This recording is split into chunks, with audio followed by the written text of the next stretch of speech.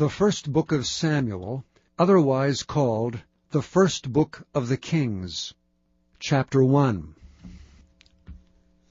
Now there was a certain man of Ramathaim Zophim, of Mount Ephraim, and his name was Elkanah, the son of Jeroham, the son of Elihu, the son of Tohu, the son of Zuph, and Ephrathite.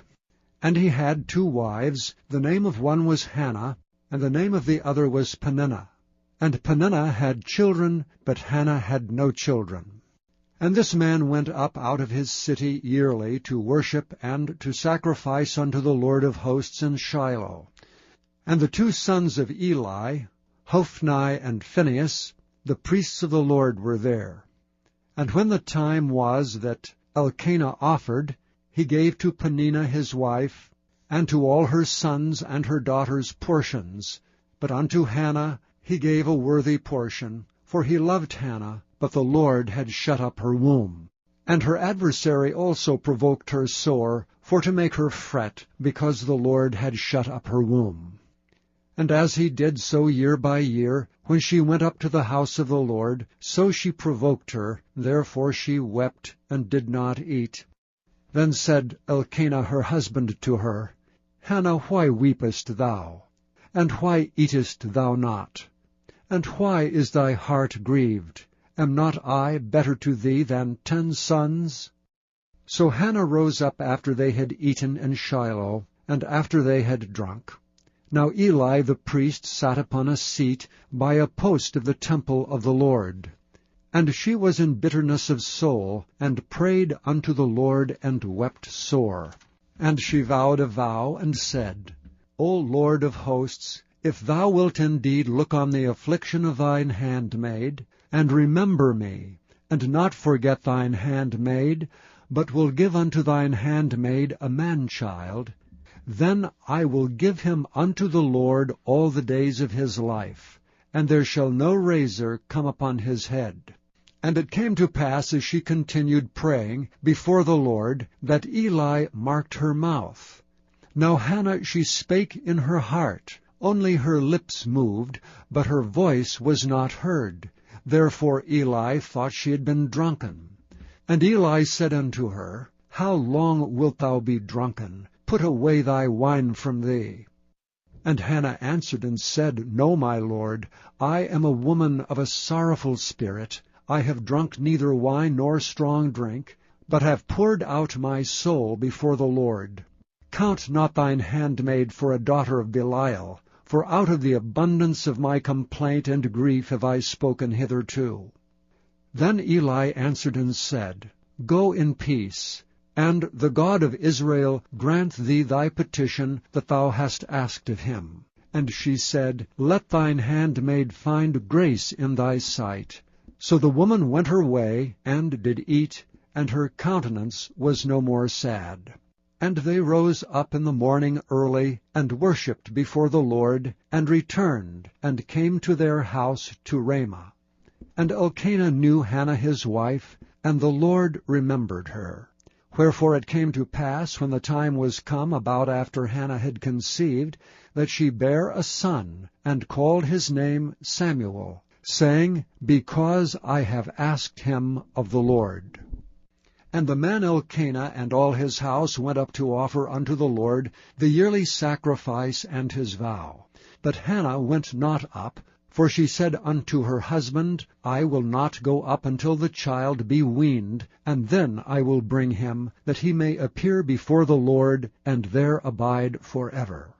And Elkanah her husband said unto her, Do what seemeth thee good.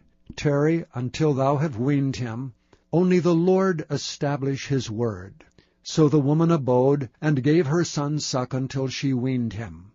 And when she had weaned him, she took him up with her with 3 bullocks, and 1 ephah of flour, and a bottle of wine, and brought him unto the house of the Lord in Shiloh. And the child was young. And they slew a bullock, and brought the child to Eli. And she said, O my Lord, as thy soul liveth, my Lord, I am the woman that stood by thee here praying unto the Lord.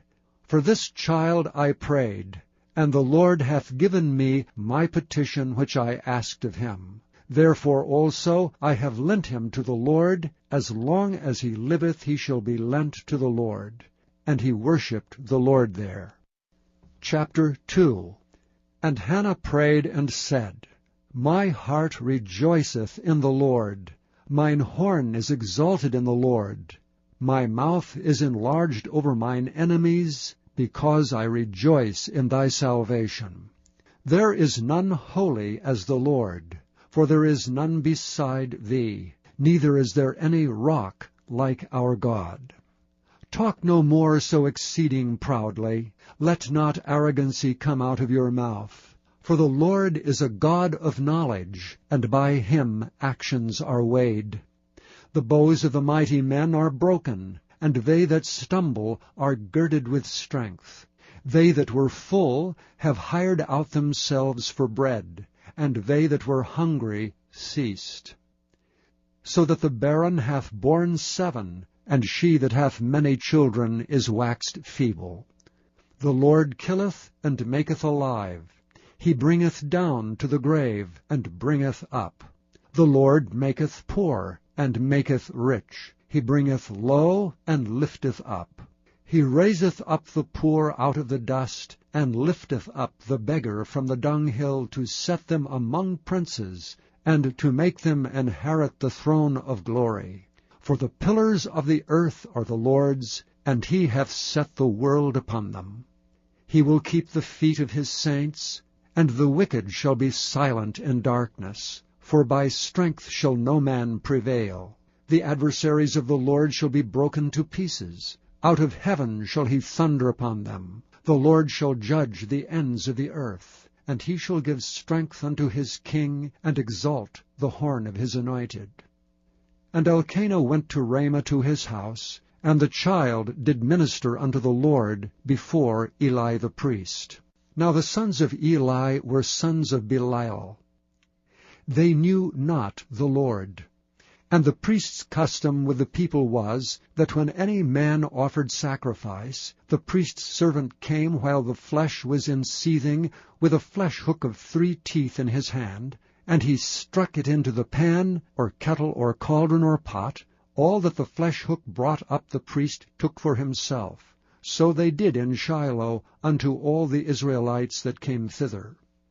Also before they burnt the fat, the priest's servant came, and said to the man that sacrificed, Give flesh to roast for the priest, for he will not have sodden flesh of thee, but raw. And if any man said unto him, Let them not fail to burn the fat presently, and then take as much as thy soul desireth, then he would answer him, Nay, but thou shalt give it me now, and if not, I will take it by force. Wherefore the sin of the young men was very great before the Lord, for men abhorred the offering of the Lord. But Samuel ministered before the Lord, being a child, girded with a linen ephod. Moreover his mother made him a little coat, and brought it to him from year to year, when she came up with her husband to offer the yearly sacrifice. And Eli blessed Elkanah and his wife, and said, The Lord give thee seed of this woman for the loan, which is lent to the Lord. And they went unto their own home. And the Lord visited Hannah, so that she conceived and bare 3 sons and 2 daughters. And the child Samuel grew before the Lord. Now Eli was very old, and heard all that his sons did unto all Israel, and how they lay with the women that assembled at the door of the tabernacle of the congregation. And he said unto them, Why do ye such things? For I hear of your evil dealings by all this people. Nay, my sons, for it is no good report that I hear. Ye make the Lord's people to transgress. If one man sin against another, the judge shall judge him. But if a man sin against the Lord, who shall entreat for him? Notwithstanding they hearkened not unto the voice of their father, because the Lord would slay them. And the child Samuel grew on, and was in favor both with the Lord and also with men. And there came a man of God unto Eli, and said unto him, Thus saith the Lord, Did I plainly appear unto the house of thy father when they were in Egypt in Pharaoh's house? And did I choose him out of all the tribes of Israel to be my priest, to offer upon mine altar, to burn incense, to wear an ephod before me? And did I give unto the house of thy father all the offerings made by fire of the children of Israel? Wherefore kick ye at my sacrifice and at mine offering, which I have commanded in my habitation, and honourest thy sons above me, to make yourselves fat with the chiefest of all the offerings of Israel my people? Wherefore the Lord God of Israel saith, I said indeed that thy house and the house of thy father should walk before me forever. But now the Lord saith, Be it far from me, for them that honour me I will honour, and they that despise me shall be lightly esteemed. Behold, the days come, that I will cut off thine arm, and the arm of thy father's house, that there shall not be an old man in thine house. And thou shalt see an enemy in my habitation, and all the wealth which God shall give Israel. And there shall not be an old man in thine house forever. And the man of thine, whom I shall not cut off from mine altar, shall be to consume thine eyes, and to grieve thine heart, and all the increase of thine house shall die in the flower of their age. And this shall be a sign unto thee, that shall come upon thy 2 sons, on Hophni and Phinehas. In one day they shall die both of them. And I will raise me up a faithful priest, that shall do according to that which is in mine heart and in my mind. And I will build him a sure house, and he shall walk before mine anointed forever. And it shall come to pass, that every one that is left in thine house shall come and crouch to him for a piece of silver and a morsel of bread, and shall say, Put me, I pray thee, into one of the priest's offices, that I may eat a piece of bread. Chapter 3. And the child Samuel ministered unto the Lord before Eli. And the word of the Lord was precious in those days. There was no open vision. And it came to pass at that time, when Eli was laid down in his place, and his eyes began to wax dim, that he could not see, and ere the lamp of God went out in the temple of the Lord, where the ark of God was, and Samuel was laid down to sleep, that the Lord called Samuel. And he answered, Here am I. And he ran unto Eli, and said, Here am I, for thou calledst me. And he said, I called not. Lie down again. And he went and lay down. And the Lord called yet again, Samuel. And Samuel arose and went to Eli, and said, Here am I, for thou didst call me. And he answered, I called not, my son. Lie down again. Now Samuel did not yet know the Lord, neither was the word of the Lord yet revealed unto him. And the Lord called Samuel again the 3rd time. And he arose and went to Eli, and said, Here am I, for thou didst call me. And Eli perceived that the Lord had called the child. Therefore Eli said unto Samuel, Go, lie down, and it shall be, if he call thee, that thou shalt say, Speak, Lord, for thy servant heareth. So Samuel went and lay down in his place. And the Lord came, and stood, and called as at other times, Samuel, Samuel. Then Samuel answered, Speak, for thy servant heareth.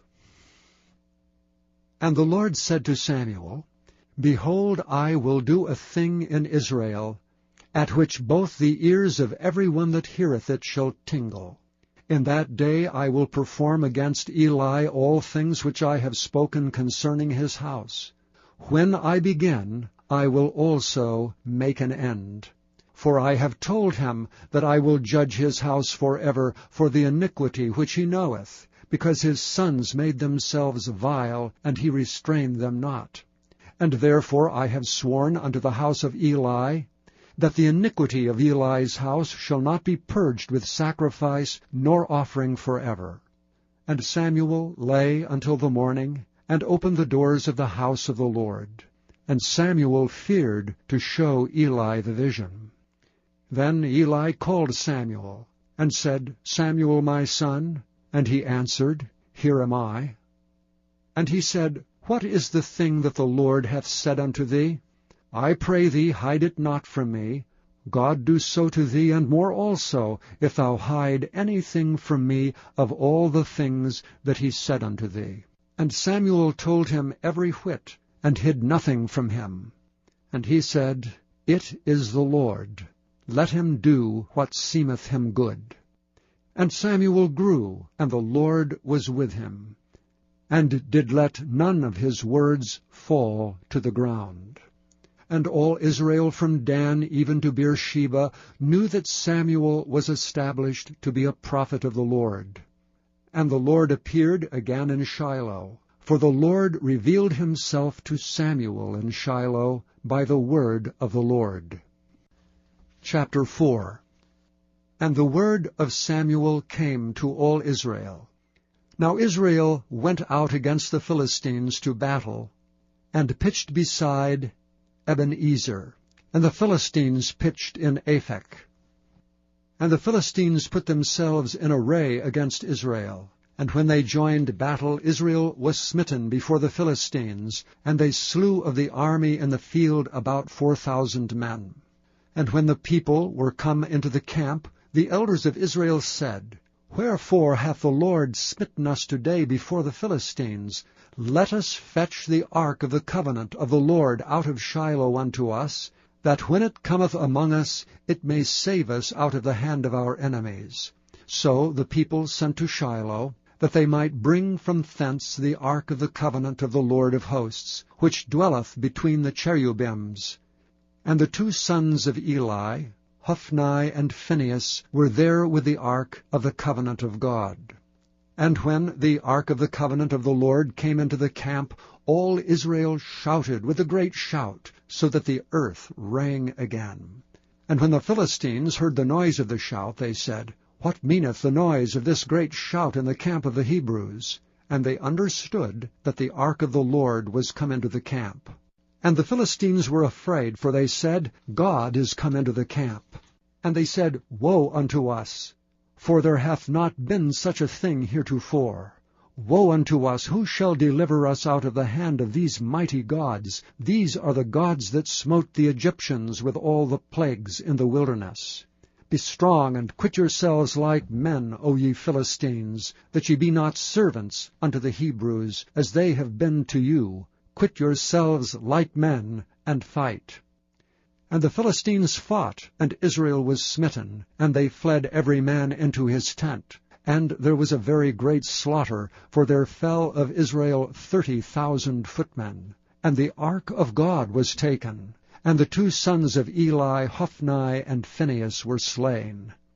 And there ran a man of Benjamin out of the army, and came to Shiloh the same day, with his clothes rent, and with earth upon his head.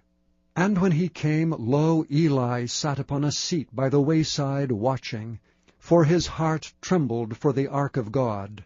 And when the man came into the city, and told it, all the city cried out. And when Eli heard the noise of the crying, he said, What meaneth the noise of this tumult? And the man came in hastily, and told Eli. Now Eli was 98 years old, and his eyes were dim that he could not see. And the man said unto Eli, I am he that came out of the army, and I fled today out of the army. And he said, What is there done, my son?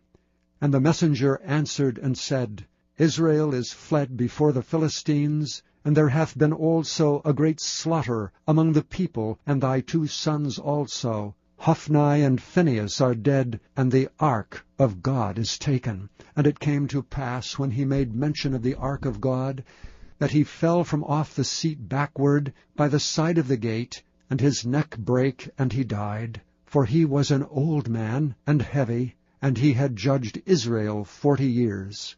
And his daughter-in-law, Phinehas' wife, was with child, near to be delivered. And when she heard the tidings that the ark of God was taken, and that her father-in-law and her husband were dead, she bowed herself and travailed, for her pains came upon her. And about the time of her death, the women that stood by her said unto her, Fear not, for thou hast borne a son. But she answered not, neither did she regard it. And she named the child Ichabod, saying, The glory is departed from Israel, because the ark of God was taken, and because of her father-in-law and her husband. And she said, The glory is departed from Israel, for the ark of God is taken. Chapter 5. And the Philistines took the ark of God, and brought it from Ebenezer unto Ashdod. When the Philistines took the ark of God, they brought it into the house of Dagon, and set it by Dagon. And when they of Ashdod arose early on the morrow, behold, Dagon was fallen upon his face to the earth before the ark of the Lord. And they took Dagon, and set him in his place again.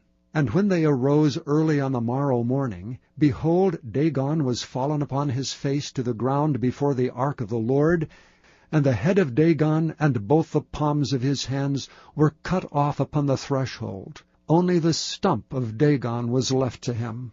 Therefore neither the priests of Dagon, nor any that came into Dagon's house, tread on the threshold of Dagon in Ashdod unto this day. But the hand of the Lord was heavy upon them of Ashdod, and he destroyed them, and smote them with emerods, even Ashdod and the coasts thereof. And when the men of Ashdod saw that it was so, they said, The ark of the God of Israel shall not abide with us, for his hand is sore upon us, and upon Dagon our God. They sent therefore and gathered all the lords of the Philistines unto them, and said, What shall we do with the ark of the God of Israel? And they answered, Let the ark of the God of Israel be carried about unto Gath. And they carried the ark of the God of Israel about thither. And it was so, that after they had carried it about, the hand of the Lord was against the city with a very great destruction. And he smote the men of the city, both small and great, and they had emerods in their secret parts. Therefore they sent the ark of God to Ekron. And it came to pass, as the ark of God came to Ekron, that the Ekronites cried out, saying, They have brought about the ark of the God of Israel to us to slay us and our people. So they sent and gathered together all the lords of the Philistines, and said, Send away the ark of the God of Israel, and let it go again to his own place, that it slay us not and our people. For there was a deadly destruction throughout all the city. The hand of God was very heavy there. And the men that died not were smitten with the emerods, and the cry of the city went up to heaven. Chapter 6. And the ark of the Lord was in the country of the Philistines 7 months. And the Philistines called for the priests and the diviners, saying, What shall we do to the ark of the Lord? Tell us wherewith we shall send it to his place. And they said, If ye send away the ark of the God of Israel, send it not empty, but in any wise return him a trespass offering. Then ye shall be healed, and it shall be known to you why his hand is not removed from you. Then said they, What shall be the trespass offering which we shall return to him?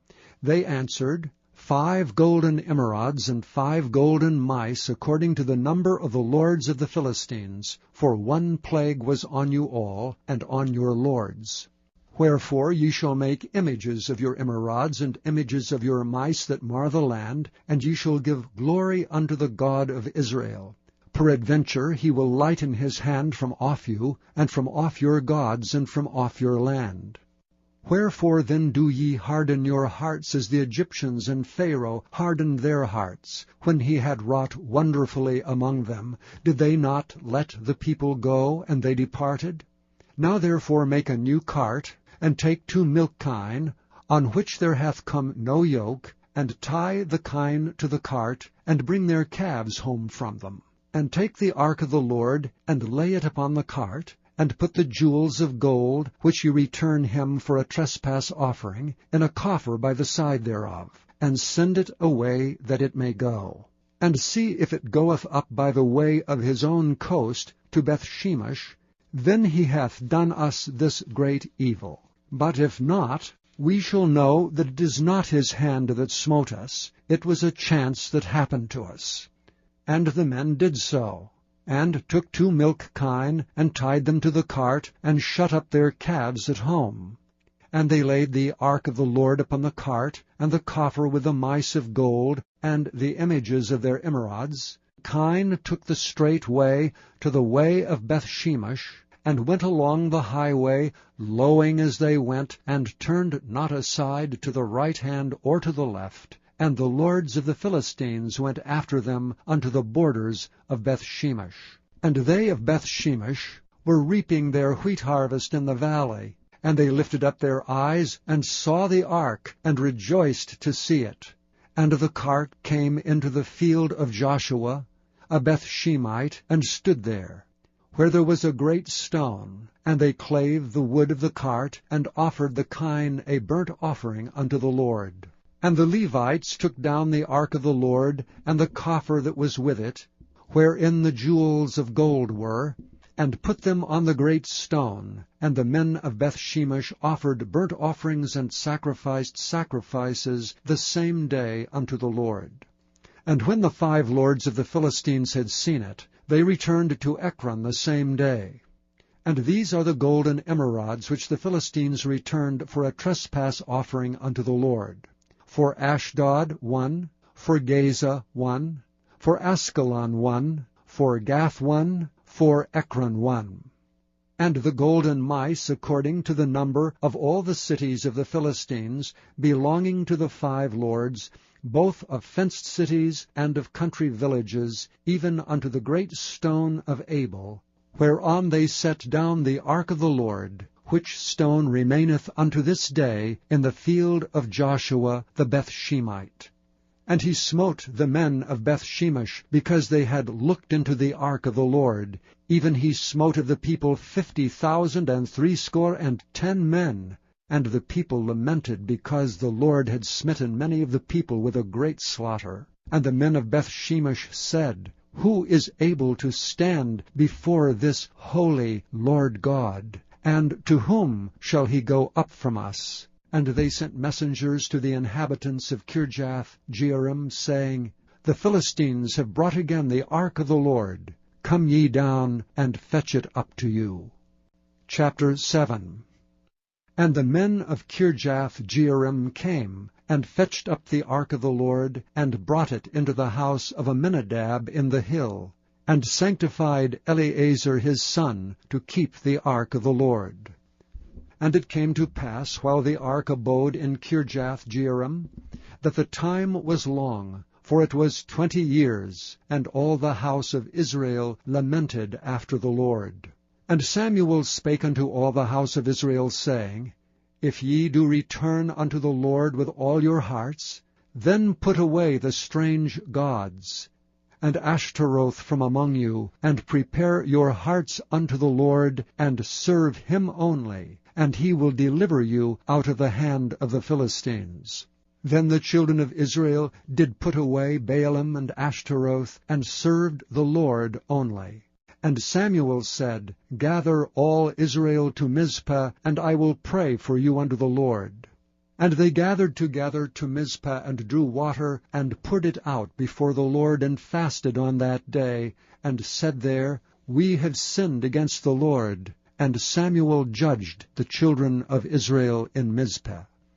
And when the Philistines heard that the children of Israel were gathered together to Mizpah, the lords of the Philistines went up against Israel. And when the children of Israel heard it, they were afraid of the Philistines. And the children of Israel said to Samuel, Cease not to cry unto the Lord our God for us, that he will save us out of the hand of the Philistines.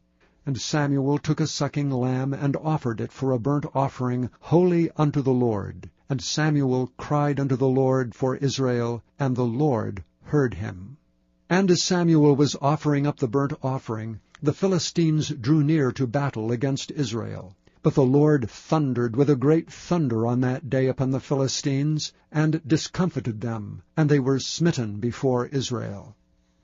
And the men of Israel went out of Mizpah, and pursued the Philistines, and smote them, until they came under Bethkar. Then Samuel took a stone, and set it between Mizpah and Shen, and called the name of it Ebenezer, saying, Hitherto hath the Lord helped us. So the Philistines were subdued, and they came no more into the coast of Israel, and the hand of the Lord was against the Philistines all the days of Samuel. And the cities which the Philistines had taken from Israel were restored to Israel, from Ekron even unto Gath. And the coast thereof did Israel deliver out of the hands of the Philistines. And there was peace between Israel and the Amorites. And Samuel judged Israel all the days of his life. And he went from year to year in circuit to Bethel and Gilgal and Mizpah, and judged Israel in all those places. And his return was to Ramah, for there was his house, and there he judged Israel, and there he built an altar unto the Lord. Chapter 8. And it came to pass, when Samuel was old, that he made his sons judges over Israel. Now the name of his firstborn was Joel, and the name of his second Abiah. They were judges in Beersheba. And his sons walked not in his ways, but turned aside after lucre, and took bribes, and perverted judgment. Then all the elders of Israel gathered themselves together, and came to Samuel unto Ramah, and said unto him, Behold, thou art old, and thy sons walk not in thy ways. Now make us a king to judge over us like all the nations. But the thing displeased Samuel when they said, Give us a king to judge us. And Samuel prayed unto the Lord. And the Lord said unto Samuel, Hearken unto the voice of the people in all that they say unto thee, for they have not rejected thee, but they have rejected me, that I should not reign over them. According to all the works which they have done since the day that I brought them up out of Egypt, even unto this day, wherewith they have forsaken me, and served other gods, so do they also unto thee. Now therefore hearken unto their voice. Howbeit, yet protest solemnly unto them, and show them the manner of the king that shall reign over them. And Samuel told all the words of the Lord unto the people that asked of him a king. And he said, This will be the manner of the king that shall reign over you. He will take your sons, and appoint them for himself for his chariots, and to be his horsemen, and some shall run before his chariots. And he will appoint him captains over thousands, and captains over 50s, and will set them to ear his ground, and to reap his harvest, and to make his instruments of war, and instruments of his chariots. And he will take your daughters to be confectionaries, and to be cooks, and to be bakers.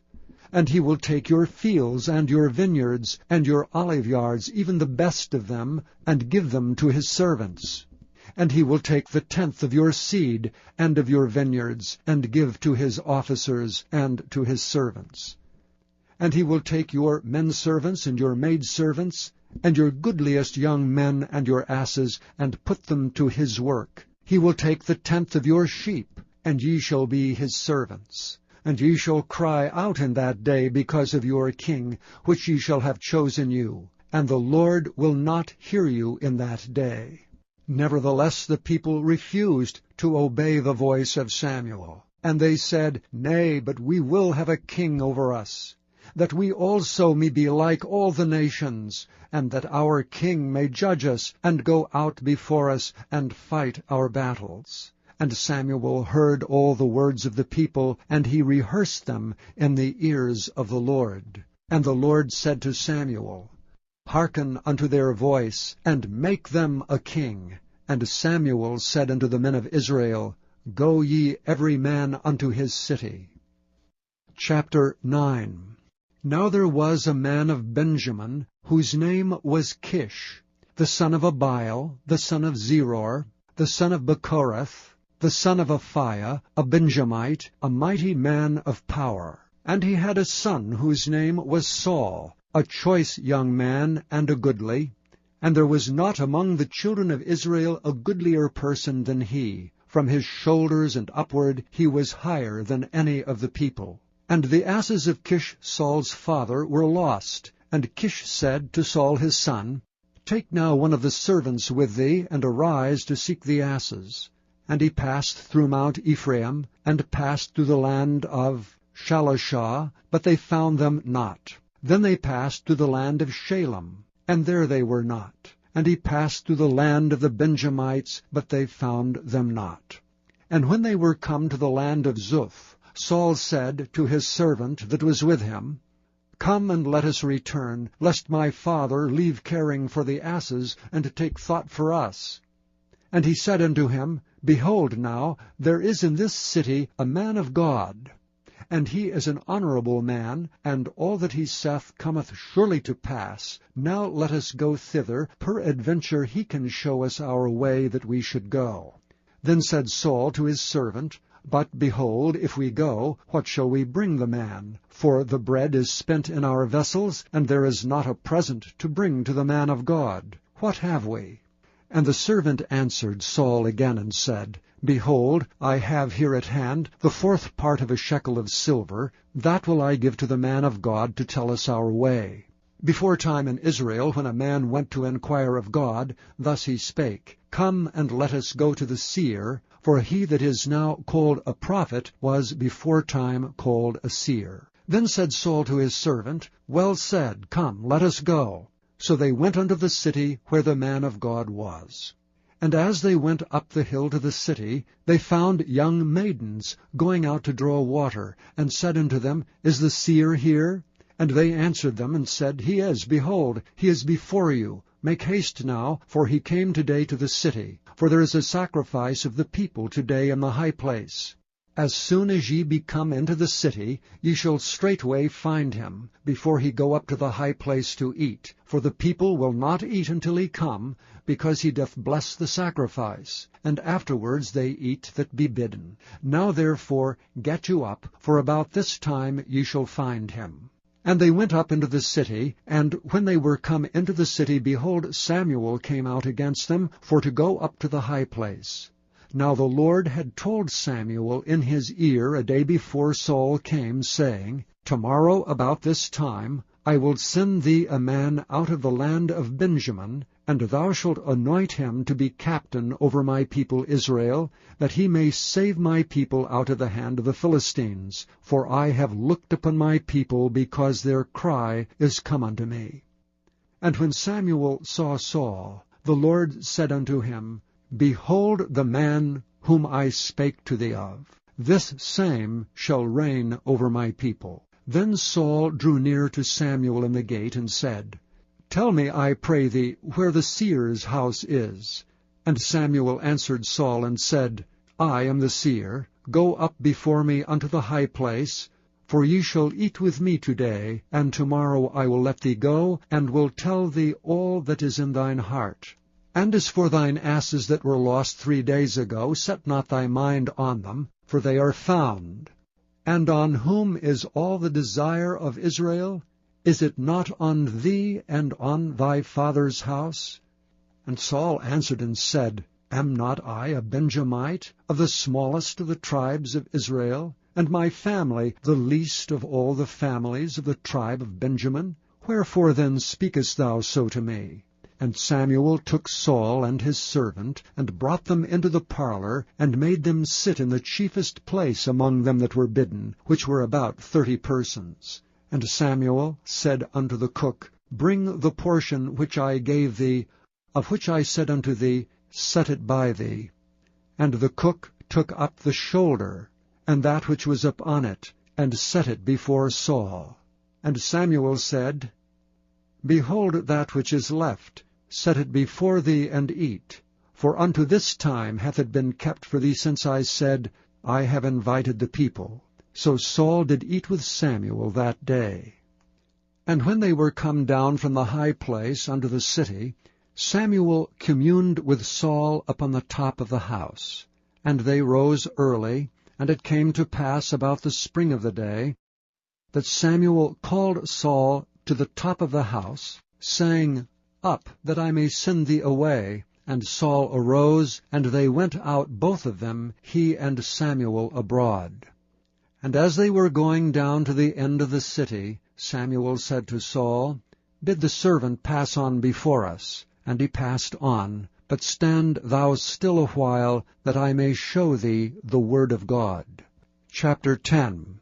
Then Samuel took a vial of oil, and poured it upon his head, and kissed him, and said, Is it not because the Lord hath anointed thee to be captain over his inheritance? When thou art departed from me today, then thou shalt find 2 men by Rachel's sepulchre in the border of Benjamin at Zelah. And they will say unto thee, The asses which thou wentest to seek are found, and lo, thy father hath left the care of the asses, and sorroweth for you, saying, What shall I do for my son? Then shalt thou go on forward from thence, and thou shalt come to the plain of Tabor, and there shall meet thee 3 men going up to God, to Bethel, one carrying 3 kids, and another carrying 3 loaves of bread, and another carrying a bottle of wine. And they will salute thee, and give thee 2 loaves of bread, which thou shalt receive of their hands. After that thou shalt come to the hill of God, where is the garrison of the Philistines. And it shall come to pass, when thou art come thither to the city, that thou shalt meet a company of prophets coming down from the high place, with a psaltery, and a tabret, and a pipe, and a harp before them, and they shall prophesy, and the Spirit of God will come upon thee. And thou shalt prophesy with them, and thou shalt be turned into another man. And let it be, when these signs are come unto thee, that thou do as occasion serve thee, for God is with thee. And thou shalt go down before me to Gilgal, and behold, I will come down unto thee to offer burnt offerings, and to sacrifice sacrifices of peace offerings. 7 days shalt thou tarry, till I come to thee, and show thee what thou shalt do. And it was so, that when he had turned his back to go from Samuel, God gave him another heart. And all those signs came to pass that day. And when they came thither to the hill, behold, a company of prophets met him, and the Spirit of God came upon him, and he prophesied among them. And it came to pass, when all that knew him beforetime saw that, behold, he prophesied among the prophets, then the people said one to another, What is this that is come unto the son of Kish? Is Saul also among the prophets? And one of the same place answered and said, But who is their father? Therefore it became a proverb, Is Saul also among the prophets? And when he had made an end of prophesying, he came to the high place. And Saul's uncle said unto him and to his servant, Whither went ye? And he said, To seek the asses, and when we saw that they were nowhere, we came to Samuel. And Saul's uncle said, Tell me, I pray thee, what Samuel said unto you. And Saul said unto his uncle, He told us plainly that the asses were found, but of the matter of the kingdom whereof Samuel spake, he told him not. And Samuel called the people together unto the Lord to Mizpah, and said unto the children of Israel, Thus saith the Lord God of Israel, I brought up Israel out of Egypt, and delivered you out of the hand of the Egyptians, and out of the hand of all kingdoms, and of them that oppressed you. And ye have this day rejected your God, who himself saved you out of all your adversities and your tribulations. And ye have said unto him, Nay, but set a king over us. Now therefore present yourselves before the Lord by your tribes and by your thousands. And when Samuel had caused all the tribes of Israel to come near, the tribe of Benjamin was taken. When he had caused the tribe of Benjamin to come near by their families, the tribe of Matri was taken, and Saul the son of Kish was taken. And when they sought him, he could not be found. Therefore they inquired of the Lord further, if the man should yet come thither. And the Lord answered, Behold, he hath hid himself among the stuff. And they ran and fetched him thence. And when he stood among the people, he was higher than any of the people from his shoulders and upward. And Samuel said to all the people, See ye him whom the Lord hath chosen, that there is none like him among all the people? And all the people shouted and said, God save the king.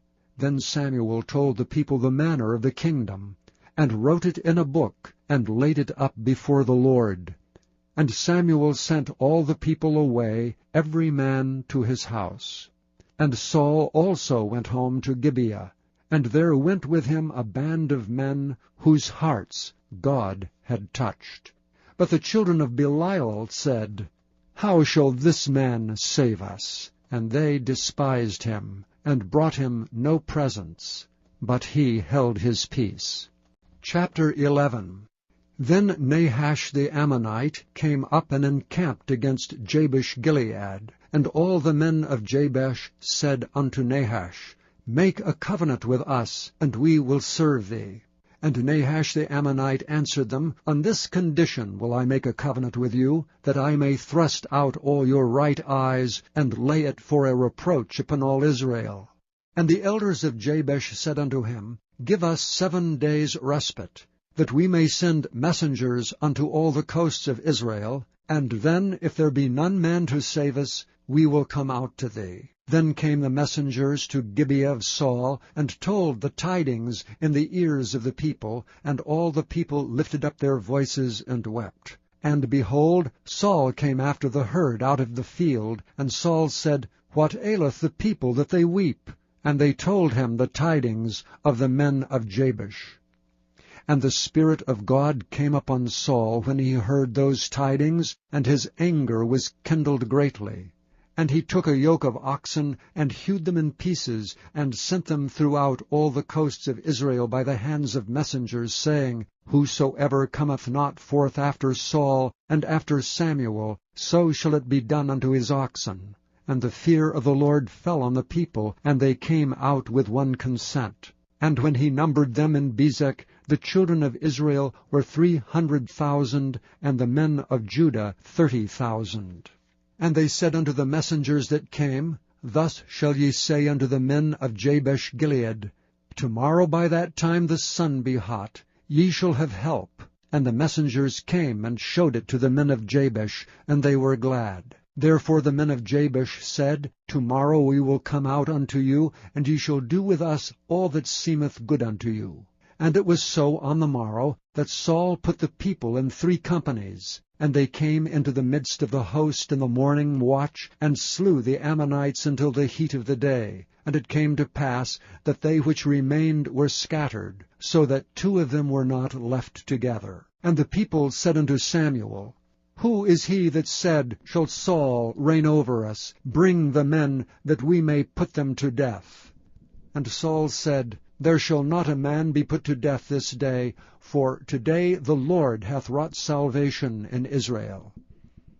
Then said Samuel to the people, Come, and let us go to Gilgal, and renew the kingdom there.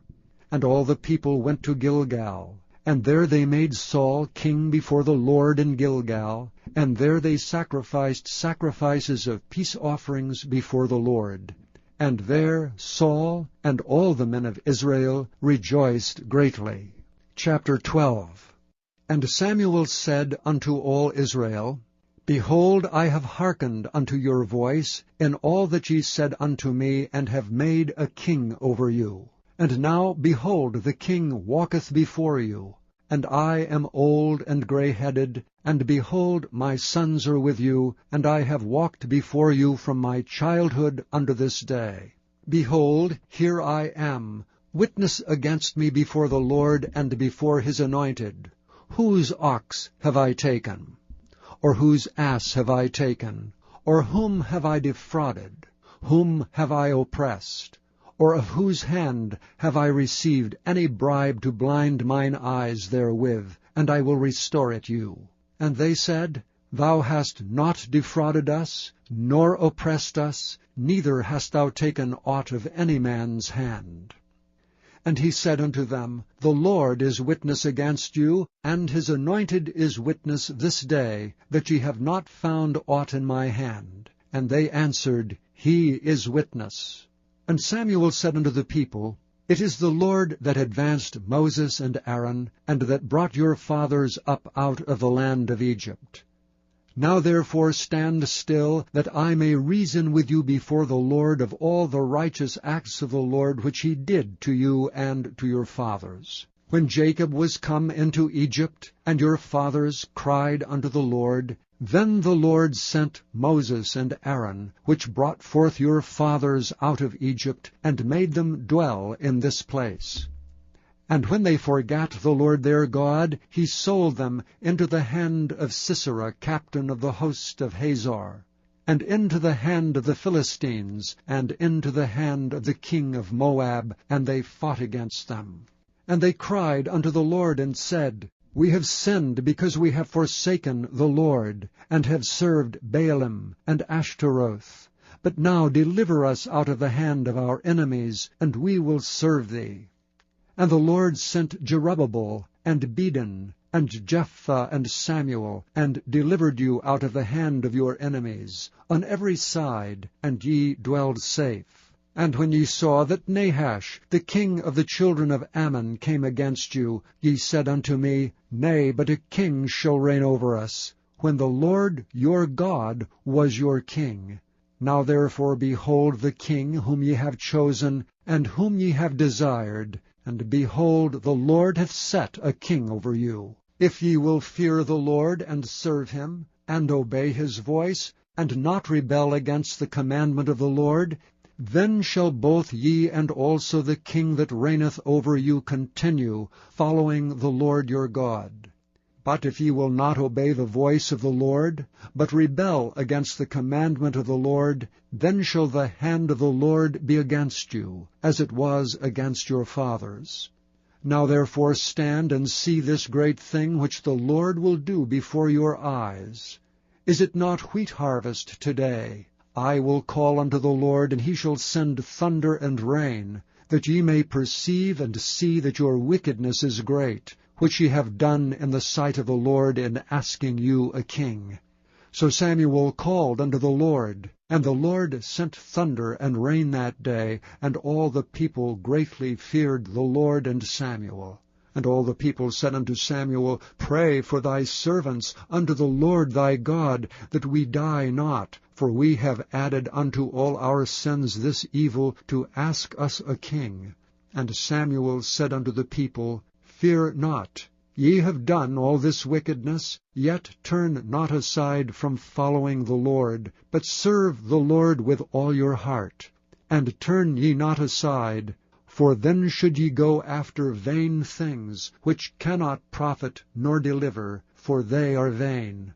For the Lord will not forsake his people for his great name's sake, because it hath pleased the Lord to make you his people. Moreover, as for me, God forbid that I should sin against the Lord in ceasing to pray for you. But I will teach you the good and the right way. Only fear the Lord, and serve him in truth with all your heart. For consider how great things he hath done for you. But if ye shall still do wickedly, ye shall be consumed, both ye and your king. Chapter 13. Saul reigned 1 year, and when he had reigned 2 years over Israel, Saul chose him 3,000 men of Israel, whereof 2,000 were with Saul in Michmash and in Mount Bethel, and 1,000 were with Jonathan in Gibeah of Benjamin. And the rest of the people he sent every man to his tent. And Jonathan smote the garrison of the Philistines that was in Geba, and the Philistines heard of it. And Saul blew the trumpet throughout all the land, saying, Let the Hebrews hear. And all Israel heard say that Saul had smitten a garrison of the Philistines, and that Israel also was had an abomination with the Philistines. And the people were called together after Saul to Gilgal. And the Philistines gathered themselves together to fight with Israel, 30,000 chariots and 6,000 horsemen, and people as the sand which is on the seashore in multitude. And they came up and pitched in Michmash eastward from Bethaven. When the men of Israel saw that they were in a strait, for the people were distressed, then the people did hide themselves in caves, and in thickets, and in rocks, and in high places, and in pits. And some of the Hebrews went over Jordan to the land of Gad and Gilead. As for Saul, he was yet in Gilgal, and all the people followed him trembling. And he tarried 7 days, according to the set time that Samuel had appointed. But Samuel came not to Gilgal, and the people were scattered from him. And Saul said, Bring hither a burnt offering to me, and peace offerings. And he offered the burnt offering. And it came to pass that as soon as he had made an end of offering the burnt offering, behold, Samuel came, and Saul went out to meet him, that he might salute him. And Samuel said, What hast thou done? And Saul said, Because I saw that the people were scattered from me, and that thou camest not within the days appointed, and that the Philistines gathered themselves together at Michmash, therefore said I, The Philistines will come down now upon me to Gilgal, and I have not made supplication unto the Lord. I forced myself therefore, and offered a burnt offering. And Samuel said to Saul, Thou hast done foolishly. Thou hast not kept the commandment of the Lord thy God, which he commanded thee, for now would the Lord have established thy kingdom upon Israel forever. But now thy kingdom shall not continue. The Lord hath sought him a man after his own heart, and the Lord hath commanded him to be captain over his people, because thou hast not kept that which the Lord commanded thee. And Samuel arose and gat him up from Gilgal unto Gibeah of Benjamin. And Saul numbered the people that were present with him, about 600 men. And Saul and Jonathan his son, and the people that were present with him, abode in Gibeah of Benjamin. But the Philistines encamped in Michmash. And the spoilers came out of the camp of the Philistines in 3 companies. 1 company turned unto the way that leadeth to Ophrah, unto the land of Shual. And another company turned the way to Beth-horon. And another company turned to the way of the border that looketh to the valley of Zeboim, toward the wilderness. Now there was no smith found throughout all the land of Israel. For the Philistines said, Lest the Hebrews make them swords or spears. But all the Israelites went down to the Philistines to sharpen every man his share, and his coulter, and his axe, and his mattock. Yet they had a file for the mattocks, and for the coulters, and for the forks, and for the axes, and to sharpen the goads. So it came to pass in the day of battle, that there was neither sword nor spear found in the hand of any of the people that were with Saul and Jonathan, but with Saul and with Jonathan his son was there found. And the garrison of the Philistines went out to the passage of Michmash. Chapter 14. Now it came to pass upon a day that Jonathan the son of Saul said unto the young man that bare his armor, Come and let us go over to the Philistines' garrison, that is on the other side. But he told not his father. And Saul tarried in the uttermost part of Gibeah, under a pomegranate tree, which is in Migron. And the people that were with him were about 600 men. And Ahiah the son of Ahitub, Ichabod's brother, the son of Phinehas, the son of Eli, the Lord's priest in Shiloh, wearing an ephod. And the people knew not that Jonathan was gone. And between the passages by which Jonathan sought to go over unto the Philistines' garrison, there was a sharp rock on the one side, and a sharp rock on the other side. And the name of the one was Bozez, and the name of the other Seni.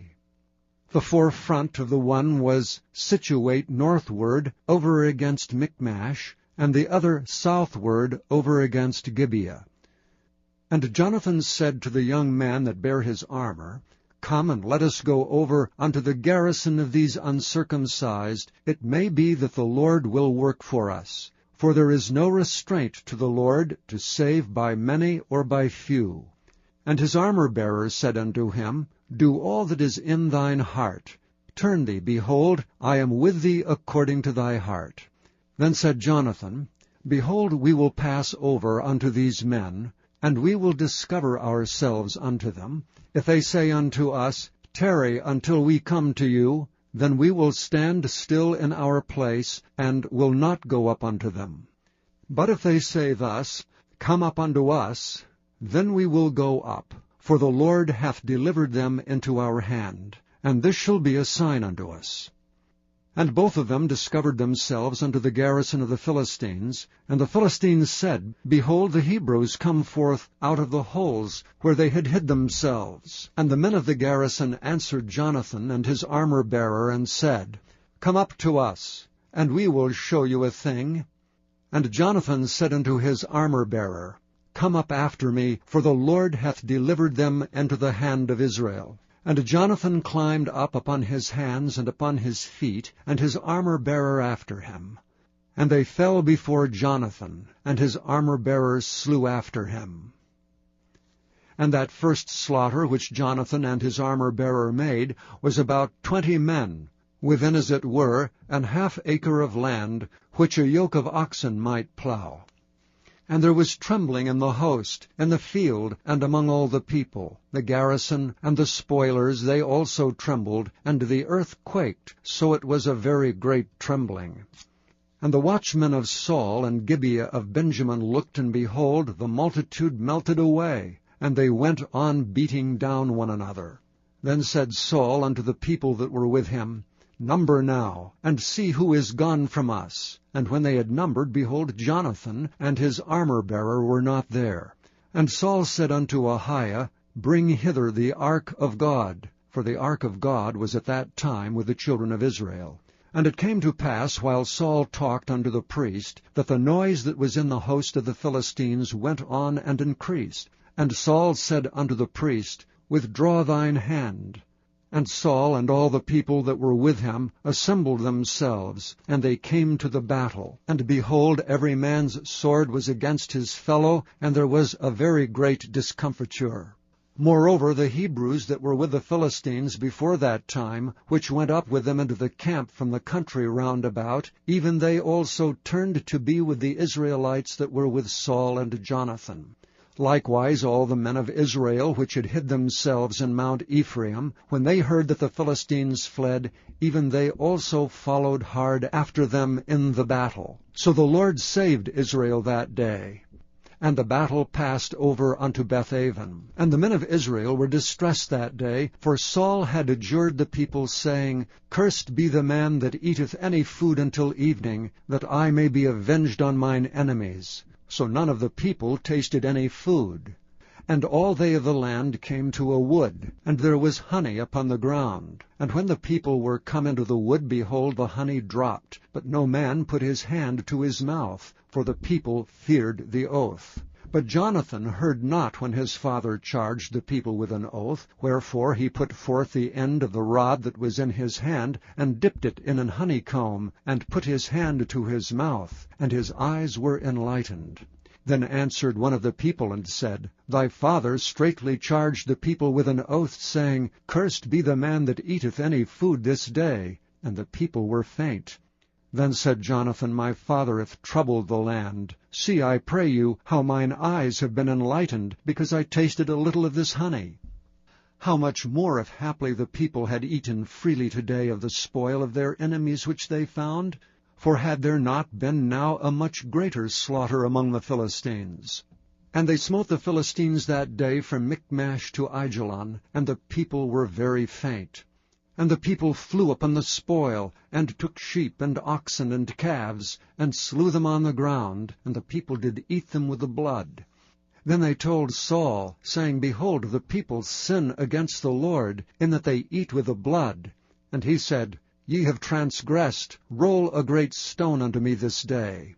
And Saul said, Disperse yourselves among the people, and say unto them, Bring me hither every man his ox and every man his sheep, and slay them here and eat, and sin not against the Lord in eating with the blood. And all the people brought every man his ox with him that night, and slew them there. And Saul built an altar unto the Lord. The same was the first altar that he built unto the Lord. And Saul said, Let us go down after the Philistines by night, and spoil them until the morning light, and let us not leave a man of them. And they said, Do whatsoever seemeth good unto thee. Then said the priest, Let us draw near hither unto God.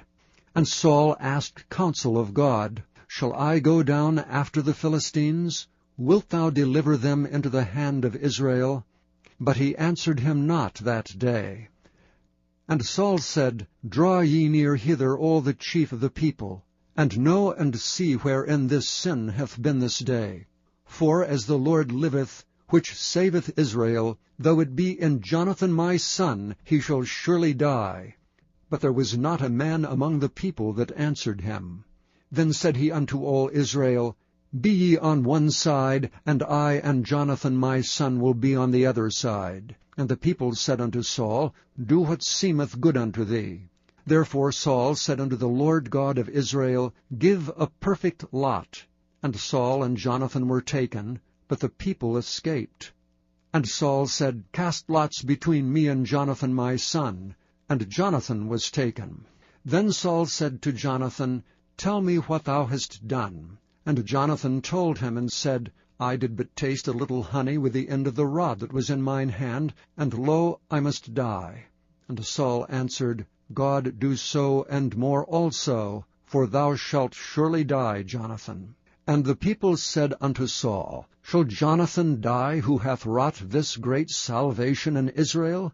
God forbid. As the Lord liveth, there shall not one hair of his head fall to the ground.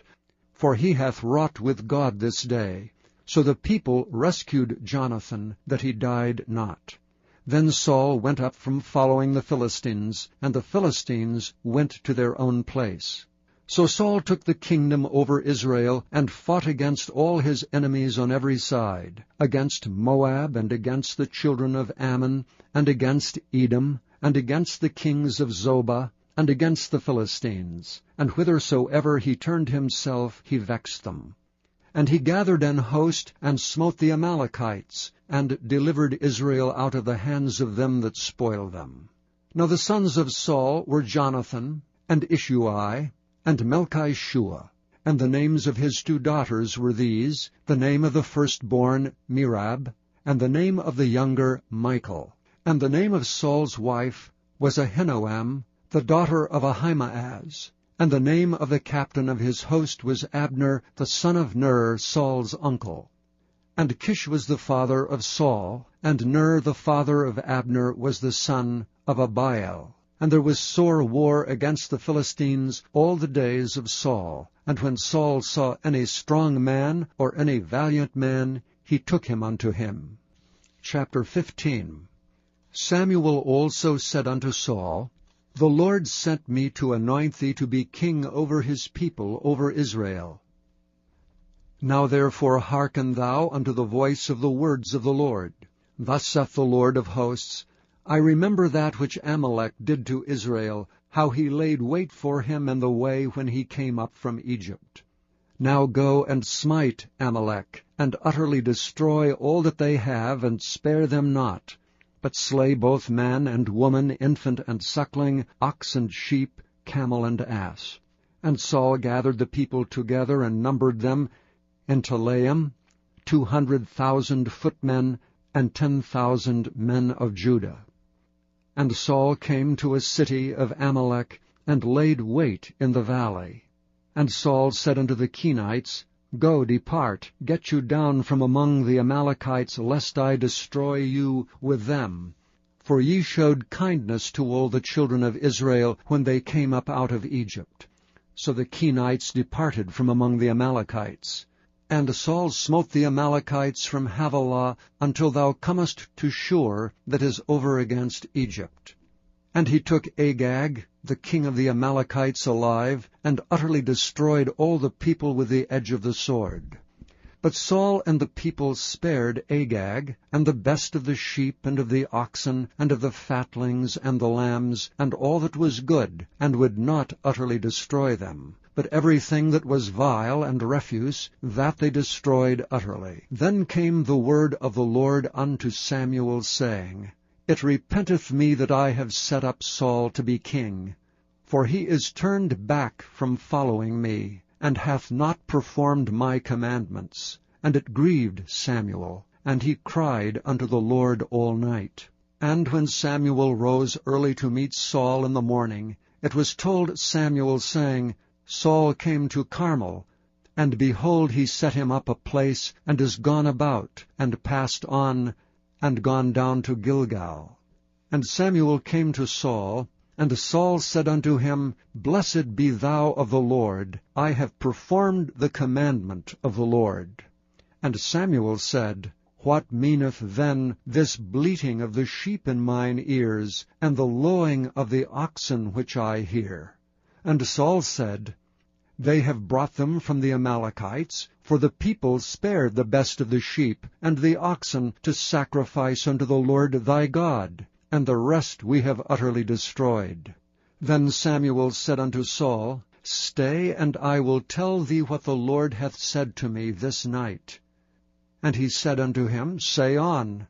And Samuel said, When thou wast little in thine own sight, wast thou not made the head of the tribes of Israel, and the Lord anointed thee king over Israel?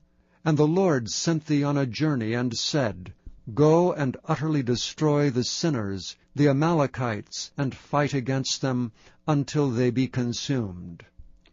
Wherefore then didst thou not obey the voice of the Lord, but didst fly upon the spoil, and didst bring evil in the sight of the Lord? And Saul said unto Samuel, Yea, I have obeyed the voice of the Lord, and have gone the way which the Lord sent me, and have brought Agag the king of Amalek, and have utterly destroyed the Amalekites. But the people took of the spoil, sheep and oxen, the chief of the things which should have been utterly destroyed, to sacrifice unto the Lord thy God in Gilgal. And Samuel said, Hath the Lord as great delight in burnt offerings and sacrifices as in obeying the voice of the Lord? Behold, to obey is better than sacrifice, and to hearken than the fat of rams. For rebellion is as the sin of witchcraft, and stubbornness is as iniquity and idolatry. Because thou hast rejected the word of the Lord, he hath also rejected thee from being king. And Saul said unto Samuel, I have sinned, for I have transgressed the commandment of the Lord, and thy words, because I feared the people and obeyed their voice. Now therefore I pray thee pardon my sin, and turn again with me, that I may worship the Lord. And Samuel said unto Saul, I will not return with thee, for thou hast rejected the word of the Lord, and the Lord hath rejected thee from being king over Israel. And as Samuel turned about to go away, he laid hold upon the skirt of his mantle, and it rent. And Samuel said unto him, The Lord hath rent the kingdom of Israel from thee this day, and hath given it to a neighbor of thine that is better than thou. And also the strength of Israel will not lie nor repent, for he is not a man that he should repent. Then he said, I have sinned, yet honor me now, I pray thee, before the elders of my people, and before Israel, and turn again with me, that I may worship the Lord thy God. So Samuel turned again after Saul, and Saul worshipped the Lord. Then said Samuel, Bring ye hither to me Agag, the king of the Amalekites. And Agag came unto him delicately. And Agag said, Surely the bitterness of death is past. And Samuel said, As thy sword hath made women childless, so shall thy mother be childless among women. And Samuel hewed Agag in pieces before the Lord in Gilgal. Then Samuel went to Ramah, and Saul went up to his house in Gibeah of Saul. And Samuel came no more to see Saul until the day of his death. Nevertheless Samuel mourned for Saul, and the Lord repented that he had made Saul king over Israel. Chapter 16. And the Lord said unto Samuel, How long wilt thou mourn for Saul, seeing I have rejected him from reigning over Israel? Fill thine horn with oil, and go. I will send thee to Jesse the Bethlehemite, for I have provided me a king among his sons. And Samuel said, How can I go? If Saul hear it, he will kill me. And the Lord said, Take an heifer with thee, and say, I am come to sacrifice to the Lord. And call Jesse to the sacrifice, and I will show thee what thou shalt do. and thou shalt anoint unto me him whom I name unto thee. And Samuel did that which the Lord spake, and came to Bethlehem. And the elders of the town trembled at his coming, and said, Comest thou peaceably? And he said, Peaceably. I am come to sacrifice unto the Lord. Sanctify yourselves, and come with me to the sacrifice. And he sanctified Jesse and his sons, and called them to the sacrifice. And it came to pass, when they were come, that he looked on Eliab, and said, Surely the Lord's anointed is before him. But the Lord said unto Samuel, Look not on his countenance, or on the height of his stature, because I have refused him. For the Lord seeth not as man seeth. For man looketh on the outward appearance, but the Lord looketh on the heart. Then Jesse called Abinadab, and made him pass before Samuel. And he said, Neither hath the Lord chosen this. Then Jesse made Shammah to pass by, and he said, Neither hath the Lord chosen this. Again Jesse made 7 of his sons to pass before Samuel, and Samuel said unto Jesse, The Lord hath not chosen these. And Samuel said unto Jesse, Are here all thy children? And he said, There remaineth yet the youngest, and behold, he keepeth the sheep. And Samuel said unto Jesse, Send and fetch him, for we will not sit down till he come hither. And he sent and brought him in. Now he was ruddy, and withal of a beautiful countenance, and goodly to look to. And the Lord said, Arise, anoint him, for this is he. Then Samuel took the horn of oil, and anointed him in the midst of his brethren. And the Spirit of the Lord came upon David from that day forward. So Samuel rose up and went to Ramah. But the Spirit of the Lord departed from Saul, and an evil spirit from the Lord troubled him. And Saul's servants said unto him, Behold, now an evil spirit from God troubleth thee. Let our Lord now command thy servants, which are before thee, to seek out a man who is a cunning player on an harp.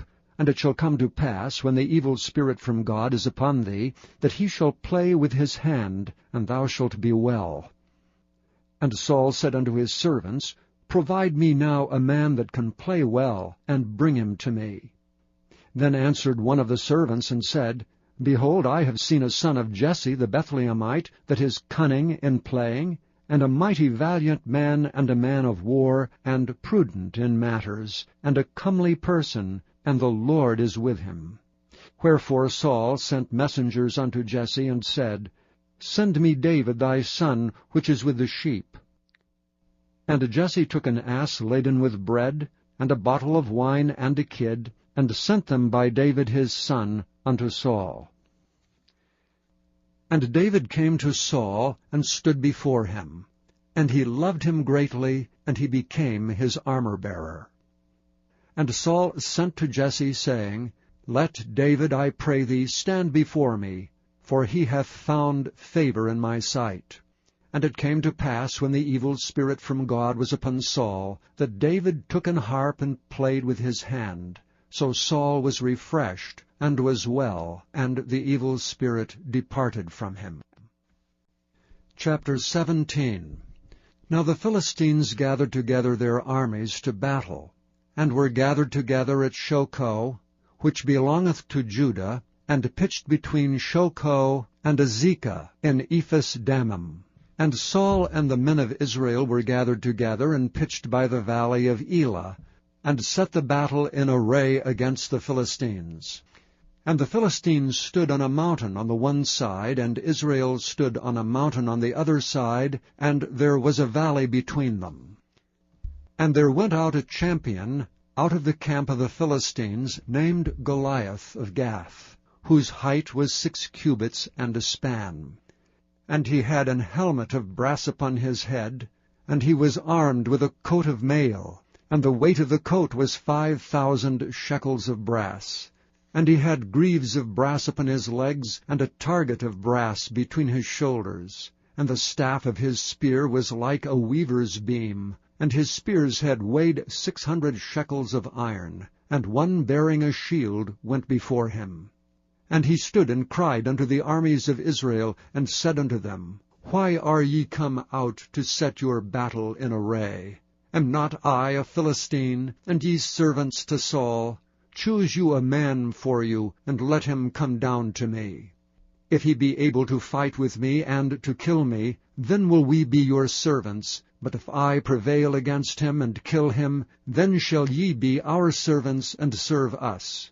And the Philistines said, I defy the armies of Israel this day. Give me a man, that we may fight together. When Saul and all Israel heard those words of the Philistine, they were dismayed and greatly afraid. Now David was the son of that Ephrathite of Bethlehem, Judah, whose name was Jesse. And he had 8 sons, and the man went among men for an old man in the days of Saul. And the 3 eldest sons of Jesse went and followed Saul to the battle. And the names of his 3 sons that went to the battle were Eliab the firstborn, and next unto him Abinadab, and the 3rd Shammah. And David was the youngest, and the 3 eldest followed Saul. But David went and returned from Saul to feed his father's sheep at Bethlehem. And the Philistine drew near morning and evening, and presented himself 40 days. And Jesse said unto David his son, Take now for thy brethren an ephah of this parched corn, and these 10 loaves, and run to the camp to thy brethren. And carry these 10 cheeses unto the captain of their 1,000, and look how thy brethren fare, and take their pledge. Now Saul and they, and all the men of Israel, were in the valley of Elah fighting with the Philistines. And David rose up early in the morning, and left the sheep with a keeper, and took and went as Jesse had commanded him. And he came to the trench as the host was going forth to the fight, and shouted for the battle. For Israel and the Philistines had put the battle in array, army against army. And David left his carriage in the hand of the keeper of the carriage, and ran into the army, and came, and saluted his brethren. And as he talked with them, behold, there came up the champion, the Philistine of Gath, Goliath by name, out of the armies of the Philistines, and spake according to the same words. And David heard them. And all the men of Israel, when they saw the man, fled from him, and were sore afraid. And the men of Israel said, Have ye seen this man that is come up? Surely to defy Israel is he come up. And it shall be that the man who killeth him, the king will enrich him with great riches, and will give him his daughter, and make his father's house free in Israel. And David spake to the men that stood by him, saying, What shall be done to the man that killeth this Philistine, and taketh away the reproach from Israel? For who is this uncircumcised Philistine, that he should defy the armies of the living God? And the people answered him after this manner, saying, So shall it be done to the man that killeth him. And Eliab his eldest brother heard when he spake unto the men, and Eliab's anger was kindled against David, and he said, Why camest thou down hither? And with whom hast thou left those few sheep in the wilderness? I know thy pride and the naughtiness of thine heart, for thou art come down that thou mightest see the battle. And David said, What have I now done? Is there not a cause? And he turned from him toward another, and spake after the same manner. And the people answered him again after the former manner. And when the words were heard which David spake, they rehearsed them before Saul, and he sent for him. And David said to Saul, Let no man's heart fail because of him. Thy servant will go and fight with this Philistine. And Saul said to David, Thou art not able to go against this Philistine to fight with him, for thou art but a youth, and he is a man of war from his youth. And David said unto Saul, Thy servant kept his father's sheep, and there came a lion and a bear, and took a lamb out of the flock. And I went out after him, and smote him, and delivered it out of his mouth.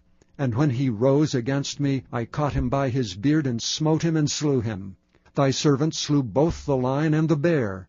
And this uncircumcised Philistine shall be as one of them, seeing he hath defied the armies of the living God.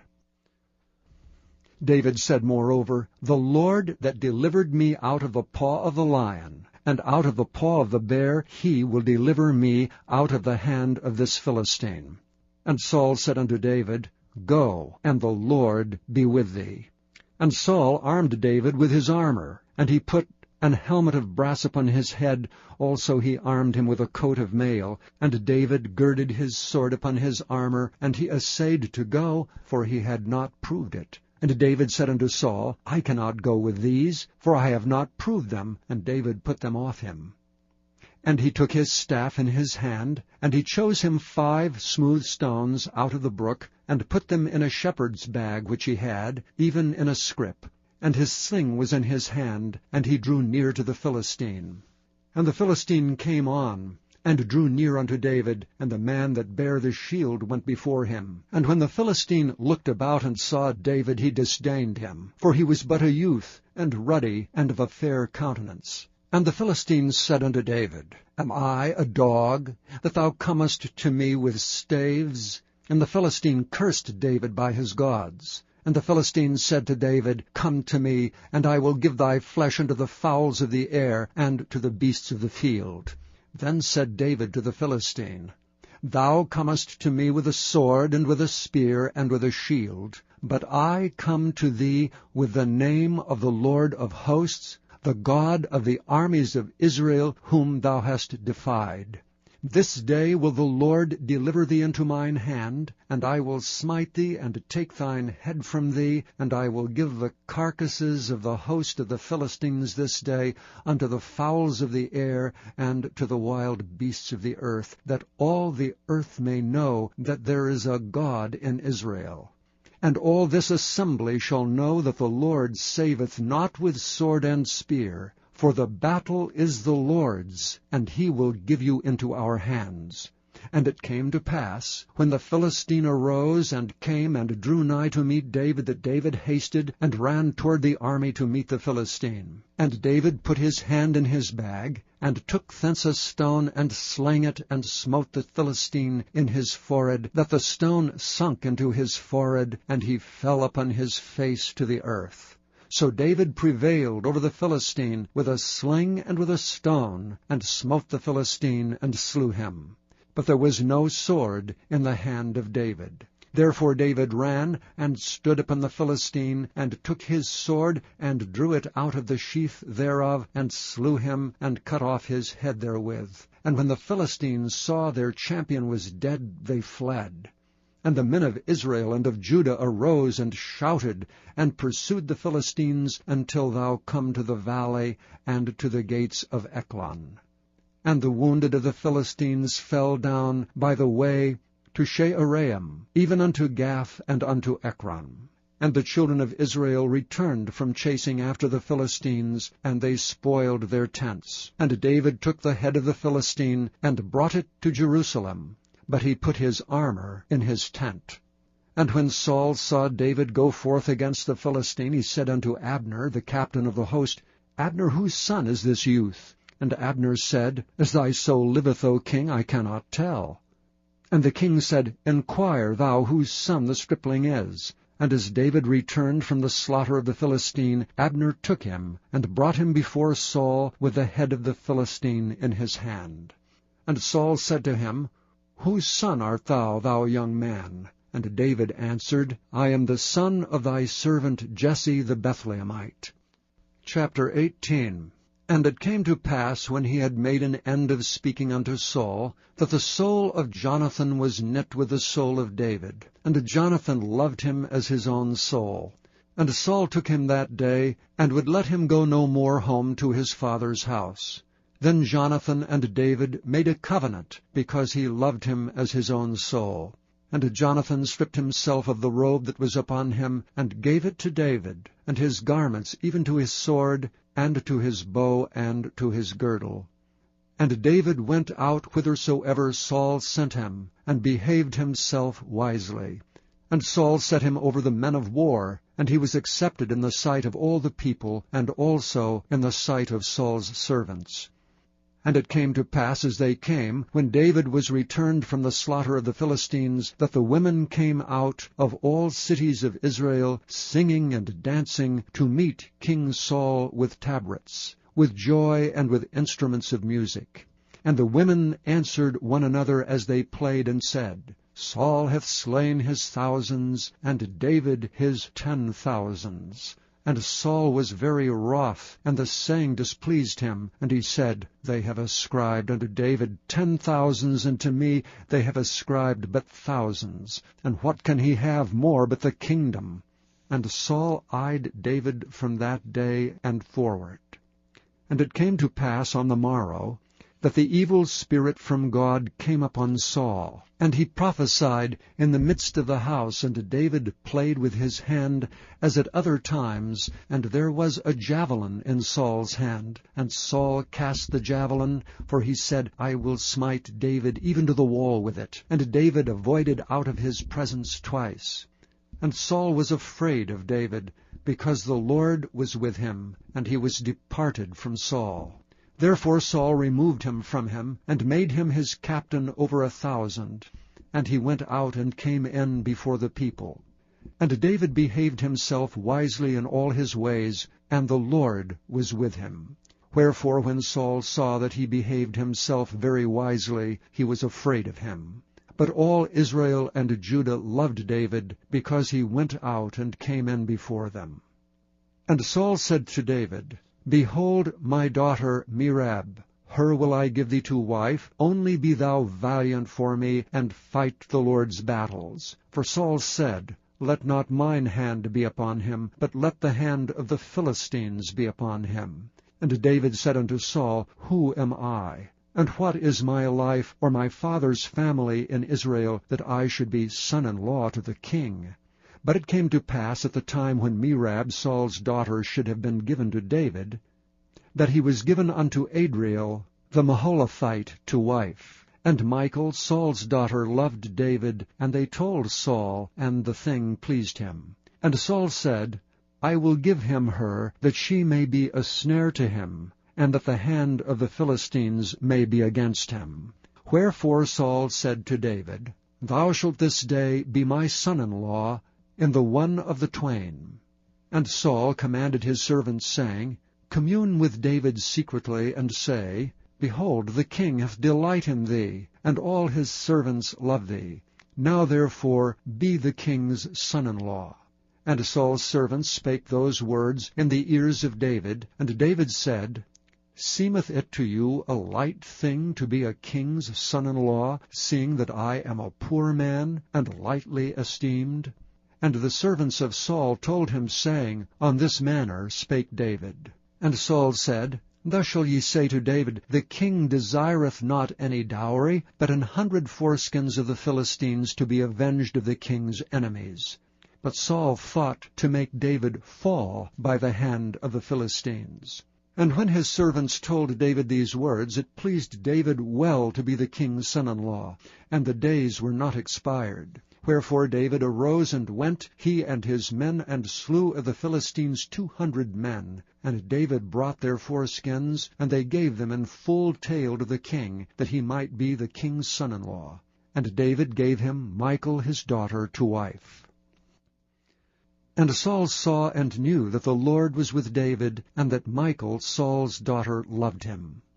And Saul was yet the more afraid of David, and Saul became David's enemy continually.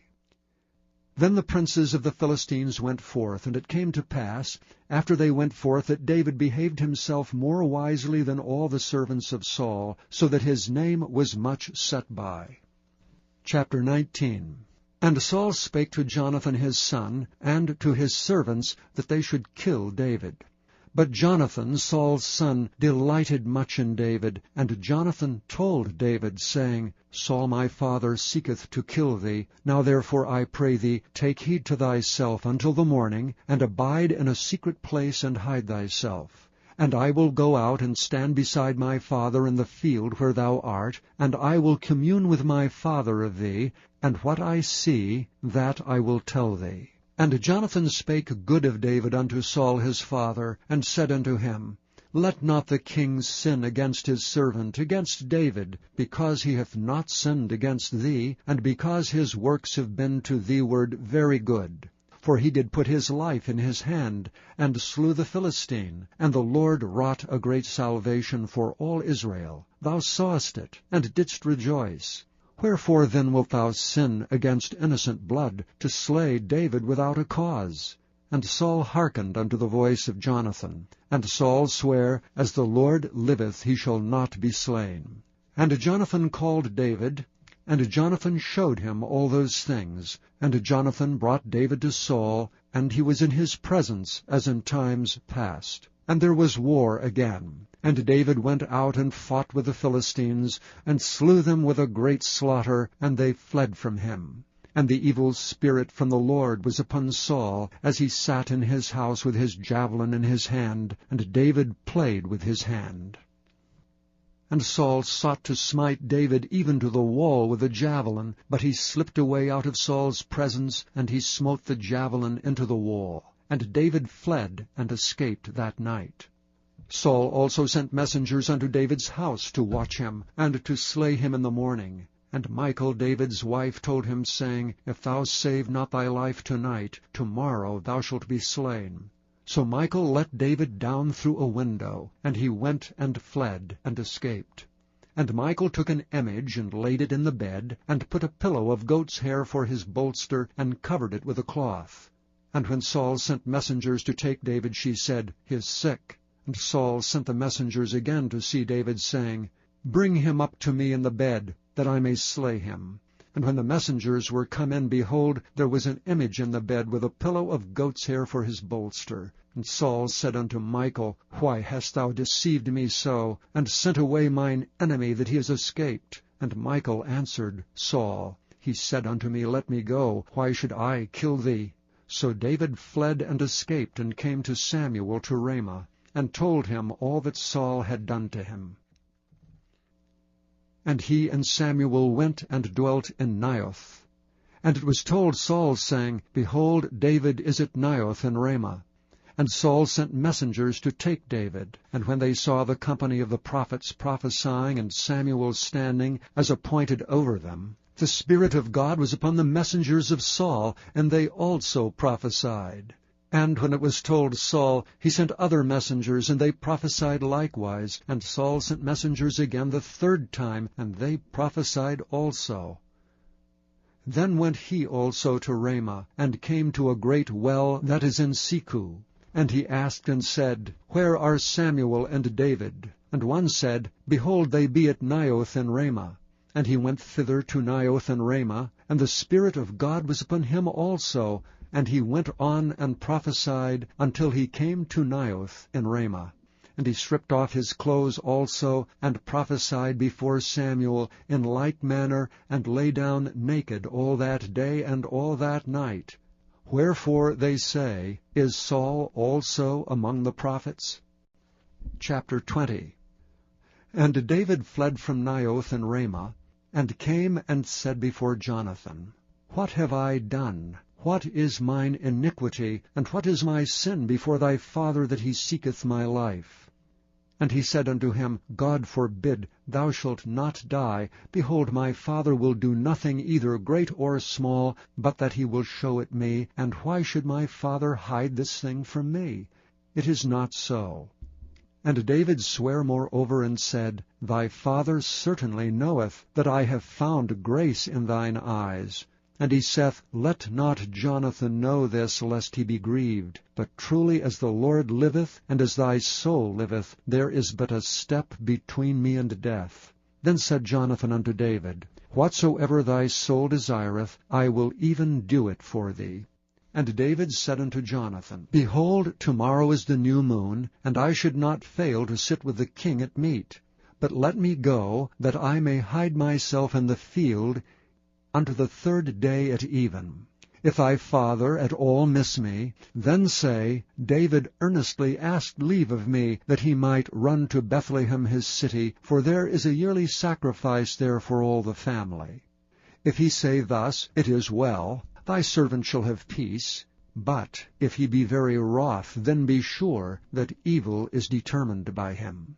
Therefore thou shalt deal kindly with thy servant, for thou hast brought thy servant into a covenant of the Lord with thee. Notwithstanding, if there be in me iniquity, slay me thyself, for why shouldst thou bring me to thy father?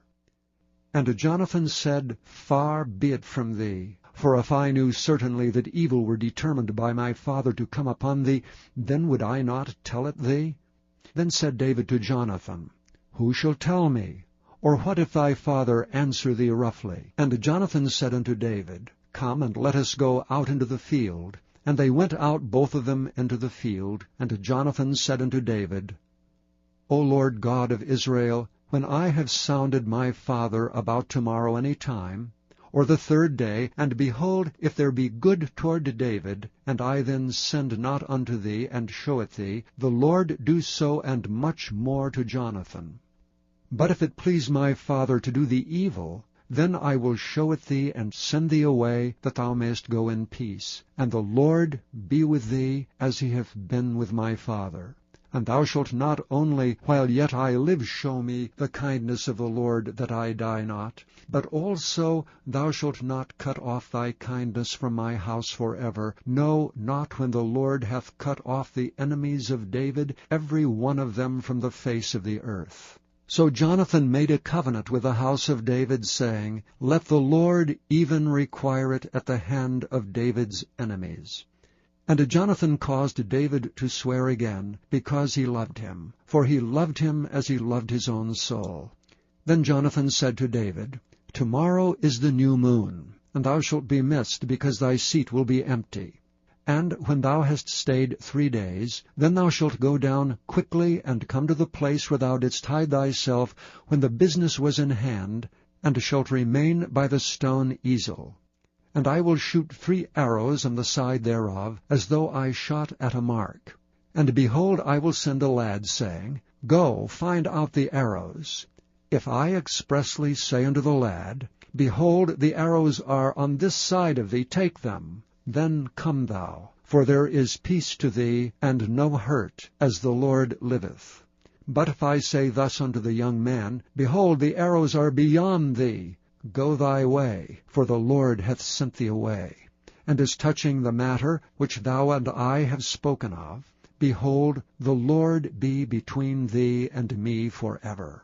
So David hid himself in the field, and when the new moon was come, the king sat him down to eat meat. And the king sat upon his seat, as at other times, even upon a seat by the wall. And Jonathan arose, and Abner sat by Saul's side, and David's place was empty. Nevertheless Saul spake not anything that day, for he thought, Something hath befallen him. He is not clean. Surely he is not clean. And it came to pass on the morrow, which was the 2nd day of the month, that David's place was empty. And Saul said unto Jonathan his son, Wherefore cometh not the son of Jesse to meat, neither yesterday nor today? And Jonathan answered Saul, David earnestly asked leave of me to go to Bethlehem. And he said, Let me go, I pray thee, for our family hath a sacrifice in the city, and my brother, he hath commanded me to be there. And now, if I have found favor in thine eyes, let me go away, I pray thee, and see my brethren. Therefore he cometh not unto the king's table. Then Saul's anger was kindled against Jonathan, and he said unto him, Thou son of the perverse rebellious woman, do not I know that thou hast chosen the son of Jesse to thine own confusion, and unto the confusion of thy mother's nakedness? For as long as the son of Jesse liveth upon the ground, thou shalt not be established, nor thy kingdom. Wherefore now send and fetch him unto me, for he shall surely die. And Jonathan answered Saul his father, and said unto him, Wherefore shall he be slain? What hath he done? And Saul cast a javelin at him to smite him, whereby Jonathan knew that it was determined of his father to slay David. So Jonathan arose from the table in fierce anger, and did eat no meat the 2nd day of the month. For he was grieved for David, because his father had done him shame. And it came to pass in the morning that Jonathan went out into the field at the time appointed with David, and a little lad with him. And he said unto his lad, Run, find out now the arrows which I shoot. And as the lad ran, he shot an arrow beyond him. And when the lad was come to the place of the arrow which Jonathan had shot, Jonathan cried after the lad, and said, Is not the arrow beyond thee? And Jonathan cried after the lad, Make speed, haste, stay not. And Jonathan's lad gathered up the arrows, and came to his master. But the lad knew not anything, only Jonathan and David knew the matter. And Jonathan gave his artillery unto his lad, and said unto him, Go carry them to the city. And as soon as the lad was gone, David arose out of a place toward the south, and fell on his face to the ground, and bowed himself 3 times. And they kissed one another, and wept with one another, until David exceeded. And Jonathan said to David, Go in peace, forasmuch as we have sworn both of us in the name of the Lord, saying, The Lord be between me and thee, and between my seed and thy seed forever. And he arose and departed, and Jonathan went into the city. Chapter 21. Then came David to Nob, to Ahimelech the priest. And Ahimelech was afraid at the meeting of David, and said unto him, Why art thou alone, and no man with thee? And David said unto Ahimelech the priest, The king hath commanded me a business, and hath said unto me, Let no man know anything of the business whereabout I send thee, and what I have commanded thee. And I have appointed my servants to such and such a place. Now therefore, what is under thine hand? Give me 5 loaves of bread in mine hand, and what there is present. And the priest answered David and said, There is no common bread under mine hand, but there is hallowed bread, if the young men have kept themselves at least from women. And David answered the priest, and said unto him, Of a truth, women have been kept from us about these 3 days, since I came out, and the vessels of the young men are holy, and the bread is in a manner common, yea, though it were sanctified this day in the vessel. So the priest gave him hallowed bread, for there was no bread there but the showbread, but was taken from before the Lord, to put hot bread in the day when it was taken away. Now a certain man of the servants of Saul was there that day, detained before the Lord, and his name was Doeg an Edomite, the chiefest of the herdsmen that belonged to Saul. And David said unto Ahimelech, And is there not here under thine hand spear or sword? For I have neither brought my sword nor my weapons with me, because the king's business required haste. And the priest said, The sword of Goliath the Philistine, whom thou slewest in the valley of Elah, behold, it is here wrapped in a cloth behind the ephod. If thou wilt take that, take it, for there is no other save that here. And David said, There is none like that, give it me. And David arose and fled that day for fear of Saul, and went to Achish the king of Gath. And the servants of Achish said unto him, Is not this David the king of the land? Did they not sing one to another of him in dances, saying, Saul hath slain his thousands, and David his 10,000s? And David laid up these words in his heart, and was sore afraid of Achish the king of Gath. And he changed his behavior before them, and feigned himself mad in their hands, and scrabbled on the doors of the gate, and let his spittle fall down upon his beard. Then said Achish unto his servants, Lo, ye see the man is mad. Wherefore then have ye brought him to me? Have I need of madmen, that ye have brought this fellow to play the madman in my presence? Shall this fellow come into my house? Chapter 22. David therefore departed thence, and escaped to the cave Adullam. And when his brethren and all his father's house heard it, they went down thither to him. And every one that was in distress, and every one that was in debt, and every one that was discontented, gathered themselves unto him, and he became a captain over them. And there were with him about 400 men. And David went thence to Mizpeh of Moab. And he said unto the king of Moab, Let my father and my mother, I pray thee, come forth and be with you, till I know what God will do for me. And he brought them before the king of Moab, and they dwelt with him all the while that David was in the hold. And the prophet Gad said unto David, Abide not in the hold, depart, and get thee into the land of Judah. Then David departed, and came into the forest of Hareth. When Saul heard that David was discovered, and the men that were with him, now Saul abode in Gibeah, under a tree in Ramah, having his spear in his hand, and all his servants were standing about him. Then Saul said unto his servants that stood about him, Hear now, ye Benjamites, Will the son of Jesse give every one of you fields and vineyards, and make you all captains of thousands and captains of hundreds, that all of you have conspired against me? And there is none that showeth me that my son hath made a league with the son of Jesse? And there is none of you that is sorry for me, or showeth unto me that my son hath stirred up my servant against me to lie in wait, as at this day? Then answered Doeg the Edomite, which was set over the servants of Saul, and said, I saw the son of Jesse coming to Nob, to Ahimelech the son of Ahitub.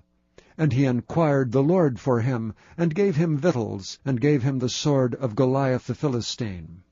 Then the king sent to call Ahimelech the priest, the son of Ahitub, and all his father's house, the priests that were in Nob, and they came all of them to the king. And Saul said, Hear now, thou son of Ahitub.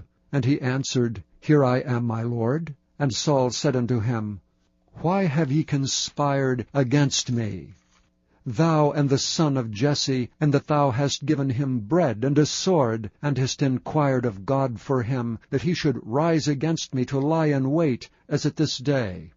Then Ahimelech answered the king and said, And who is so faithful among all thy servants as David, which is the king's son-in-law, and goeth at thy bidding, and is honorable in thine house? Did I then begin to inquire of God for him? Be it far from me. Let not the king impute anything unto his servant, nor to all the house of my father. For thy servant knew nothing of all this, less or more. And the king said, Thou shalt surely die, Ahimelech, thou and all thy father's house. And the king said unto the footmen that stood about him, Turn and slay the priests of the Lord, because their hand also is with David, and because they knew when he fled, and did not show it to me. But the servants of the king would not put forth their hand to fall upon the priests of the Lord.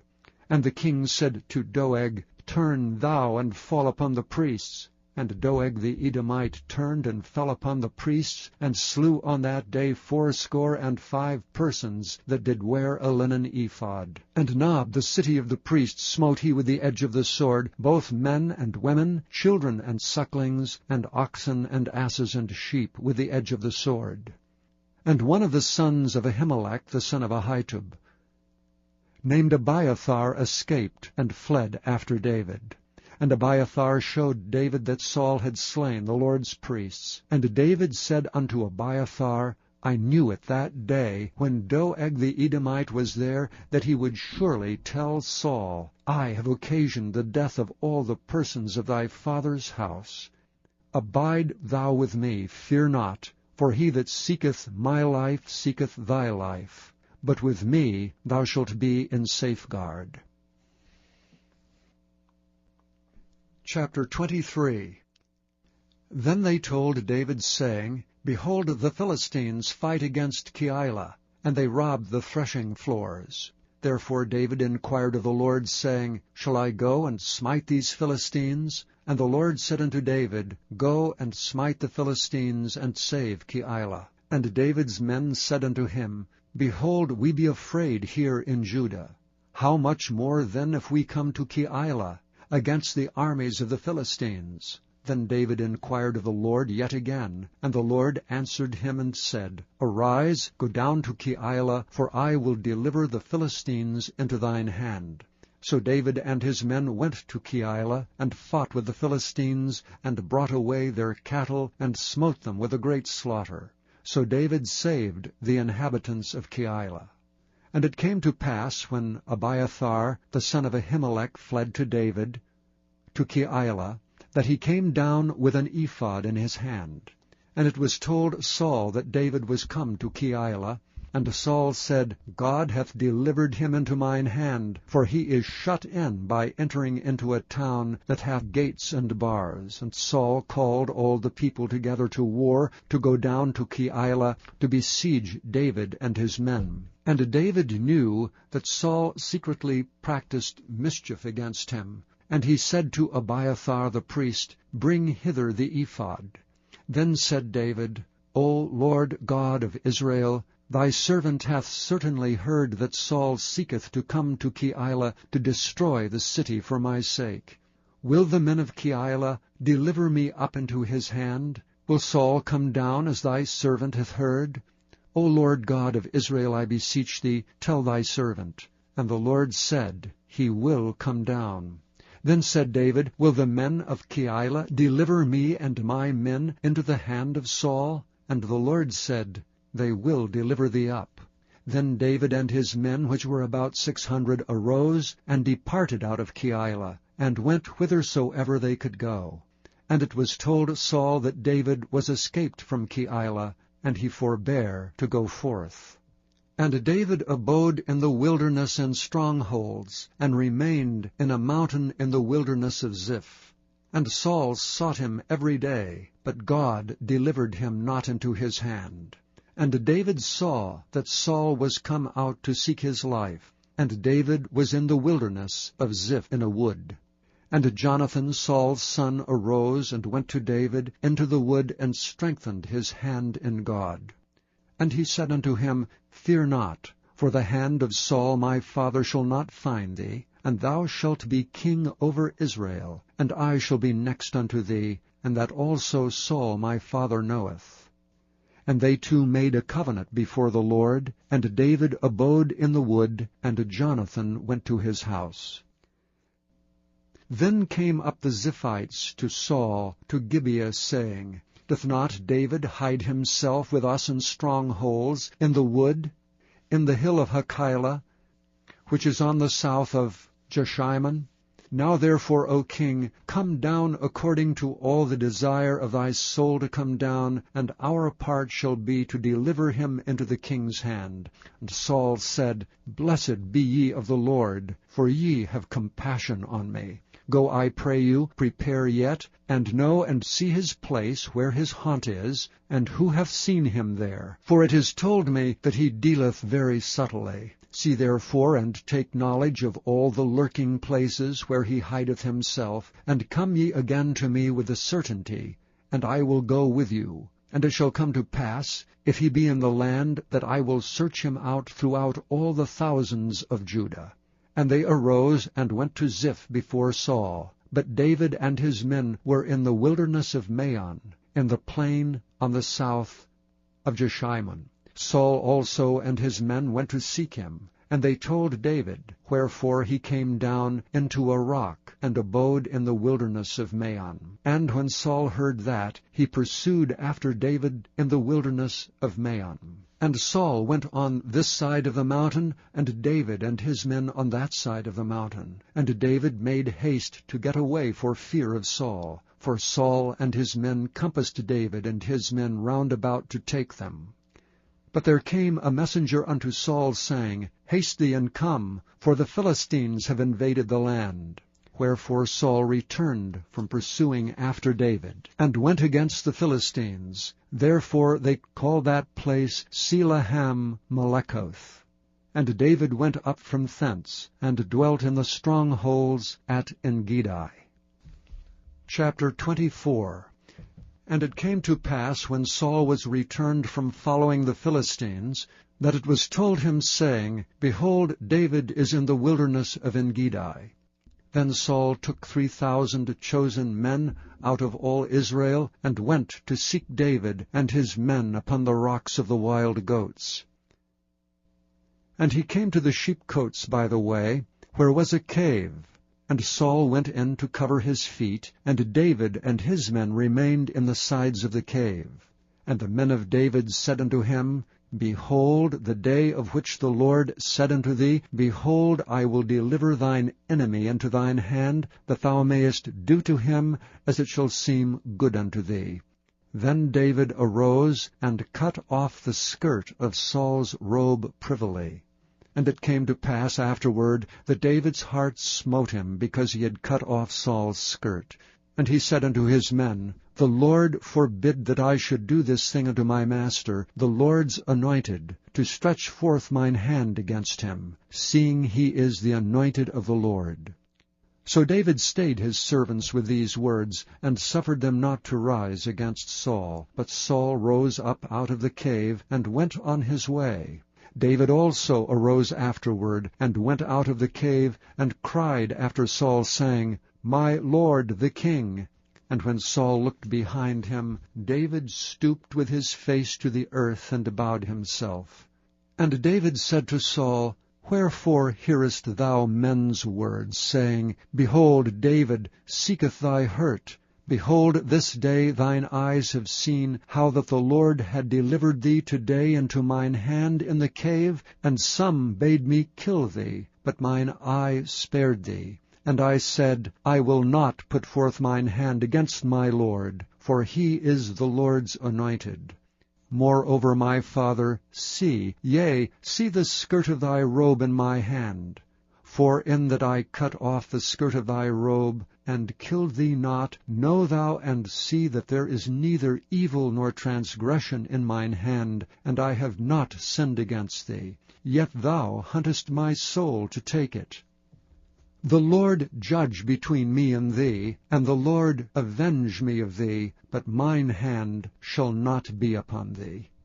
As saith the proverb of the ancients, wickedness proceedeth from the wicked, but mine hand shall not be upon thee.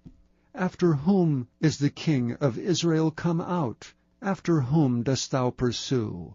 After a dead dog, after a flea. The Lord therefore be judge, and a judge between me and thee, and see and plead my cause, and deliver me out of thine hand. And it came to pass, when David had made an end of speaking these words unto Saul, that Saul said, Is this thy voice, my son David?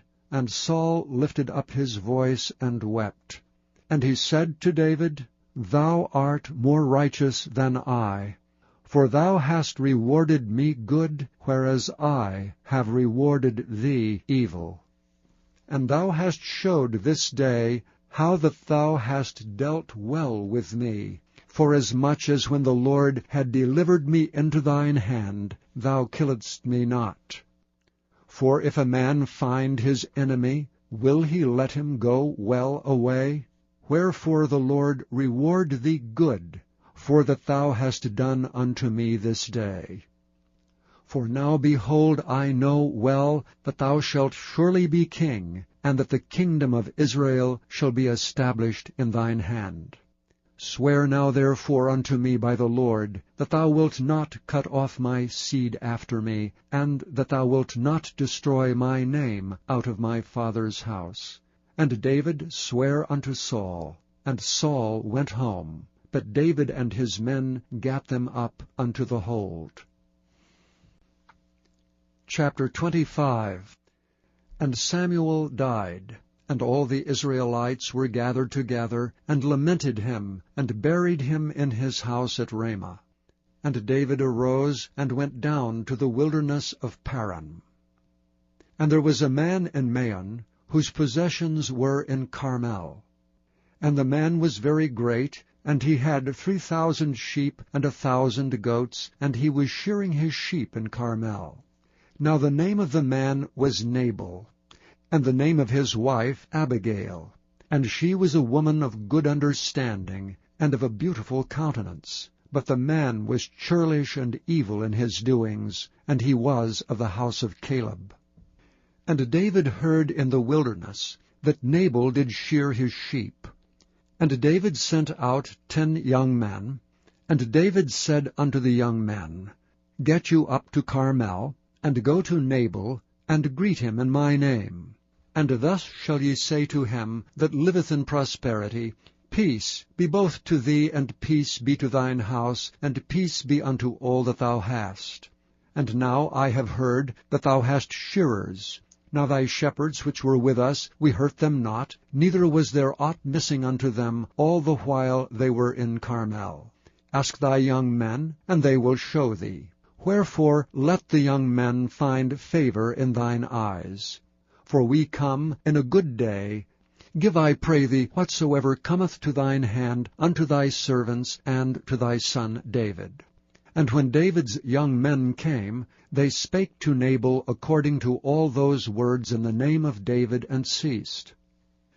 And Nabal answered David's servants, and said, Who is David? And who is the son of Jesse? there be many servants nowadays that break away, every man from his master. Shall I then take my bread, and my water, and my flesh that I have killed for my shearers, and give it unto men whom I know not whence they be? So David's young men turned their way, and went again, and came, and told him all those sayings. And David said unto his men, Gird ye on every man his sword. And they girded on every man his sword, and David also girded on his sword. And there went up after David about 400 men, and 200 abode by the stuff. But one of the young men told Abigail, Nabal's wife, saying, Behold, David sent messengers out of the wilderness to salute our master, and he railed on them. But the men were very good unto us, and we were not hurt, neither missed we anything, as long as we were conversant with them when we were in the fields. They were a wall unto us both by night and day, all the while we were with them keeping the sheep.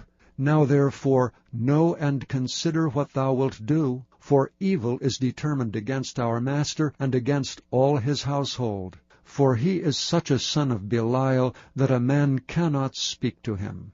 Then Abigail made haste, and took 200 loaves, and 2 bottles of wine, and 5 sheep ready dressed, and 5 measures of parched corn, and 100 clusters of raisins, and 200 cakes of figs, and laid them on asses. And she said unto her servants, Go on before me, behold, I come after you. But she told not her husband Nabal. And it was so, as she rode on the ass, that she came down by the covert of the hill, and behold, David and his men came down against her, and she met them. Now David had said, Surely in vain have I kept all that this fellow hath in the wilderness, so that nothing was missed of all that pertained unto him, and he hath requited me evil for good. So and more also do God unto the enemies of David, if I leave of all that pertain to him by the morning light any that pisseth against the wall. And when Abigail saw David, she hasted and lighted off the ass, and fell before David on her face, and bowed herself to the ground, and fell at his feet, and said, Upon me, my lord, upon me let this iniquity be, and let thine handmaid, I pray thee, speak in thine audience, and hear the words of thine handmaid.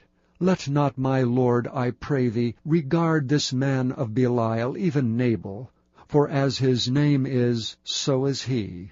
Nabal is his name, and folly is with him. But I thine handmaid saw not the young men of my lord, whom thou didst send. Now therefore, my lord, as the Lord liveth, and as thy soul liveth, seeing the Lord hath withholden thee from coming to shed blood, and from avenging thyself with thine own hand, now let thine enemies, and they that seek evil to my lord, be as Nabal. And now this blessing which thine handmaid hath brought unto my lord, let it even be given unto the young men that follow my lord. I pray thee, forgive the trespass of thine handmaid, for the Lord will surely make my lord a sure house, because my lord fighteth the battles of the Lord, and evil hath not been found in thee all thy days. Yet a man is risen to pursue thee, and to seek thy soul. But the soul of my Lord shall be bound in the bundle of life with the Lord thy God. And the souls of thine enemies, them shall he sling out, as out of the middle of a sling. And it shall come to pass, when the Lord shall have done to my Lord according to all the good that he hath spoken concerning thee, and shall have appointed thee ruler over Israel, that this shall be no grief unto thee, nor offense of heart unto my lord, either that thou hast shed blood causeless, or that my lord hath avenged himself. But when the Lord shall have dealt well with my lord, then remember thine handmaid. And David said to Abigail, Blessed be the Lord God of Israel, which sent thee this day to meet me. And blessed be thy advice, and blessed be thou which hast kept me this day from coming to shed blood, and from avenging myself with mine own hand. For in very deed as the Lord God of Israel liveth, which hath kept me back from hurting thee, except thou hadst hasted and come to meet me, surely there had not been left unto Nabal by the morning light any that pisseth against the wall. So David received of her hand that which she had brought him, and said unto her, Go up in peace to thine house. See, I have hearkened to thy voice, and have accepted thy person. And Abigail came to Nabal, and behold, he held a feast in his house, like the feast of a king. And Nabal's heart was merry within him, for he was very drunken. Wherefore she told him nothing, less or more, until the morning light. But it came to pass in the morning, when the wine was gone out of Nabal, and his wife had told him these things, that his heart died within him, and he became as a stone. And it came to pass about 10 days after, that the Lord smote Nabal, that he died.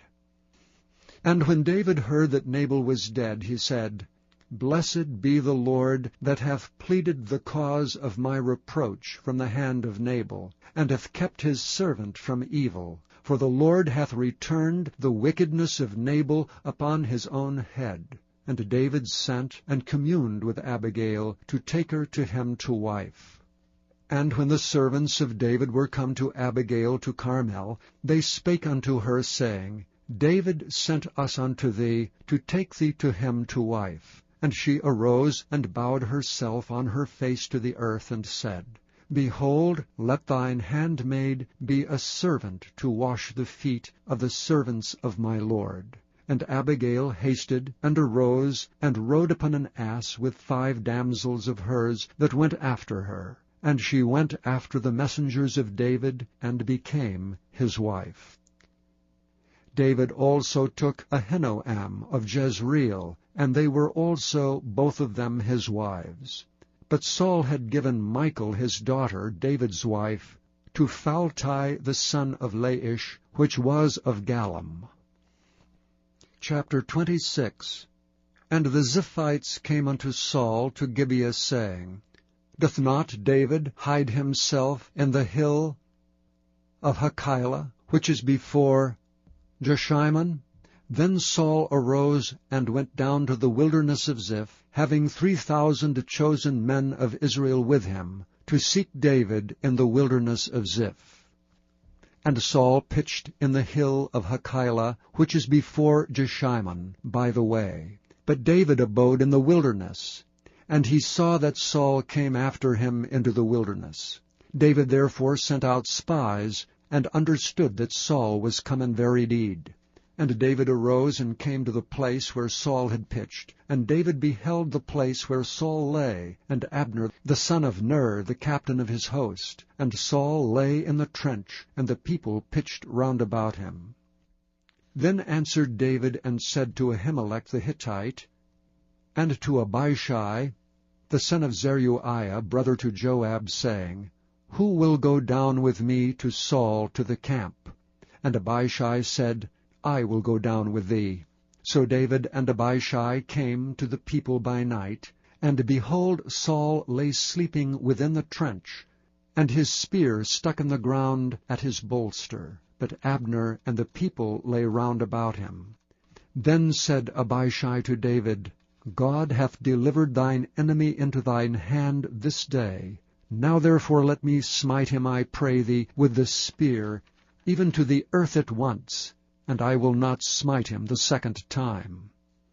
And David said to Abishai, Destroy him not, for who can stretch forth his hand against the Lord's anointed and be guiltless? David said furthermore, As the Lord liveth, the Lord shall smite him, or his day shall come to die, or he shall descend into battle and perish. The Lord forbid that I should stretch forth mine hand against the Lord's anointed. But I pray thee, take thou now the spear that is at his bolster, and the cruse of water, and let us go. So David took the spear and the cruse of water from Saul's bolster, and they gat them away, and no man saw it, nor knew it, neither awakened, for they were all asleep, because a deep sleep from the Lord was fallen upon them. Then David went over to the other side, and stood on the top of an hill afar off, a great space being between them. And David cried to the people, and to Abner the son of Ner, saying, Answerest thou not, Abner? Then Abner answered and said, Who art thou that criest to the king? And David said to Abner, Art thou not a valiant man? And who is like thee in Israel? Wherefore then hast thou not kept thy lord the king? For there came out one of the people in to destroy the king thy lord. This thing is not good that thou hast done. As the Lord liveth, ye are worthy to die, because ye have not kept your master the Lord's anointed. And now see where the king's spear is, and the cruse of water that was at his bolster. And Saul knew David's voice, and said, Is this thy voice, my son David? And David said, It is my voice, my lord, O king. And he said, Wherefore doth my lord thus pursue after his servant? For what have I done? Or what evil is in mine hand? Now therefore I pray thee, let my lord the king hear the words of his servant. If the Lord have stirred thee up against me, let him accept an offering. But if they be the children of men, cursed be they before the Lord. For they have driven me out this day from abiding in the inheritance of the Lord, saying, Go, serve other gods. Now therefore let not my blood fall to the earth before the face of the Lord. For the king of Israel is come out to seek a flea, as when one doth hunt a partridge in the mountains. Then said Saul, I have sinned. Return, my son David. For I will no more do thee harm, because my soul was precious in thine eyes this day. Behold, I have played the fool, and have erred exceedingly. And David answered and said, Behold the king's spear, and let one of the young men come over and fetch it. The Lord render to every man his righteousness and his faithfulness. For the Lord delivered thee into my hand today, but I would not stretch forth mine hand against the Lord's anointed. And behold, as thy life was much set by this day in mine eyes, so let my life be much set by in the eyes of the Lord, and let him deliver me out of all tribulation. Then Saul said to David, Blessed be thou, my son David. Thou shalt both do great things, and also shalt still prevail. So David went on his way, and Saul returned to his place. Chapter 27. And David said in his heart, I shall now perish one day by the hand of Saul. There is nothing better for me than that I should speedily escape into the land of the Philistines, and Saul shall despair of me to seek me any more in the coast of Israel. So shall I escape out of his hand. And David arose, and he passed over with 600 men that were with him, unto Achish the son of Maoch, king of Gath. And David dwelt with Achish at Gath, he and his men, every man with his household, even David with his 2 wives, Ahinoam the Jezreelitess, and Abigail the Carmelitess, Nabal's wife. And it was told Saul that David was fled to Gath, and he sought no more again for him. And David said unto Achish, If I have now found grace in thine eyes, let them give me a place in some town in the country, that I may dwell there. For why should thy servant dwell in the royal city with thee? Then Achish gave him Ziklag that day, wherefore Ziklag pertaineth unto the kings of Judah unto this day. And the time that David dwelt in the country of the Philistines was a full year and 4 months. And David and his men went up and invaded the Geshurites, and the Gezrites, and the Amalekites. For these nations were of old the inhabitants of the land, as thou goest to Shur, even unto the land of Egypt. And David smote the land, and left neither man nor woman alive, and took away the sheep, and the oxen, and the asses, and the camels, and apparel, and returned, and came to Achish. And Achish said, Whither have ye made a road today? And David said, Against the south of Judah, and against the south of the Jerahmeelites, and against the south of the Kenites. And David saved neither man nor woman alive to bring tidings to Gath, saying, Lest they should tell on us, saying, So did David, and so will be his manner all the while he dwelleth in the country of the Philistines. And Achish believed David, saying, He hath made his people Israel utterly to abhor him. Therefore he shall be my servant forever. Chapter 28. And it came to pass in those days that the Philistines gathered their armies together for warfare to fight with Israel. And Achish said unto David, Know thou assuredly that thou shalt go out with me to battle, thou and thy men.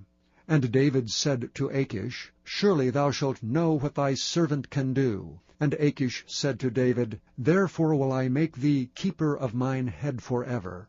Now Samuel was dead, and all Israel had lamented him, and buried him in Ramah, even in his own city. And Saul had put away those that had familiar spirits, and the wizards out of the land. And the Philistines gathered themselves together, and came and pitched in Shunem. And Saul gathered all Israel together, and they pitched in Gilboa. And when Saul saw the host of the Philistines, he was afraid, and his heart greatly trembled. And when Saul inquired of the Lord answered him not, neither by dreams, nor by Urim, nor by prophets. Then said Saul unto his servants, Seek me a woman that hath a familiar spirit, that I may go to her and inquire of her. And his servants said to him, Behold, there is a woman that hath a familiar spirit at Endor. And Saul disguised himself, and put on other raiment. And he went, and 2 men with him, and they came to the woman by night. And he said, I pray thee, divine unto me by the familiar spirit, and bring me him up, whom I shall name unto thee. And the woman said unto him, Behold, thou knowest what Saul hath done, how he hath cut off those that have familiar spirits, and the wizards out of the land. Wherefore then layest thou a snare for my life, to cause me to die? And Saul sware to her by the Lord, saying, As the Lord liveth, there shall no punishment happen to thee for this thing. Then said the woman, Whom shall I bring up unto thee? And he said, Bring me up Samuel.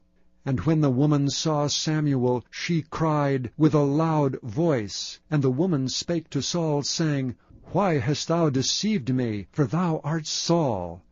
And the king said unto her, Be not afraid, for what sawest thou? And the woman said unto Saul, I saw gods ascending out of the earth. And he said unto her, What form is he of?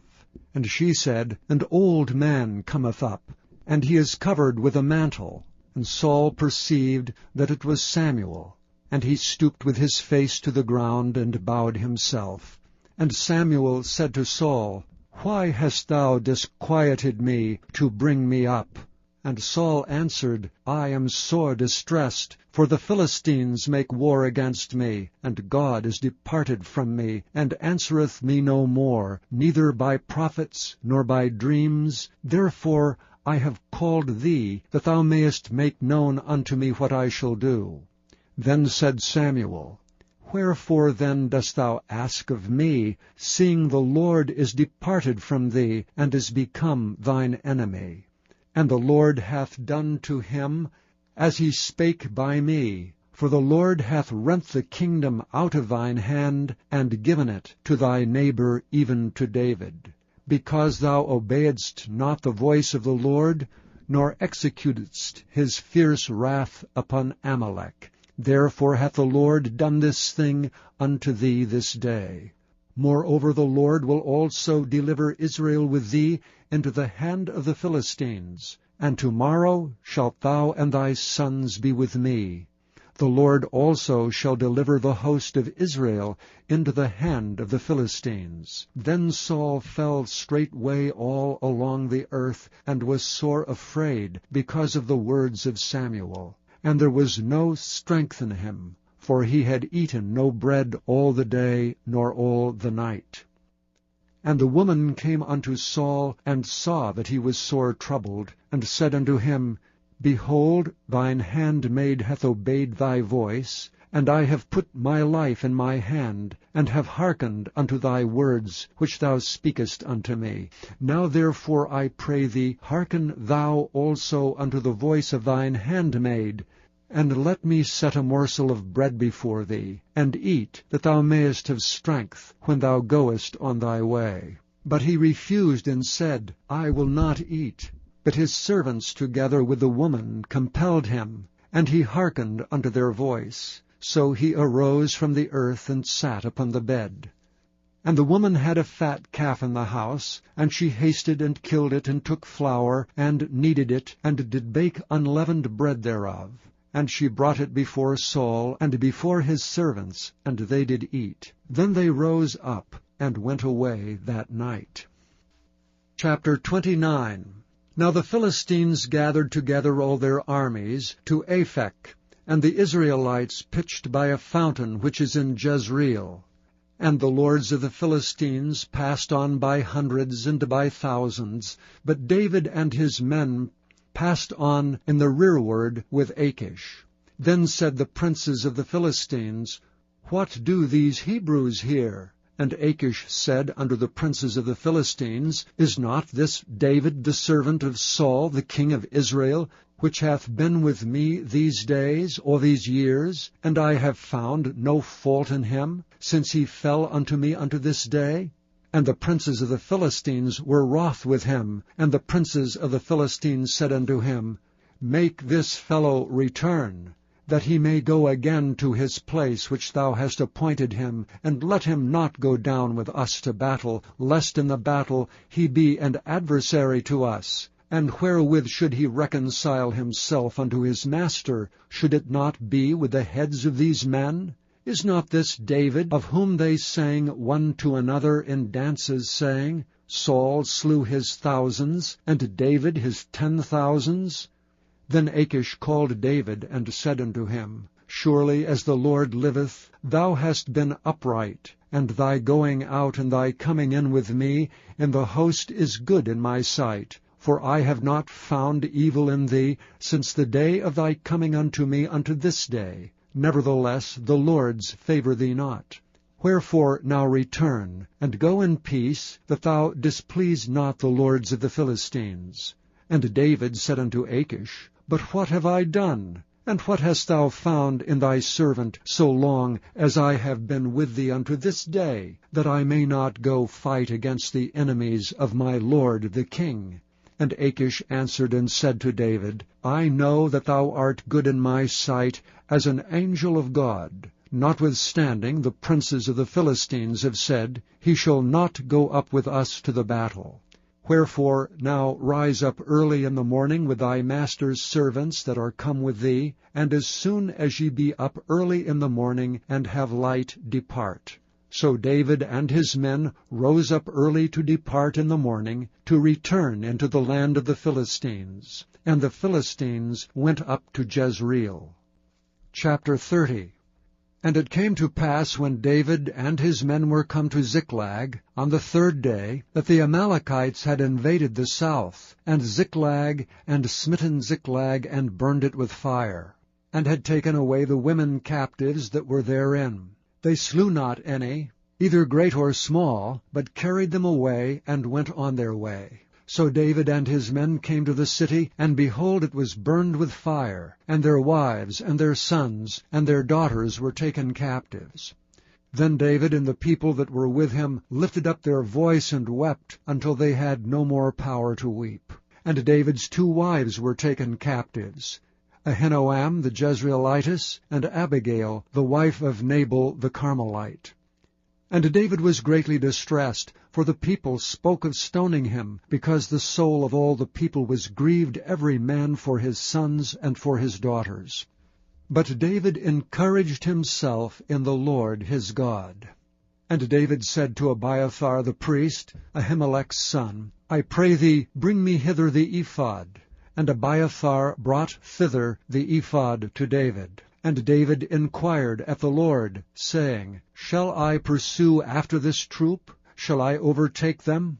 And he answered him, Pursue, for thou shalt surely overtake them, and without fail recover all. So David went, he and the 600 men that were with him, and came to the brook Besor, where those that were left behind stayed. But David pursued, he and 400 men, for 200 abode behind, which were so faint that they could not go over the brook Besor. And they found an Egyptian in the field, and brought him to David, and gave him bread, and he did eat, and they made him drink water, and they gave him a piece of a cake of figs, and 2 clusters of raisins. And when he had eaten, his spirit came again to him, for he had eaten no bread, nor drunk any water 3 days and 3 nights. And David said unto him, To whom belongest thou? And whence art thou? And he said, I am a young man of Egypt, servant to an Amalekite, and my master left me because 3 days agone I fell sick. We made an invasion upon the south of the Kerethites, and upon the coast which belongeth to Judah, and upon the south of Caleb, and we burned Ziklag with fire. And David said to him, Canst thou bring me down to this company? And he said, Swear unto me by God, that thou wilt neither kill me, nor deliver me into the hands of my master, and I will bring thee down to this company. And when he had brought him down, behold, they were spread abroad upon all the earth, eating and drinking and dancing, because of all the great spoil they had taken out of the land of the Philistines, and out of the land of Judah, even unto the evening of the next day.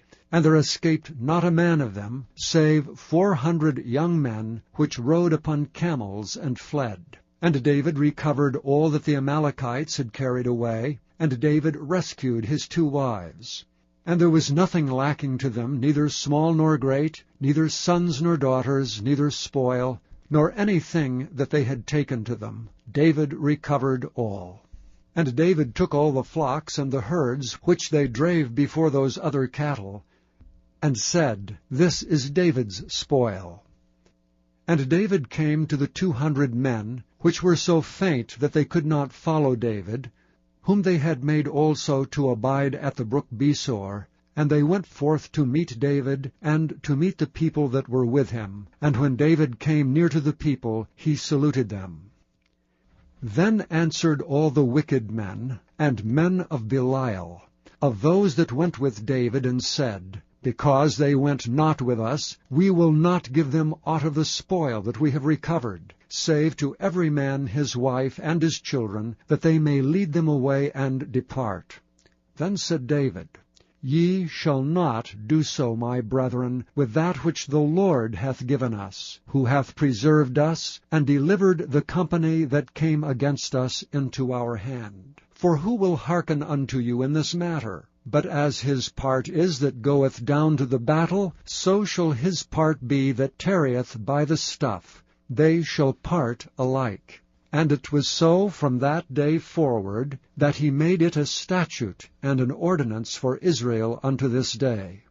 And when David came to Ziklag, he sent of the spoil unto the elders of Judah, even to his friends, saying, Behold, a present for you of the spoil of the enemies of the Lord, to them which were in Bethel, and to them which were in South Ramoth, and to them that were in Jattir, and to them which were in Aroer, and to them which were in Siphmoth, and to them which were in Eshtemoa, and to them which were in Rachel, and to them which were in the cities of the Jerahmeelites, and to them which were in the cities of the Kenites, and to them which were in Hormah, and to them which were in Athach, and to them which were in Hebron, and to all the places where David himself and his men were wont to haunt.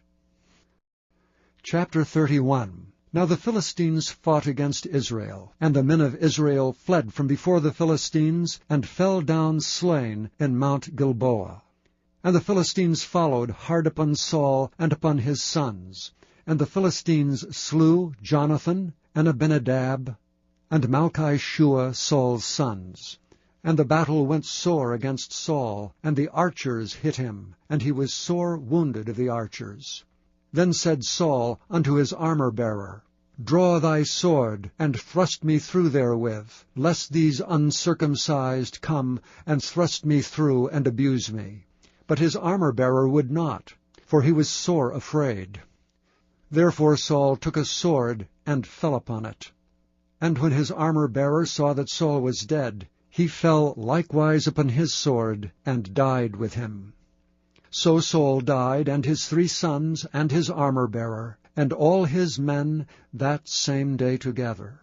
And when the men of Israel that were on the other side of the valley, and they that were on the other side of Jordan, saw that the men of Israel fled, and that Saul and his sons were dead, they forsook the cities and fled, and the Philistines came and dwelt in them.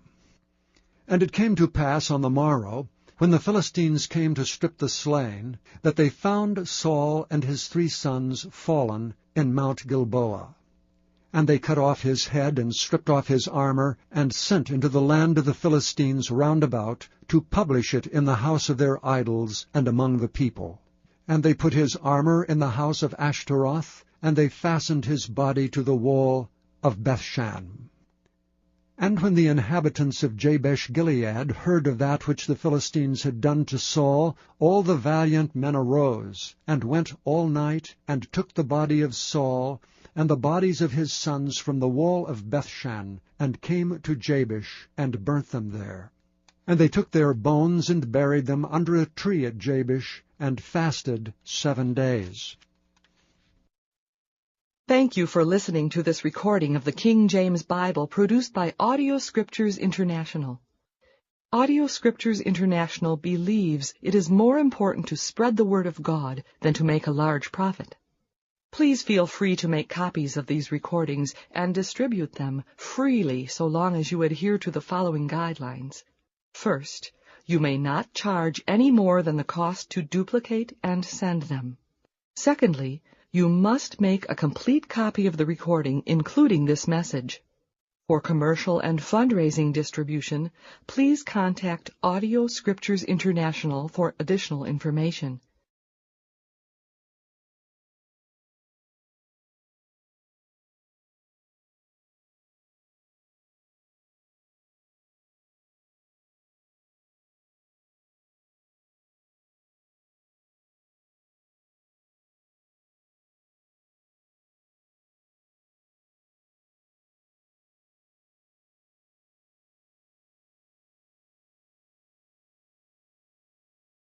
The second book of Samuel, otherwise called the second book of the Kings, chapter 1. Now it came to pass after the death of Saul, when David was returned from the slaughter of the Amalekites, and David had abode 2 days in Ziklag, it came even to pass on the 3rd day, that behold, a man came out of the camp from Saul, with his clothes rent, and earth upon his head. And so it was, when he came to David, that he fell to the earth, and did obeisance. And David said unto him, From whence comest thou? And he said unto him, Out of the camp of Israel am I escaped. And David said unto him, How went the matter? I pray thee tell me. And he answered, That the people are fled from the battle, and many of the people also are fallen and dead, and Saul and Jonathan his son are dead also. And David said unto the young man that told him, How knowest thou that Saul and Jonathan his son be dead? And the young man that told him said, As I happened by chance upon Mount Gilboa, behold, Saul leaned upon his spear, and lo, the chariots and horsemen followed hard after him. And when he looked behind him, he saw me, and called unto me. And I answered, Here am I. And he said unto me, Who art thou? And I answered him, I am an Amalekite. He said unto me again, Stand, I pray thee, upon me, and slay me, for anguish is come upon me, because my life is yet whole in me. So I stood upon him, and slew him, because I was sure that he could not live after that he was fallen. And I took the crown that was upon his head, and the bracelet that was on his arm, and have brought them hither unto my lord. Then David took hold on his clothes, and rent them, and likewise all the men that were with him. And they mourned and wept, and fasted until even for Saul, and for Jonathan his son, and for the people of the Lord, and for the house of Israel, because they were fallen by the sword. And David said unto the young man that told him, Whence art thou? And he answered, I am the son of a stranger, an Amalekite. And David said unto him, How wast thou not afraid to stretch forth thine hand to destroy the Lord's anointed? And David called one of the young men and said, Go near and fall upon him. And he smote him, that he died. And David said unto him, Thy blood be upon thy head, for thy mouth hath testified against thee, saying, I have slain the Lord's anointed. And David lamented with this lamentation over Saul and over Jonathan his son. Also he bade them teach the children of Judah the use of the bow. Behold, it is written in the book of Jasher. The beauty of Israel is slain upon thy high places. How are the mighty fallen! Tell it not in Gath, publish it not in the streets of Askelon, lest the daughters of the Philistines rejoice, lest the daughters of the uncircumcised triumph. Ye mountains of Gilboa, let there be no dew, neither let there be rain upon you, nor fields of offerings. For there the shield of the mighty is vilely cast away, the shield of Saul, as though he had not been anointed with oil. From the blood of the slain, from the fat of the mighty, the bow of Jonathan turned not back, and the sword of Saul returned not empty. Saul and Jonathan were lovely and pleasant in their lives, and in their death they were not divided. They were swifter than eagles, they were stronger than lions. Ye daughters of Israel, weep over Saul, who clothed you in scarlet, with other delights, who put on ornaments of gold upon your apparel. How are the mighty fallen in the midst of battle! O Jonathan, thou wast slain in thine high places. I am distressed for thee, my brother Jonathan. Very pleasant hast thou been unto me. Thy love to me was wonderful, passing the love of women. How are the mighty fallen, and the weapons of war perished. Chapter 2. And it came to pass after this that David inquired of the Lord, saying, Shall I go up into any of the cities of Judah? And the Lord said unto him, Go up. And David said, Whither shall I go up? And he said, Unto Hebron. So David went up thither, and his 2 wives also, Ahinoam the Jezreelitess, and Abigail, Nabal's wife, the Carmelite. And his young men that were with him did David bring up, every man with his household, and they dwelt in the cities of Hebron. And the men of Judah came, and there they anointed David king over the house of Judah. And they told David, saying, that the men of Jabesh-Gilead were they that buried Saul. And David sent messengers unto the men of Jabesh-Gilead, and said unto them, Blessed be ye of the Lord, that ye have showed this kindness unto your Lord, even unto Saul, and have buried him. And now the Lord show kindness and truth unto you, and I also will requite you this kindness, because ye have done this thing. Therefore now let your hands be strengthened, and be ye valiant, for your master Saul is dead, and also the house of Judah have anointed me king over them. But Abner the son of Ner, captain of Saul's host, took Ishbosheth the son of Saul, and brought him over to Mahanaim, and made him king over Gilead, and over the Ashurites, and over Jezreel, and over Ephraim, and over Benjamin, and over all Israel. Ishbosheth, Saul's son, was 40 years old when he began to reign over Israel, and reigned 2 years. But the house of Judah followed David. And the time that David was king in Hebron over the house of Judah was 7 years and 6 months. And Abner the son of Ner, and the servants of Ishbosheth the son of Saul, went out from Mahanaim to Gibeon. And Joab the son of Zeruiah, and the servants of David went out and met together by the pool of Gibeon. And they sat down, the one on the one side of the pool, and the other on the other side of the pool. And Abner said to Joab, Let the young men now arise and play before us. And Joab said, Let them arise. Then there arose and went over by number 12 of Benjamin, which pertained to Ishbosheth the son of Saul, and 12 of the servants of David. And they caught every one his fellow by the head, and thrust his sword in his fellow's side, so they fell down together. Wherefore that place was called Helkath-haz-Zurim, which is in Gibeon. And there was a very sore battle that day, and Abner was beaten, and the men of Israel before the servants of David. And there were 3 sons of Zeruiah there, Joab, and Abishai, and Asahel. And Asahel was as light of foot as a wild roe. And Asahel pursued after Abner, and in going he turned not to the right hand nor to the left from following Abner.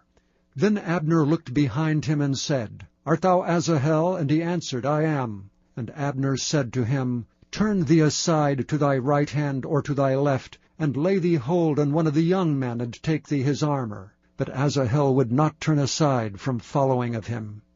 And Abner said again to Asahel, Turn thee aside from following me. Wherefore should I smite thee to the ground? How then should I hold up my face to Joab thy brother?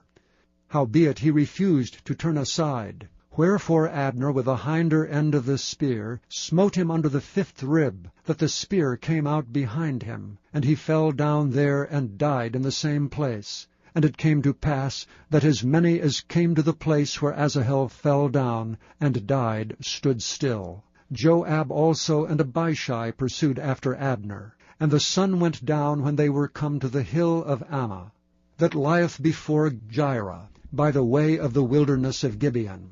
And the children of Benjamin gathered themselves together after Abner, and became one troop, and stood on the top of an hill. Then Abner called to Joab and said, Shall the sword devour forever? Knowest thou not that it will be bitterness in the latter end? How long shall it be then, ere thou bid the people return from following their brethren? And Joab said, As God liveth, unless thou hadst spoken, surely then in the morning the people had gone up every one from following his brother. So Joab blew a trumpet, and all the people stood still, and pursued after Israel no more, neither fought they any more.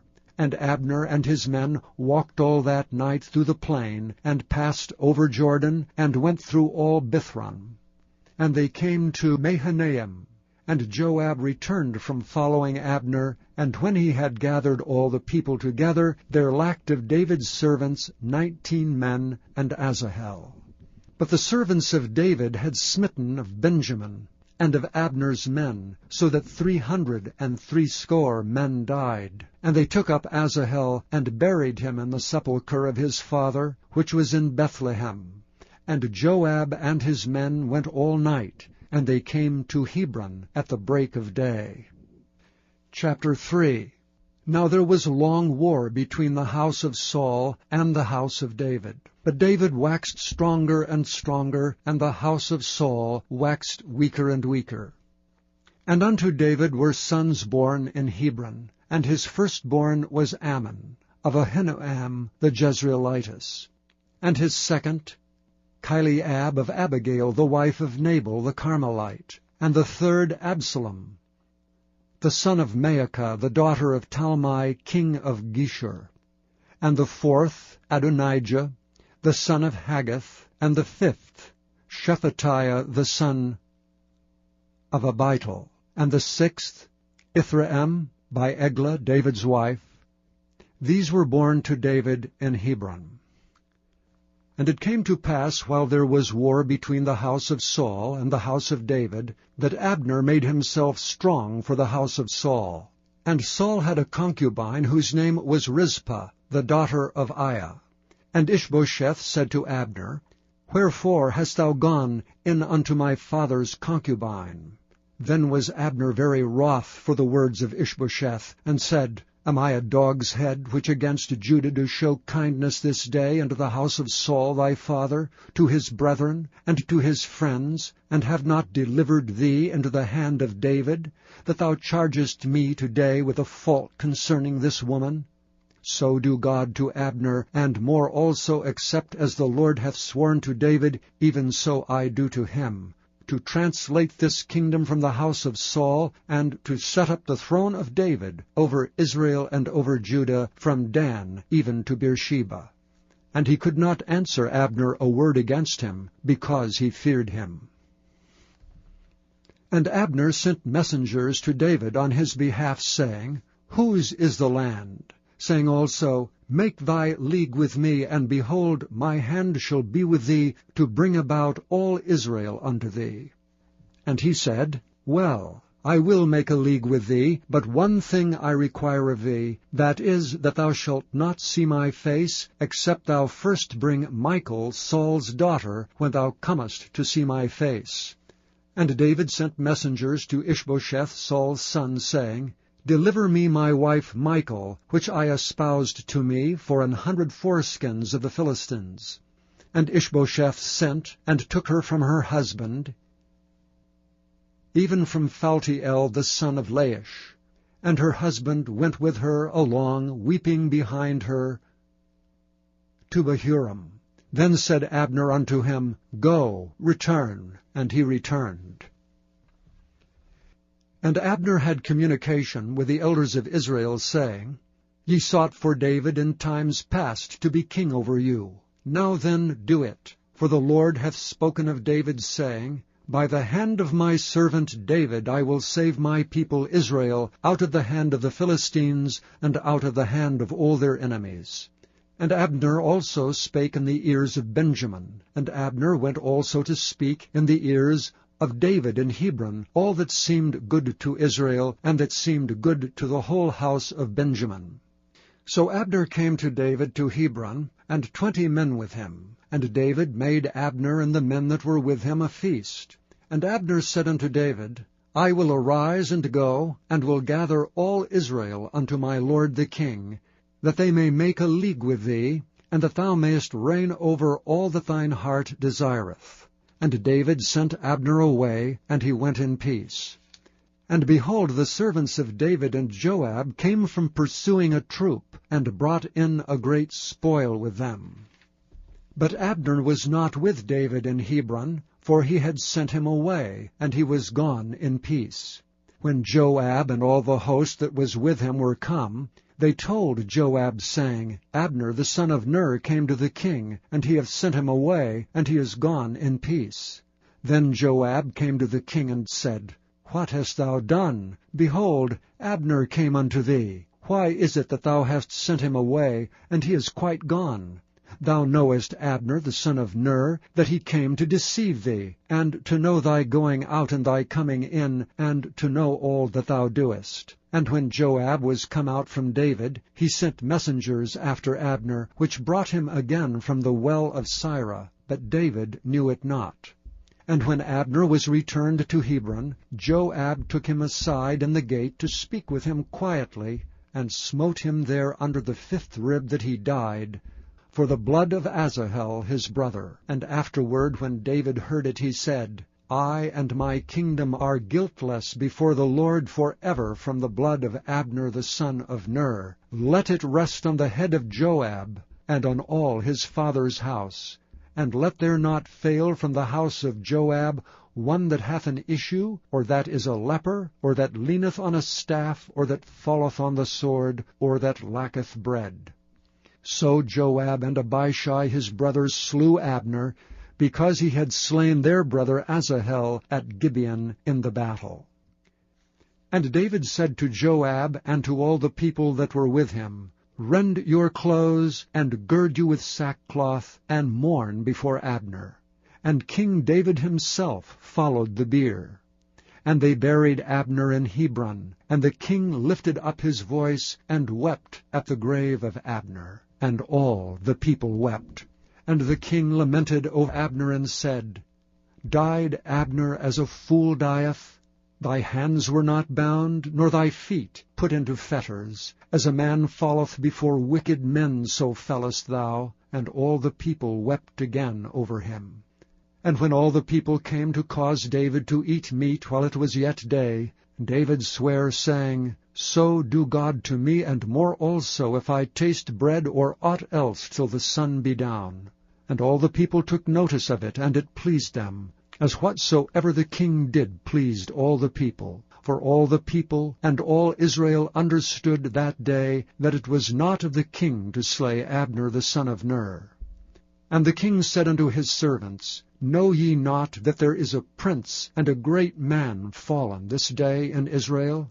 And I am this day weak, though anointed king, and these men, the sons of Zeruiah, be too hard for me. The Lord shall reward the doer of evil according to his wickedness. Chapter 4. And when Saul's son heard that Abner was dead in Hebron, his hands were feeble, and all the Israelites were troubled. And Saul's son had 2 men that were captains of bands. The name of one was Baanah, and the name of the other Rechab, the sons of Rimmon, a Beerothite of the children of Benjamin. For Beeroth also was reckoned to Benjamin. And the Beerothites fled to Gittaim, and were sojourners there until this day. And Jonathan, Saul's son, had a son that was lame of his feet. He was 5 years old when the tidings came of Saul and Jonathan out of Jezreel, and his nurse took him up and fled. And it came to pass, as she made haste to flee, that he fell and became lame. And his name was Mephibosheth. And the sons of Rimmon, the Beerothite, Rechab, and Baanah went, and came about the heat of the day to the house of Ishbosheth, who lay on a bed at noon. And they came thither into the midst of the house, as though they would have fetched wheat, and they smote him under the 5th rib. And Rechab and Baanah his brother escaped. For when they came into the house, he lay on his bed in his bedchamber, and they smote him, and slew him, and beheaded him, and took his head, and gat them away through the plain all night. And they brought the head of Ishbosheth unto David to Hebron, and said to the king, Behold, the head of Ishbosheth, the son of Saul, thine enemy, which sought thy life.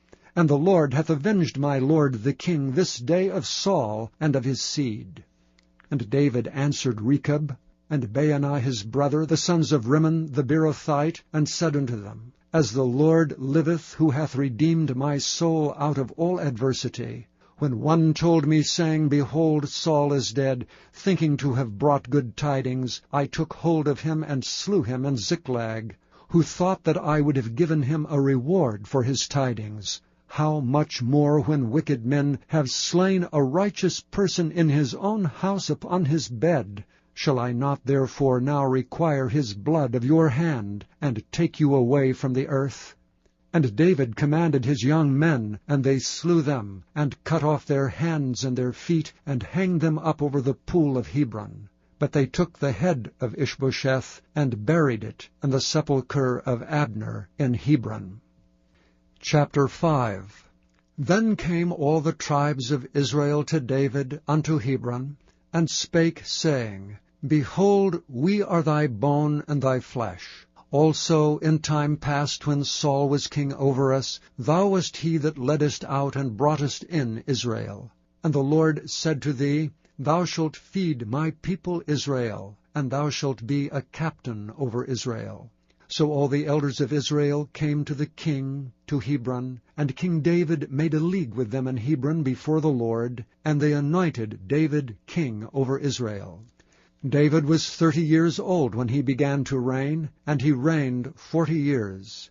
In Hebron he reigned over Judah 7 years and 6 months, and in Jerusalem he reigned 33 years over all Israel and Judah. And the king and his men went to Jerusalem unto the Jebusites, the inhabitants of the land, which spake unto David, saying, Except thou take away the blind and the lame, thou shalt not come in hither, thinking David cannot come in hither. Nevertheless David took the stronghold of Zion, the same is the city of David. And David said on that day, Whosoever getteth up to the gutter, and smiteth the Jebusites, and the lame and the blind, that are hated of David's soul, he shall be chief and captain. Wherefore they said, The blind and the lame shall not come into the house. So David dwelt in the fort, and called it the city of David. And David built round about from Millo and inward. And David went on, and grew great, and the Lord God of hosts was with him. And Hiram king of Tyre sent messengers to David, and cedar trees, and carpenters, and masons, and they built David an house. And David perceived that the Lord had established him king over Israel, and that he had exalted his kingdom for his people Israel's sake. And David took him more concubines and wives out of Jerusalem, after he was come from Hebron. And there were yet sons and daughters born to David. And these be the names of those that were born unto him in Jerusalem: Shammua, and Shobab, and Nathan, and Solomon, Ibhar also, and Elishua, and Nepheg, and Japhira, and Elishama, and Eliada, and Eliphalet. But when the Philistines heard that they had anointed David king over Israel, all the Philistines came up to seek David. And David heard of it, and went down to the hold. The Philistines also came and spread themselves in the valley of Rephaim. And David inquired of the Lord, saying, Shall I go up to the Philistines? Wilt thou deliver them into mine hand? And the Lord said unto David, Go up, for I will doubtless deliver the Philistines into thine hand. And David came to Baal-perazim, and David smote them there, and said, The Lord hath broken forth upon mine enemies before me as the breach of waters. Therefore he called the name of that place Baal-perazim. And there they left their images, and David and his men burned them.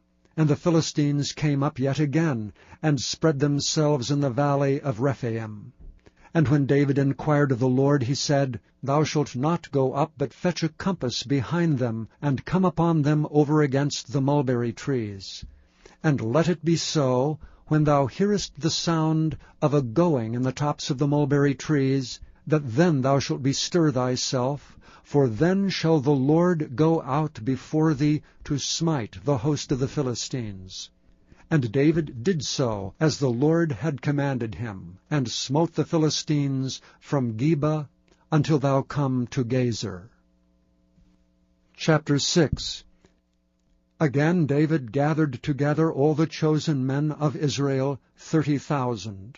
And David arose and went with all the people that were with him, from Baale of Judah, to bring up from thence the ark of God, whose name is called by the name of the Lord of hosts, that dwelleth between the cherubims.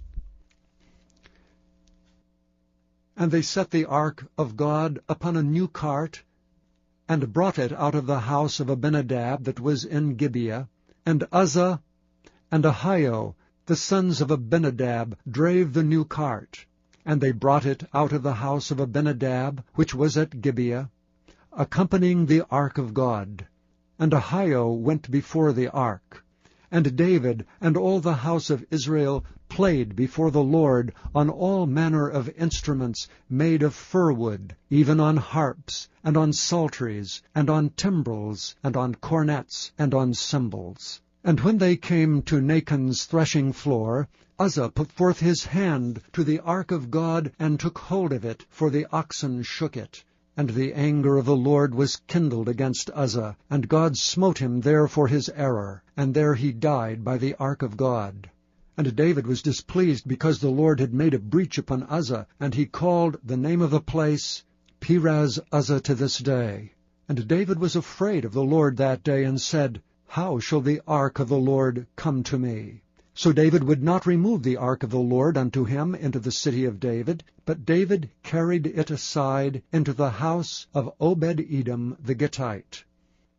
And the ark of the Lord continued in the house of Obed-Edom the Gittite 3 months, and the Lord blessed Obed-Edom and all his household.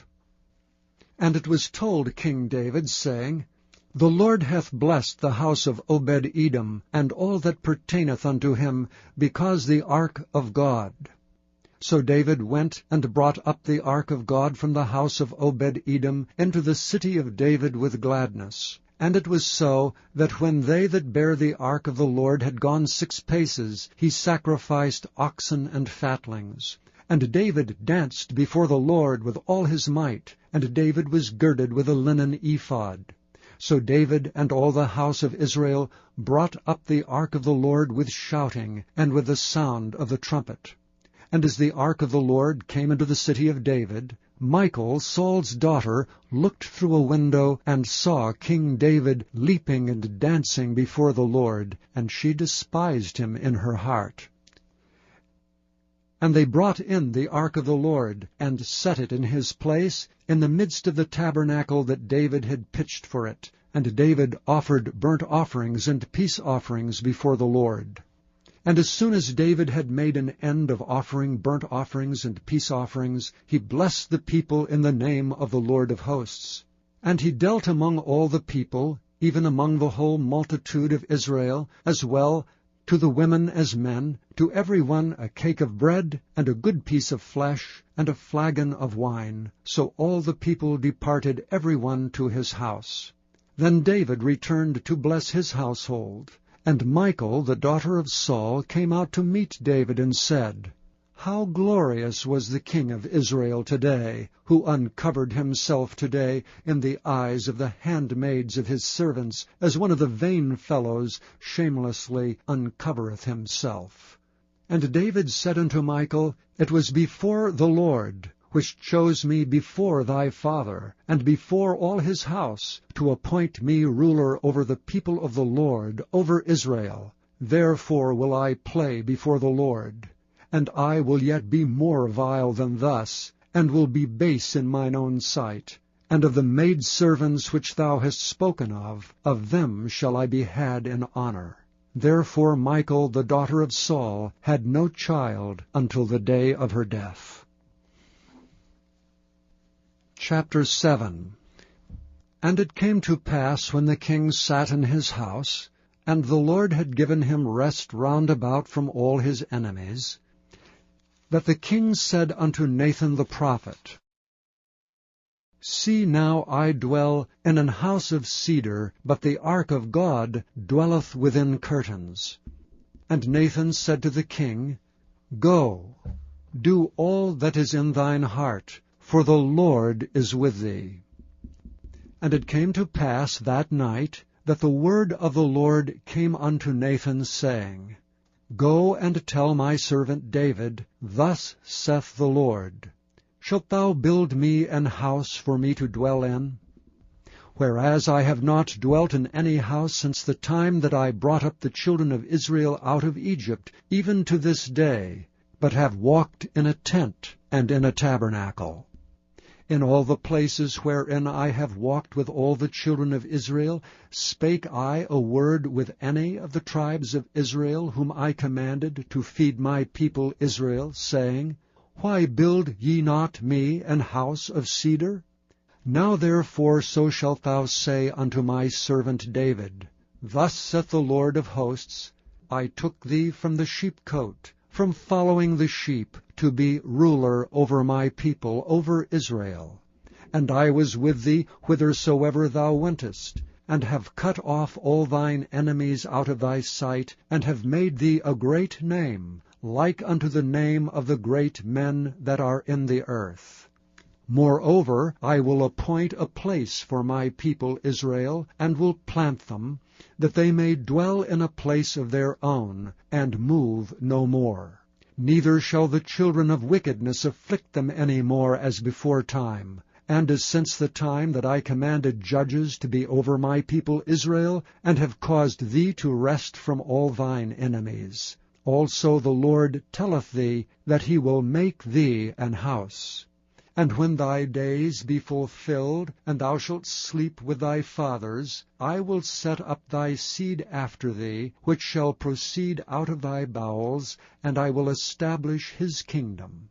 He shall build an house for my name, and I will establish the throne of his kingdom forever. I will be his father, and he shall be my son. If he commit iniquity, I will chasten him with the rod of men, and with the stripes of the children of men. But my mercy shall not depart away from him, as I took it from Saul, whom I put away before thee. And thine house and thy kingdom shall be established forever before thee. Thy throne shall be established forever. According to all these words, and according to all this vision, so did Nathan speak unto David.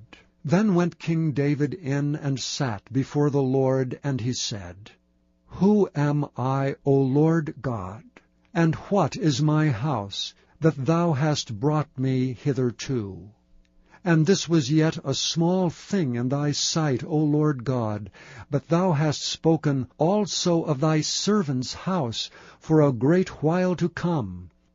And is this the manner of man, O Lord God? And what can David say more unto thee? For thou, Lord God, knowest thy servant.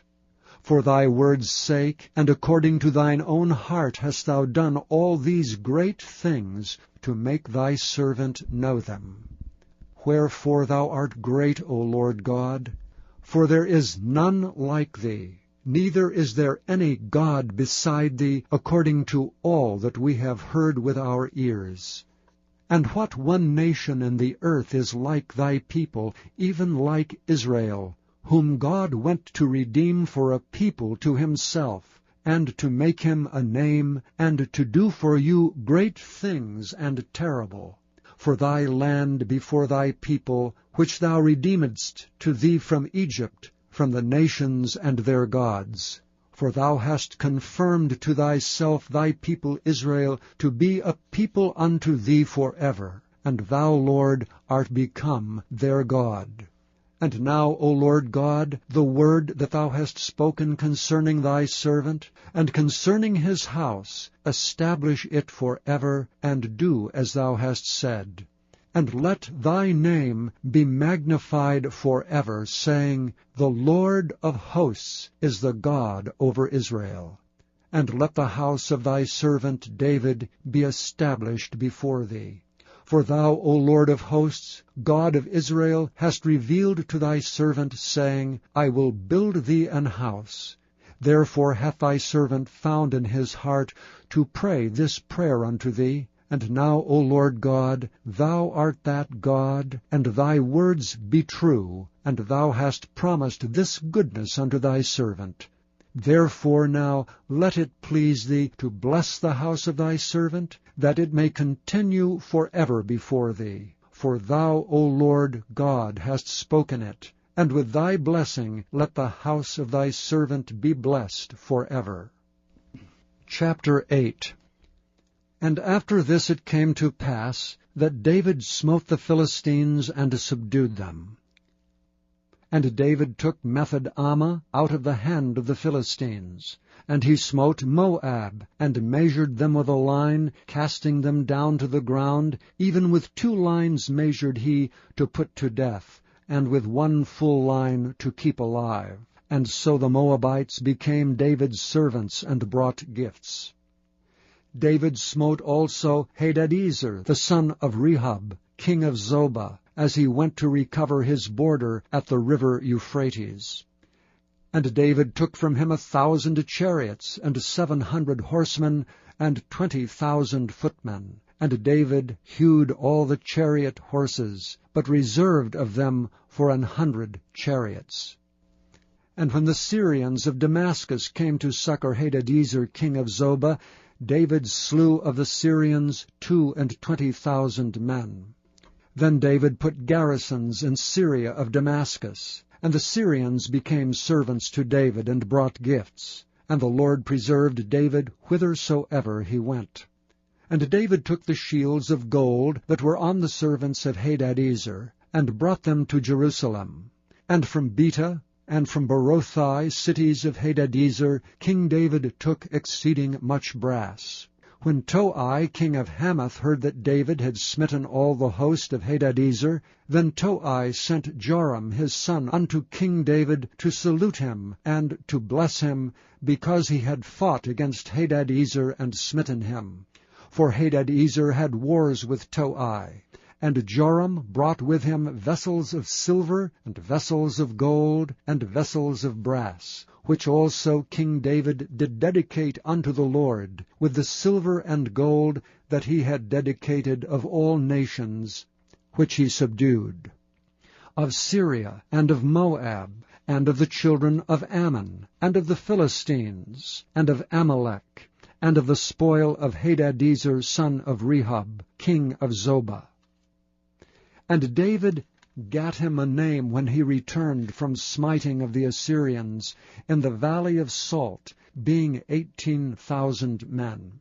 And he put garrisons in Edom. Throughout all Edom he put garrisons, and all they of Edom became David's servants. And the Lord preserved David whithersoever he went. And David reigned over all Israel. And David executed judgment and justice unto all his people. And Joab the son of Zeruiah was over the host, and Jehoshaphat the son of Ahilud was recorder, and Zadok the son of Ahitub, and Ahimelech the son of Abiathar were the priests, and Sariah was the scribe. And Benaiah the son of Jehoiada was over both the Kerethites and the Pelethites, and David's sons were chief rulers. Chapter 9. And David said, Is there yet any that is left of the house of Saul, that I may show him kindness for Jonathan's sake? And there was of the house of Saul a servant whose name was Ziba. And when they had called him unto David, the king said unto him, Art thou Ziba? And he said, Thy servant is he. And the king said, Is there not yet any of the house of Saul, that I may show the kindness of God unto him? And Ziba said unto the king, Jonathan hath yet a son, which is lame on his feet.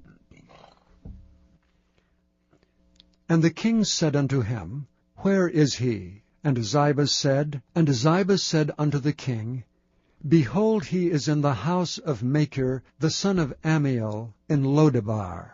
Then King David sent and fetched him out of the house of Machir, the son of Ammiel, from Lodebar. Now when Mephibosheth, the son of Jonathan, the son of Saul, was come unto David, he fell on his face and did reverence. And David said, Mephibosheth. And he answered, Behold thy servant. And David said unto him, Fear not, for I will surely show thee kindness for Jonathan thy father's sake, and will restore thee all the land of Saul thy father, and thou shalt eat bread at my table continually. And he bowed himself and said, What is thy servant, that thou shouldst look upon such a dead dog as I am? Then the king called to Ziba Saul's servant, and said unto him, I have given unto thy master's son all that pertaineth to Saul and to all his house. Thou therefore and thy sons and thy servants shall till the land for him, and thou shalt bring in the fruits, that thy master's son may have food to eat. But Mephibosheth thy master's son shall eat bread alway at my table. Now Ziba had 15 sons and 20 servants. Then said Ziba unto the king, According to all that my lord the king hath commanded his servant, so shall thy servant do. As for Mephibosheth, said the king, he shall eat at my table as one of the king's sons. And Mephibosheth had a young son, whose name was Micah. And all that dwelt in the house of Ziba were servants unto Mephibosheth. So Mephibosheth dwelt in Jerusalem, for he did eat continually at the king's table, and was lame on both his feet. Chapter 10. And it came to pass after this, that the king of the children of Ammon died, and Hanun his son reigned in his stead. Then said David, I will show kindness unto Hanun the son of Nahash, as his father showed kindness unto me. And David sent to comfort him by the hand of his servants for his father. And David's servants came into the land of the children of Ammon. And the princes of the children of Ammon said unto Hanun their lord, Thinkest thou that David doth honor thy father, that he hath sent comforters unto thee? Hath not David rather sent his servants unto thee to search the city, and to spy it out, and to overthrow it? Wherefore Hanun took David's servants, and shaved off the 1/2 of their beards, and cut off their garments in the middle, even to their buttocks, and sent them away. When they told it unto David, he sent to meet them, because the men were greatly ashamed. And the king said, Tarry at Jericho until your beards be grown, and then return.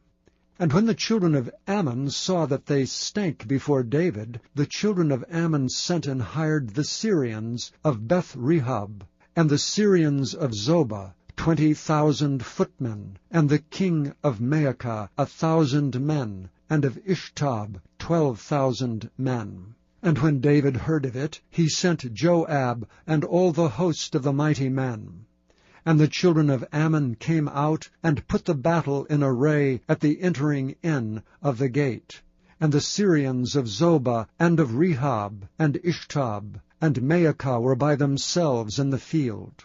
When Joab saw that the front of the battle was against him before and behind, he chose of all the choice men of Israel, and put them in array against the Syrians. And the rest of the people he delivered into the hand of Abishai his brother, that he might put them in array against the children of Ammon. And he said, If the Syrians be too strong for me, then thou shalt help me. But if the children of Ammon be too strong for thee, then I will come and help thee. Be of good courage, and let us play the men for our people, and for the cities of our God. And the Lord do that which seemeth him good. And Joab drew nigh, and the people that were with him, unto the battle against the Syrians, and they fled before him. And when the children of Ammon saw that the Syrians were fled, then fled they also before Abishai, and entered into the city. So Joab returned from the children of Ammon, and came to Jerusalem. And when the Syrians saw that they were smitten before Israel, they gathered themselves together. And Hadarezer sent and brought out the Syrians that were beyond the river, and they came to Helam. And Shobach, the captain of the host of Hadarezer, went before them. And when it was told David, he gathered all Israel together, and passed over Jordan, and came to Helam. And the Syrians set themselves in array against David, and fought with him.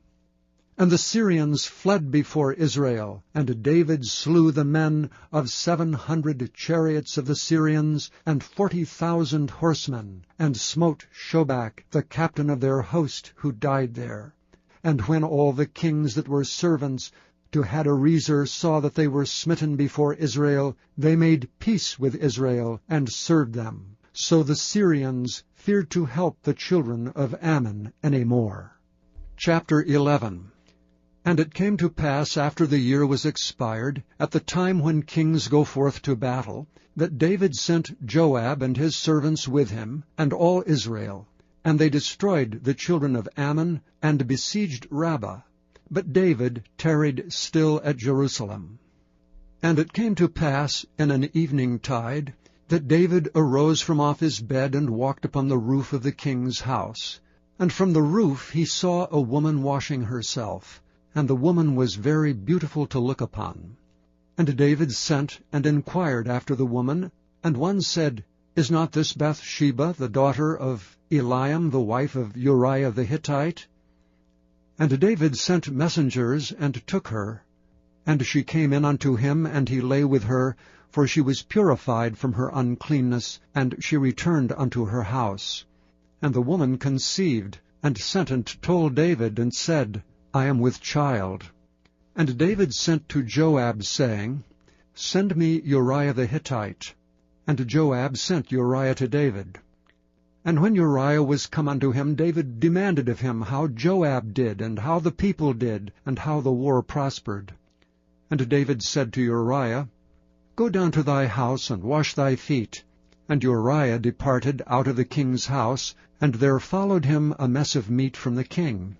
But Uriah slept at the door of the king's house with all the servants of his lord, and went not down to his house.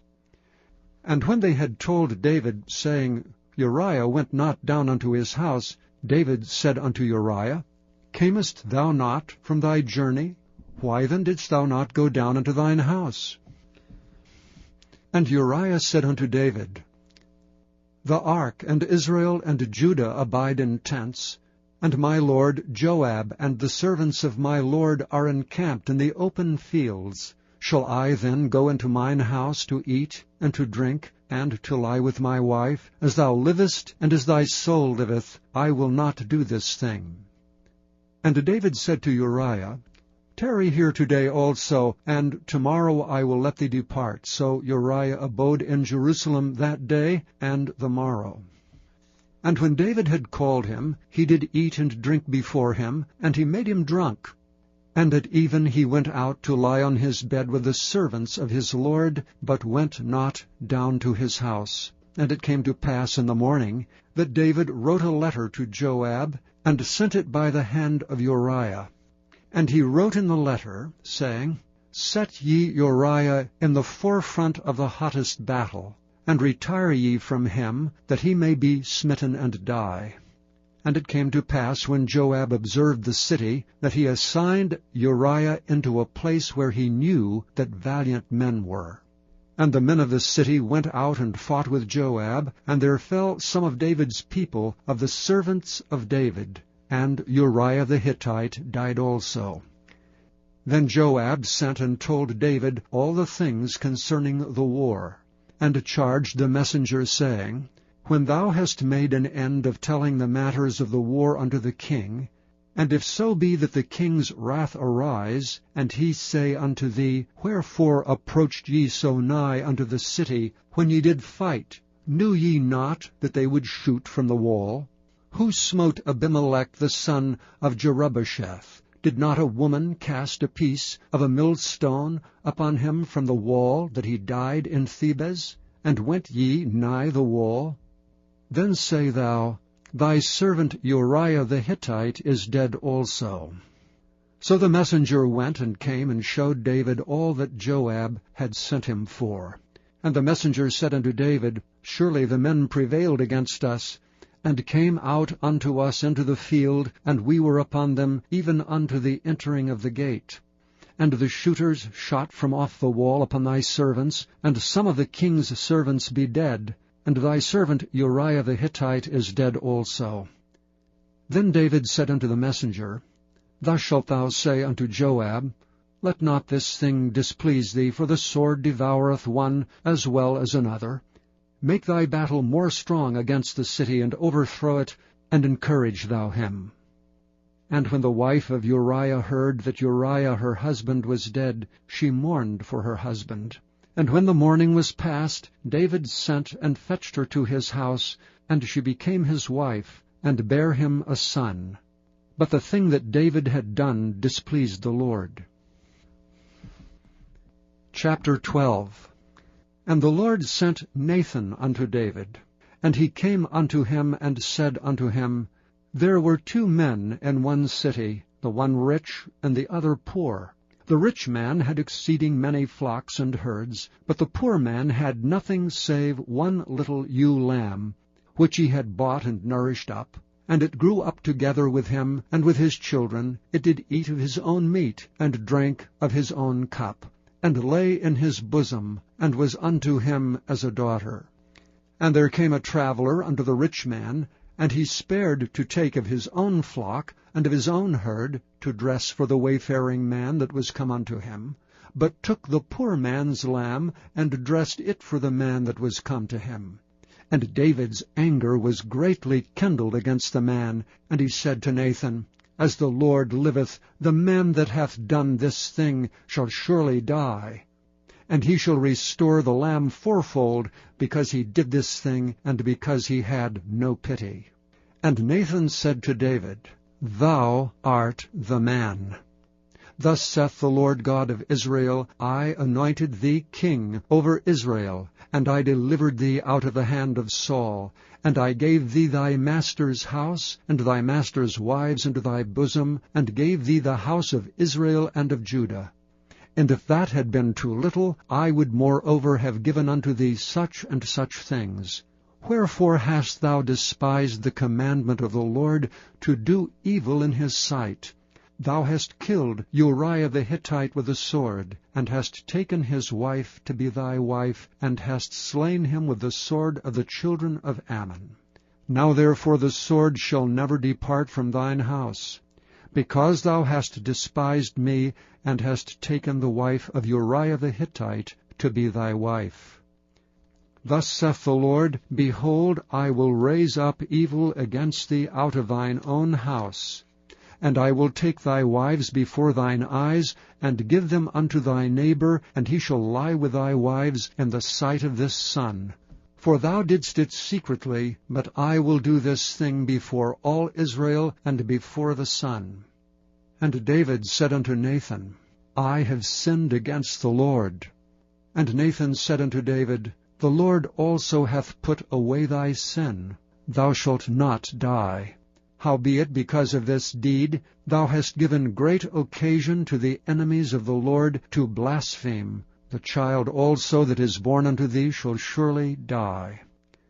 And Nathan departed unto his house, and the Lord struck the child that Uriah's wife bare unto David, and it was very sick.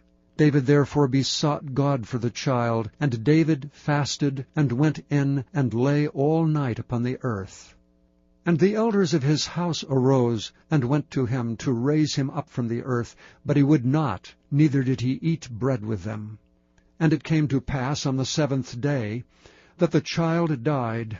And the servants of David feared to tell him that the child was dead, for they said, Behold, while the child was yet alive we spake unto him, and he would not hearken unto our voice. How will he then vex himself, if we tell him that the child is dead? But when David saw that his servants whispered, David perceived that the child was dead. Therefore David said unto his servants, Is the child dead? And they said, He is dead. Then David arose from the earth, and washed, and anointed himself, and changed his apparel, and came into the house of the Lord, and worshipped. Then he came to his own house, and when he required, they set bread before him, and he did eat. Then said his servants unto him, What thing is this that thou hast done? Thou didst fast and weep for the child while it was alive, but when the child was dead, thou didst rise and eat bread. And he said, While the child was yet alive, I fasted and wept. For I said, Who can tell whether God will be gracious to me, that the child may live? But now he is dead, wherefore should I fast? Can I bring him back again? I shall go to him, but he shall not return to me. And David comforted Bathsheba his wife, and went in unto her, and lay with her. And she bare a son, and she called his name Solomon. And the Lord loved him. And he sent by the hand of Nathan the prophet, and he called his name Jedediah, because of the Lord. And Joab fought against Rabbah of the children of Ammon, and took the royal city. And Joab sent messengers to David, and said, I have fought against Rabbah, and have taken the city of waters. Now therefore gather the rest of the people together, and encamp against the city, and take it, lest I take the city, and it be called after my name.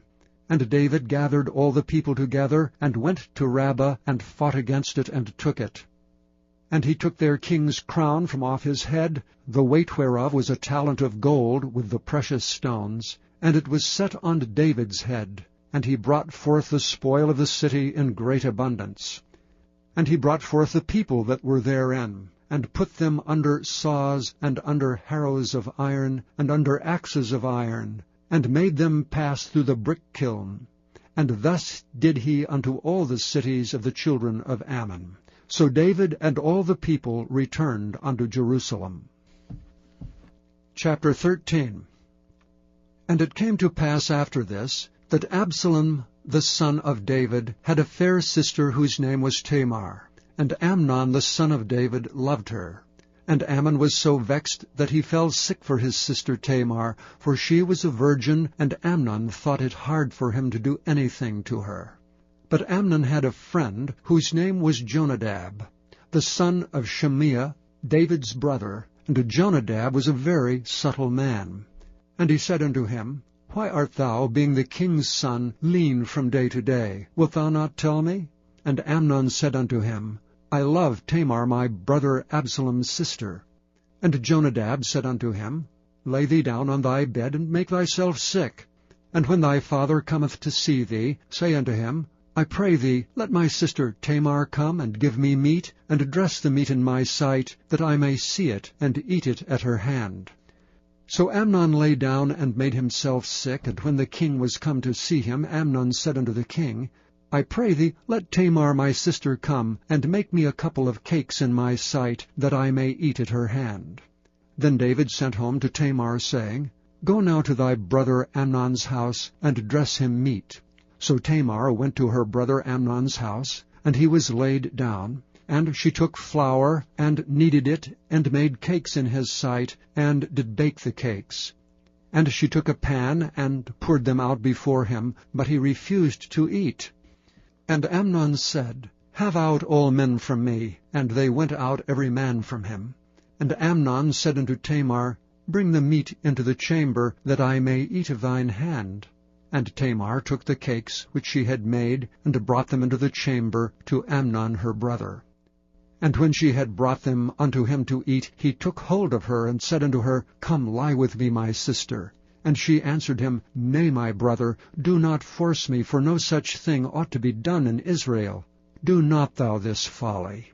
And I, whither shall I cause my shame to go? And as for thee, thou shalt be as one of the fools in Israel. Now therefore I pray thee, speak unto the king, for he will not withhold me from thee. Howbeit he would not hearken unto her voice, but being stronger than she, forced her, and lay with her. Then Amnon hated her exceedingly, so that the hatred wherewith he hated her was greater than the love wherewith he had loved her. And Amnon said unto her, Arise, begone. And she said unto him, There is no cause. This evil in sending me away is greater than the other that thou didst unto me. But he would not hearken unto her. Then he called his servant that ministered unto him, and said, Put now this woman out from me, and bolt the door after her. And she had a garment of divers colors upon her, for with such robes were the king's daughters that were virgins apparelled. Then his servant brought her out, and bolted the door after her. And Tamar put ashes on her head, and rent her garment of divers colors that was on her, and laid her hand on her head, and went on crying. And Absalom her brother said unto her, Hath Amnon thy brother been with thee? But hold now thy peace, my sister. He is thy brother, regard not this thing. So Tamar remained desolate in her brother Absalom's house. But when King David heard of all these things, he was very wroth. And Absalom spake unto his brother Amnon neither good nor bad, for Absalom hated Amnon, because he had forced his sister Tamar. And it came to pass after 2 full years, that Absalom had sheep-shearers in Baal-hazor, which is beside Ephraim, and Absalom invited all the king's sons. And Absalom came to the king, and said, Behold, now thy servant hath sheep-shearers. Let the king, I beseech thee, and his servants go with thy servant. And the king said to Absalom, Nay, my son, let us not all now go, lest we be chargeable unto thee. And he pressed him, howbeit he would not go, but blessed him. Then said Absalom, If not, I pray thee, let my brother Amnon go with us. And the king said unto him, Why should he go with thee? But Absalom pressed him that he let Amnon and all the king's sons go with him. Now Absalom had commanded his servants, saying, Mark ye now when Amnon's heart is merry with wine, and when I say unto you, Smite Amnon, then kill him, fear not. Have not I commanded you? Be courageous and be valiant. And the servants of Absalom did unto Amnon as Absalom had commanded. Then all the king's sons arose, and every man gat him up upon his mule, and fled. And it came to pass, while they were in the way, that tidings came to David, saying, Absalom hath slain all the king's sons, and there is not one of them left. Then the king arose, and tare his garments, and lay on the earth, and all his servants stood by with their clothes rent. And Jonadab the son of Shimeah, David's brother, answered and said, Let not my lord suppose that they have slain all the young men, the king's sons, for Amnon only is dead. For by the appointment of Absalom this hath been determined from the day that he forced his sister Tamar. Now therefore let not my lord the king take the thing to his heart, to think that all the king's sons are dead, for Amnon only is dead. But Absalom fled. And the young man that kept the watch lifted up his eyes, and looked, and behold, there came much people by the way of the hillside behind him. And Jonadab said unto the king, Behold, the king's sons come, as thy servant said, so it is. And it came to pass, as soon as he had made an end of speaking, that, behold, the king's sons came, and lifted up their voices, and wept. And the king also, and all his servants, wept very sore. But Absalom fled, and went to Talmai the son of Ammihud, king of Geshur. And David mourned for his son every day. So Absalom fled, and went to Geshur, and was there 3 years. And the soul of King David longed to go forth unto Absalom, for he was comforted concerning Amnon, seeing he was dead. Chapter 14. Now Joab the son of Zeruiah perceived that the king's heart was toward Absalom. And Joab sent to Tekoa, and fetched thence a wise woman, and said unto her, I pray thee, feign thyself to be a mourner, and put on now mourning apparel, and anoint not thyself with oil, but be as a woman that had a long time mourned for the dead, and come to the king, and speak on this manner unto him. So Joab put the words in her mouth. And when the woman of Tekoa spake to the king, she fell on her face to the ground, and did obeisance, and said, Help, O king. And the king said unto her, What aileth thee? And she answered, I am indeed a widow woman, and mine husband is dead. And thy handmaid had 2 sons, and they 2 strove together in the field, and there was none to part them, but the one smote the other, and slew him. And behold, the whole family is risen against thine handmaid. And they said, Deliver him that smote his brother, that we may kill him, for the life of his brother whom he slew. And we will destroy the heir also, and so they shall quench my coal which is left, and shall not leave to my husband neither name nor remainder upon the earth. And the king said unto the woman, Go to thine house, and I will give charge concerning thee. And the woman of Tekoa said unto the king, My lord, O king, the iniquity be on me, and on my father's house, and the king and his throne be guiltless. And the king said, Whosoever saith aught unto thee, bring him to me, and he shall not touch thee any more.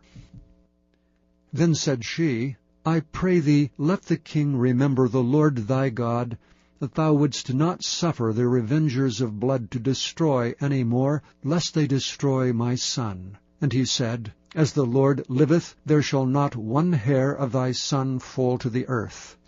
And the woman said, Let thine handmaid, I pray thee, speak one word unto my lord the king. And he said, Say on. And the woman said, Wherefore then hast thou thought such a thing against the people of God? For the king doth speak this thing as one which is faulty, in that the king doth not fetch home again his banished. For we must needs die, and are as water spilt in the ground, which cannot be gathered up again. Neither doth God respect any person, yet doth he devise means that his banished be not expelled from him. Now therefore that I am come to speak of this thing unto my lord the king, it is because the people have made me afraid. And thy handmaid said, I will now speak unto the king. It may be that the king will perform the request of his handmaid. For the king will hear to deliver his handmaid out of the hand of the man that would destroy me and my son together out of the inheritance of God.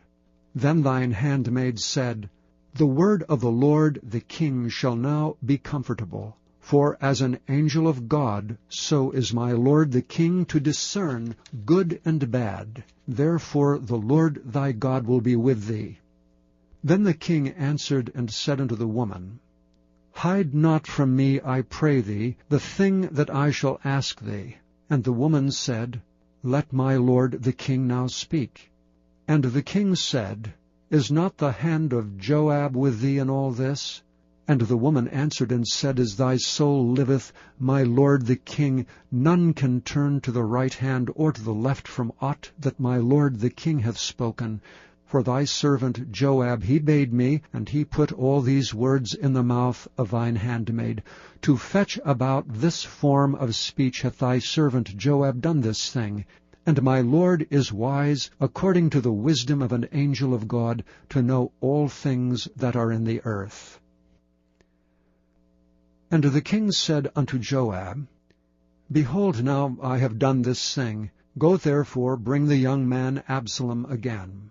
And Joab fell to the ground on his face, and bowed himself, and thanked the king. And Joab said, Today thy servant knoweth that I have found grace in thy sight, my lord, O king, in that the king hath fulfilled the request of his servant. So Joab arose and went to Geshur, and brought Absalom to Jerusalem. And the king said, Let him turn to his own house, and let him not see my face. So Absalom returned to his own house, and saw not the king's face.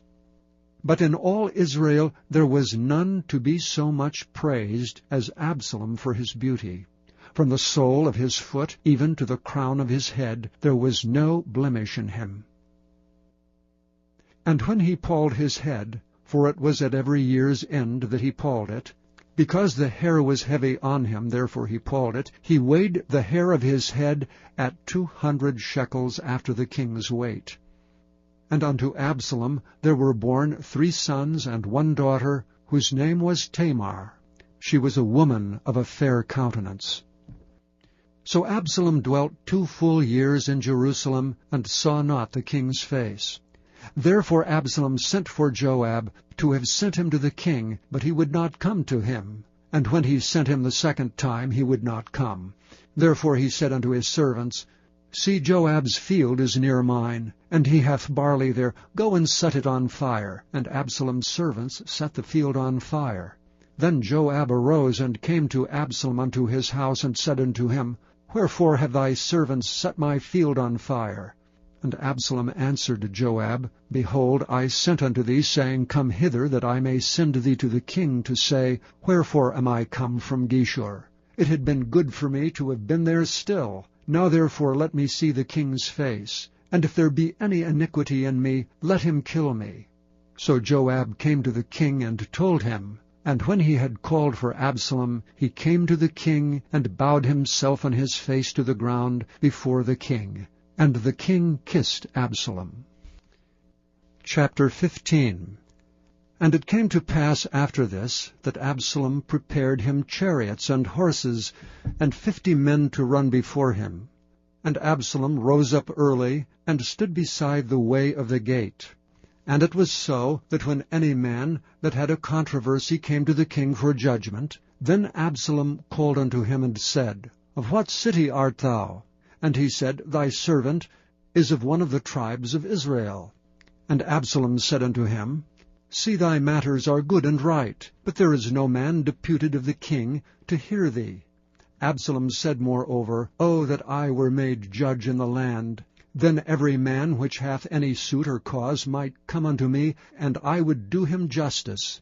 And it was so, that when any man came nigh to him to do him obeisance, he put forth his hand, and took him, and kissed him.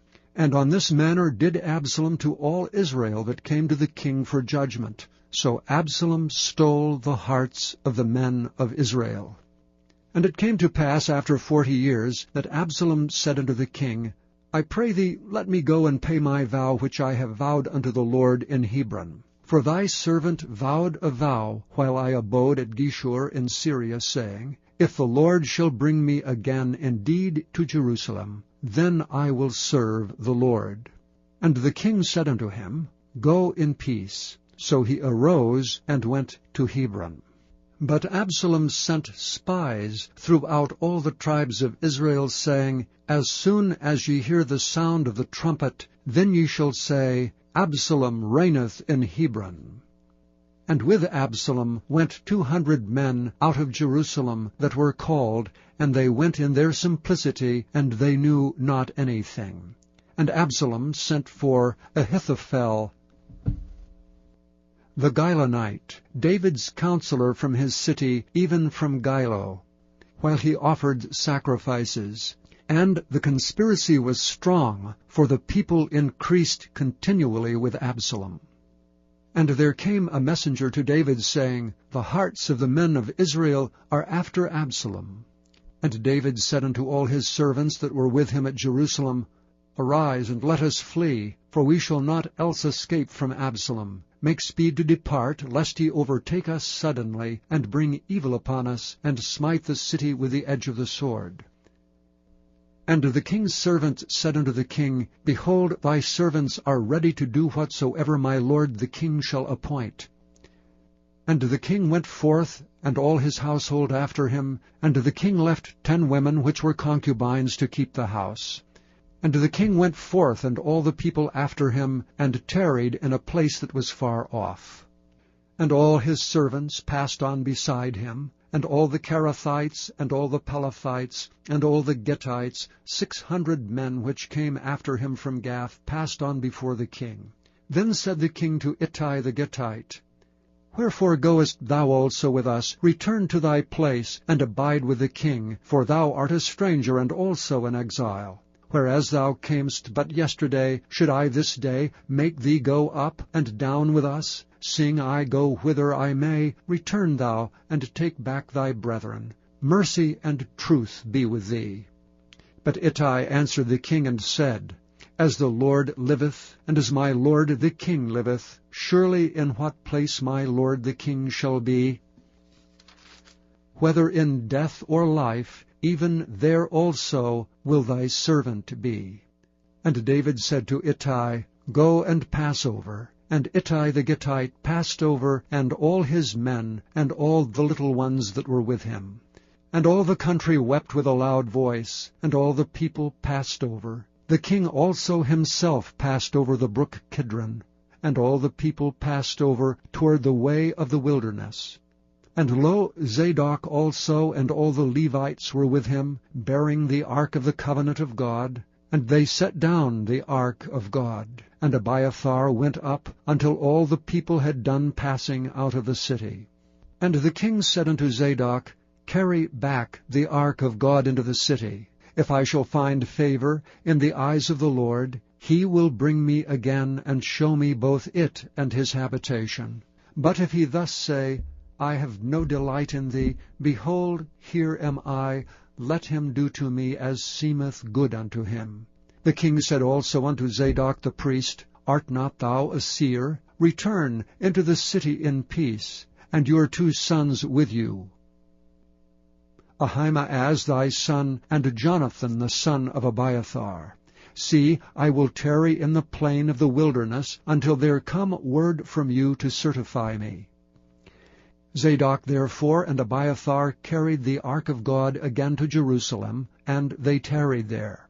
And David went up by the ascent of Mount Olivet, and wept as he went up, and had his head covered, and he went barefoot, and all the people that was with him covered every man his head, and they went up weeping as they went up. And one told David, saying, Ahithophel is among the conspirators with Absalom. And David said, O Lord, I pray thee, turn the counsel of Ahithophel into foolishness. And it came to pass that when David was come to the top of the mount, where he worshipped God, behold, Hushai the Archite came to meet him, with his coat rent, and earth upon his head, unto whom David said, If thou passest on with me, then thou shalt be a burden unto me. But if thou return to the city, and say unto Absalom, I will be thy servant, O king, as I have been thy father's servant hitherto, so will I now also be thy servant, then mayest thou for me defeat the counsel of Ahithophel. And hast thou not there with thee Zadok and Abiathar the priests? Therefore it shall be, that what thing soever thou shalt hear out of the king's house, thou shalt tell it to Zadok and Abiathar the priests.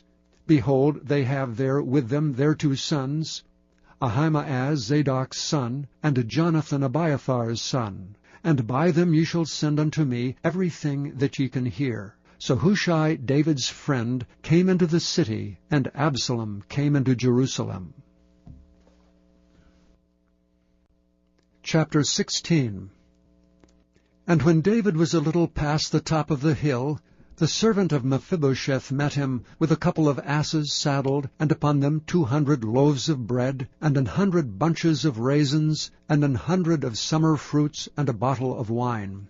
Then said the king unto Ziba, What meanest thou by these? And Ziba said, The asses be for the king's household to ride on, and the bread and summer fruit for the young men to eat, and the wine, that such as be faint in the wilderness may drink. And the king said, And where is thy master's son? And Ziba said unto the king, Behold, he abideth at Jerusalem. For he said, Today shall the house of Israel restore me the kingdom of my father. Then said the king to Ziba, Behold, thine are all that pertaineth unto Mephibosheth. And Ziba said, I humbly beseech thee, that I may find grace in thy sight, my lord, O king. And when King David came to Bahurim, behold, thence came out a man of the family of the house of Saul, whose name was Shimei the son of Gera. He came forth and cursed still as he came. And he cast stones at David, and at all the servants of King David, and all the people, and all the mighty men were on his right hand and on his left. And thus said Shimei when he cursed, Come out, thou bloody man, and thou man of Belial.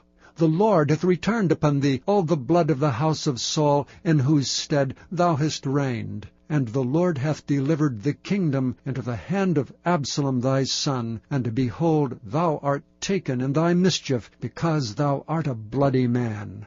Then said Abishai the son of Zeruiah unto the king, Why should this dead dog curse my lord the king? Let me go over, I pray thee, and take off his head. And the king said, What have I to do with you, ye sons of Zeruiah? So let him curse, because the Lord hath said unto him, Curse David. Who shall then say, Wherefore hast thou done so? And David said to Abishai and to all his servants, Behold, my son, which came forth of my bowels, seeketh my life.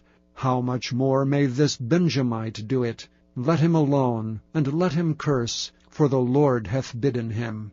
It may be that the Lord will look on mine affliction, and that the Lord will requite me good for his cursing this day.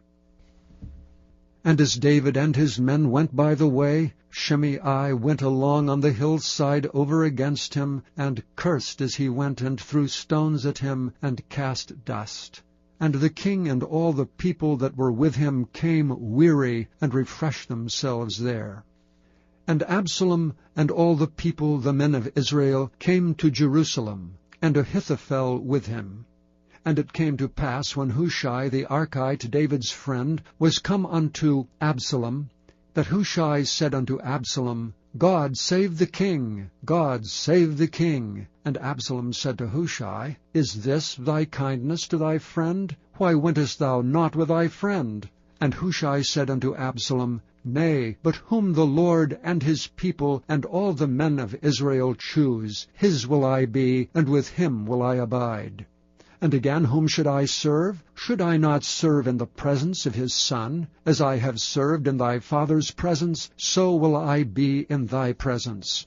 Then said Absalom to Ahithophel, Give counsel among you what we shall do. And Ahithophel said unto Absalom, Go in unto thy father's concubines, which he hath left to keep the house, and all Israel shall hear that thou art abhorred of thy father. Then shall the hands of all that are with thee be strong.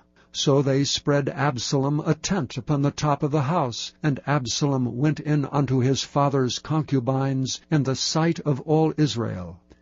And the counsel of Ahithophel, which he counselled in those days, was as if a man had inquired at the oracle of God. So was all the counsel of Ahithophel, both with David and with Absalom. Chapter 17. Moreover Ahithophel said unto Absalom, Let me now choose out 12,000 men, and I will arise and pursue after David this night. And I will come upon him while he is weary and weak-handed, and will make him afraid, and all the people that are with him shall flee, and I will smite the king only. And I will bring back all the people unto thee. The man whom thou seekest is as if all returned, so all the people shall be in peace. And the saying pleased Absalom well, and all the elders of Israel. Then said Absalom, Call now Hushai the Archite also, and let us hear likewise what he saith. And when Hushai was come to Absalom, Absalom spake unto him, saying, Ahithophel hath spoken after this manner. Shall we do after his saying? If not, speak thou. And Hushai said unto Absalom, The counsel that Ahithophel hath given thee is not good at this time. For, said Hushai, Thou knowest thy father and his men, that they be mighty men, and they be chafed in their minds, as a bear robbed of her whelps in the field. And thy father is a man of war, and will not lodge with the people. Behold, he is hid now in some pit, or in some other place. And it will come to pass, when some of them be overthrown at the first, that whosoever heareth it will say, There is a slaughter among the people that follow Absalom. And he also that is valiant, whose heart is as the heart of a lion, shall utterly melt. For all Israel knoweth that thy father is a mighty man, and they which be with him are valiant men. Therefore I counsel that all Israel be generally gathered unto thee from Dan even to Beersheba, as the sand that is by the sea for multitude, and that thou go to battle in thine own person. So shall we come upon him in some place where he shall be found, and we will light upon him as the dew falleth on the ground. And of him and of all the men that are with him there shall not be left so much as one. Moreover, if he be gotten into a city, then shall all Israel bring ropes to that city, and we will draw it into the river until there be not one small stone found there. And Absalom and all the men of Israel said, The counsel of Hushai the Archite is better than the counsel of Ahithophel. For the Lord had appointed to defeat the good counsel of Ahithophel, to the intent that the Lord might bring evil upon Absalom. Then said Hushai unto Zadok and to Abiathar the priests, Thus and thus did Ahithophel counsel Absalom and the elders of Israel, and thus have I counselled. Now therefore send quickly, and tell David, saying, Lodge not this night in the plains of the wilderness, but speedily pass over, lest the king be swallowed up, and all the people that are with him. Now Jonathan and Ahimaaz stayed by Enrogel, for they might not be seen to come into the city. And a wench went and told them, and they went and told King David. Nevertheless a lad saw them, and told Absalom. But they went both of them away quickly, and came to a man's house in Bahurim, which had a well in his court, whither they went down. And the woman took and spread a covering over the well's mouth, and spread ground corn thereon, and the thing was not known. And when Absalom's servants came to the woman to the house, they said, Where is Ahimaaz and Jonathan? And the woman said unto them, They be gone over the brook of water. And when they had sought and could not find them, they returned to Jerusalem. And it came to pass, after they were departed, that they came up out of the well, and went and told King David, and said unto David, Arise and pass quickly over the water, for thus hath Ahithophel counselled against you. Then David arose, and all the people that were with him, and they passed over Jordan. By the morning light there lacked not one of them that was not gone over Jordan. And when Ahithophel saw that his counsel was not followed, he saddled his ass, and arose, and gat him home to his house, to his city, and put his household in order, and hanged himself, and died, and was buried in the sepulchre of his father. Then David came to Mahanaim, and Absalom passed over Jordan, he and all the men of Israel with him. And Absalom made Amasa king of the host instead of Joab, which Amasa was a man's son, whose name was Ithra, an Israelite, that went in to Abigail, the daughter of Nahash, sister to Zeruiah, Joab's mother. So Israel and Absalom pitched in the land of Gilead. And it came to pass, when David was come to Mahanaim, that Shobai the son of Nahash of Rabbah, of the children of Amnon, and Machir the son of Ammiel of Lodebar, and Barzillai the Gileadite of Rogelim, brought beds and basins and earthen vessels, and wheat and barley and flour, and parched corn, and beans and lentils, and parched pulse, and honey, and butter, and sheep, and cheese of kine for David and for the people that were with him to eat. For they said, The people is hungry and weary and thirsty in the wilderness. Chapter 18. And David numbered the people that were with him, and set captains of thousands, and captains of hundreds over them. And David sent forth a third part of the people under the hand of Joab, and a third part under the hand of Abishai the son of Zeruiah, Joab's brother, and a third part under the hand of Ittai the Gittite. And the king said unto the people, I will surely go forth with you myself also. But the people answered, Thou shalt not go forth. For if we flee away, they will not care for us, neither if half of us die will they care for us. But now thou art worth 10,000 of us. Therefore now it is better that thou succor us out of the city. And the king said unto them, What seemeth you best I will do. And the king stood by the gate side, and all the people came out by hundreds and by thousands.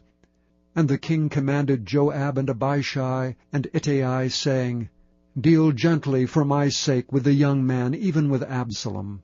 And all the people heard when the king gave all the captains charge concerning Absalom. So the people went out into the field against Israel, and the battle was in the wood of Ephraim, where the people of Israel were slain before the servants of David. And there was there a great slaughter that day of 20,000 men. For the battle was there scattered over the face of all the country, and the wood devoured more people that day than the sword devoured. And Absalom met the servants of David, and Absalom rode upon a mule, and the mule went under the thick boughs of a great oak, and his head caught hold of the oak, and he was taken up between the heaven and the earth. And the mule that was under him went away. And a certain man saw it, and told Joab, and said, Behold, I saw Absalom hanged in an oak. And Joab said unto the man that told him, And behold, thou sawest him, and why didst thou not smite him there to the ground?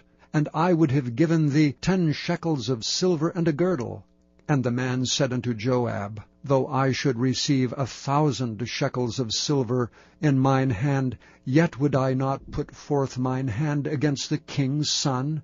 For in our hearing the king charged thee and Abishai and Ittai, saying, Beware that none touch the young man Absalom. Otherwise I should have wrought falsehood against mine own life. For there is no matter hid from the king, and thou thyself wouldst have set thyself against me. Then said Joab, I may not tarry thus with thee. And he took 3 darts in his hand, and thrust them through the heart of Absalom, while he was yet alive in the midst of the oak. And 10 young men that bare Joab's armor compassed about, and smote Absalom, and slew him. And Joab blew the trumpet, and the people returned from pursuing after Israel, for Joab held back the people. And they took Absalom, and cast him into a great pit in the wood, and laid a very great heap of stones upon him. And all Israel fled every one to his tent. Now Absalom, in his lifetime, had taken and reared up for himself a pillar, which is in the king's dale, for he said, I have no son to keep my name in remembrance. And he called the pillar after his own name, and it is called unto this day Absalom's place. Then said Ahimaaz the son of Zadok, Let me now run, and bear the king tidings, how that the Lord hath avenged him of his enemies. And Joab said unto him, Thou shalt not bear tidings this day, but thou shalt bear tidings another day. But this day thou shalt bear no tidings, because the king's son is dead. Then said Joab to Cushai, Go tell the king what thou hast seen. And Cushai bowed himself unto Joab and ran. Then said Ahimaaz the son of Zadok yet again to Joab, But howsoever let me, I pray thee, also run after Cushai. And Joab said, Wherefore wilt thou run, my son, seeing that thou hast no tidings ready? But howsoever, said he, let me run. And he said unto him, Run. Then Ahimaaz ran by the way of the plain, and overran Cushai. And David sat between the two gates, and the watchman went up to the roof over the gate unto the wall, and looked up his eyes, and looked, and behold, a man running alone. And the watchman cried and told the king, and the king said, If he be alone, there is tidings in his mouth. And he came apace and drew near, and the watchman saw another man running. And the watchman called unto the porter, and said, Behold, another man running alone. And the king said, He also bringeth tidings.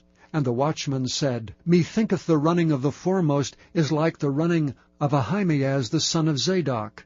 And the king said, He is a good man, and cometh with good tidings. And Ahimaaz called, and said unto the king, All is well. And he fell down to the earth upon his face before the king, and said, Blessed be the Lord thy God, which hath delivered up the men that lifted up their hand against my lord the king. And the king said, Is the young man Absalom safe? And Ahimaaz answered, When Joab sent the king's servant and me thy servant, I saw a great tumult, but I knew not what it was. And the king said unto him, Turn aside and stand here. And he turned aside and stood still, and behold, Cushai came. And Cushai said, Tidings, my lord the king, for the Lord hath avenged thee this day of all them that rose up against thee. And the king said unto Cushai, Is the young man Absalom safe? And Cushai answered, The enemies of my lord the king, and all that rise against thee to do thee hurt, be as that young man is. And the king was much moved, and went up to the chamber over the gate, and wept. And as he went, thus he said, O my son Absalom! My son, Absalom! Would God I had died for thee, O Absalom, my son, my son. Chapter 19. And it was told Joab, Behold, the king weepeth and mourneth for Absalom. And the victory that day was turned into mourning unto all the people. For the people heard say that day how the king was grieved for his son. And the people gat them by stealth that day into the city, as people being ashamed steal away when they flee in battle. But the king covered his face, and the king cried with a loud voice, O my son Absalom! O Absalom, my son, my son! And Joab came into the house to the king, and said, Thou hast shamed this day the faces of all thy servants, which this day have saved thy life, and the lives of thy sons and of thy daughters, and the lives of thy wives, and the lives of thy concubines, in that thou lovest thine enemies, and hatest thy friends. For thou hast declared this day that thou regardest neither princes nor servants. For this day I perceive that if Absalom had lived, and all we had died this day, then it had pleased thee well. Now therefore arise, go forth, and speak comfortably unto thy servants. For I swear by the Lord, if thou go not forth, there will not tarry one with thee this night. And that will be worse unto thee than all the evil that befell thee from thy youth until now. Then the king arose and sat in the gate. And they told unto all the people, saying, Behold, the king doth sit in the gate. And all the people came before the king, for Israel had fled every man to his tent. And all the people were at strife throughout all the tribes of Israel, saying, The king saved us out of the hand of our enemies, and he delivered us out of the hand of the Philistines, and now he is fled out of the land for Absalom. And Absalom, whom we anointed over us, is dead in battle. Now therefore, why speak ye not a word of bringing the king back? And King David sent to Zadok and to Abiathar the priest, saying, Speak unto the elders of Judah, saying, Why are ye the last to bring the king back to his house, seeing the speech of all Israel is come to the king, even to his house? Ye are my brethren, ye are my bones and flesh, wherefore then are ye the last to bring back the king? And say ye to Amasa, Art thou not of my bone and of my flesh? God do so to me, and more also, if thou be not captain of the host before me continually in the room of Joab. And he bowed the heart of all the men of Judah, even as the heart of one man, so that they sent this word unto the king, Return thou and all thy servants. So the king returned and came to Jordan, and Judah came to Gilgal to go to meet the king, to conduct the king over Jordan. And Shimei the son of Gera, a Benjamite, which was of Bahurim, hasted and came down with the men of Judah to meet King David. And there were 1,000 men of Benjamin with him, and Ziba, the servant of the house of Saul, and his 15 sons and his 20 servants with him, and they went over Jordan before the king. And there went over a ferry boat to carry over the king's household, and to do what he thought good.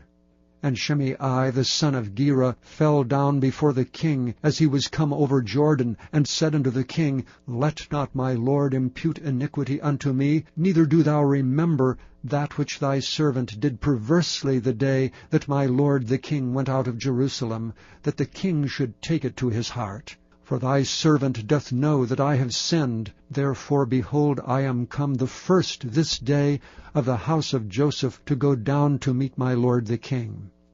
But Abishai the son of Zeruiah answered and said, Shall not Shimei be put to death for this, because he cursed the Lord's anointed? And David said, What have I to do with you, ye sons of Zeruiah, that ye should this day be adversaries unto me? Shall there any man be put to death this day in Israel? For do not I know that I am this day king over Israel? Therefore the king said unto Shimei, Thou shalt not die. And the king sware unto him. And Mephibosheth, the son of Saul, came down to meet the king, and had neither dressed his feet, nor trimmed his beard, nor washed his clothes, from the day the king departed, until the day he came again in peace. And it came to pass, when he was come to Jerusalem to meet the king, that the king said unto him, Wherefore wentest not thou with me, Mephibosheth?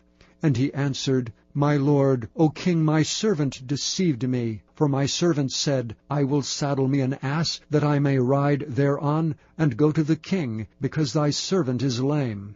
And he hath slandered thy servant unto my lord the king. But my lord the king is as an angel of God. Do therefore what is good in thine eyes. For all of my father's house were but dead men. For all of my father's house were but dead men before my lord the king. Yet didst thou set thy servant among them that did eat at thine own table. What right therefore have I yet to cry any more unto the king? And the king said unto him, Why speakest thou any more of thy matters? I have said, Thou and Ziba divide the land. And Mephibosheth said unto the king, Yea, let him take all, forasmuch as my lord the king is come again in peace unto his own house. And Barzillai the Gileadite came down from Rogelim, and went over Jordan with the king, to conduct him over Jordan.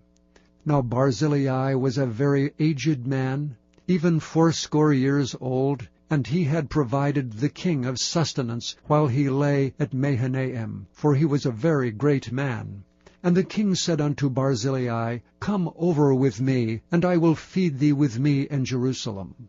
And Barzillai said unto the king, How long have I to live, that I should go up with the king unto Jerusalem? I am this day 80 years old, and can I discern between good and evil? Can thy servant taste what I eat or what I drink? Can I hear any more the voice of singing men and singing women? Wherefore then should thy servant be yet a burden unto my lord the king? Thy servant will go a little way over Jordan with the king, and why should the king recompense me with such a reward? let thy servant, I pray thee, turn back again, that I may die in mine own city, and be buried by the grave of my father and of my mother. But behold, thy servant Chimham, let him go over with my lord the king, and do to him what shall seem good unto thee. And the king answered, Chimham shall go over with me, and I will do to him that which shall seem good unto thee. And whatsoever thou shalt require of me, that will I do for thee. And all the people went over Jordan. And when the king was come over, the king kissed Barzillai and blessed him, and he returned unto his own place. Then the king went on to Gilgal, and Chimham went on with him, and all the people of Judah conducted the king, and also half the people of Israel.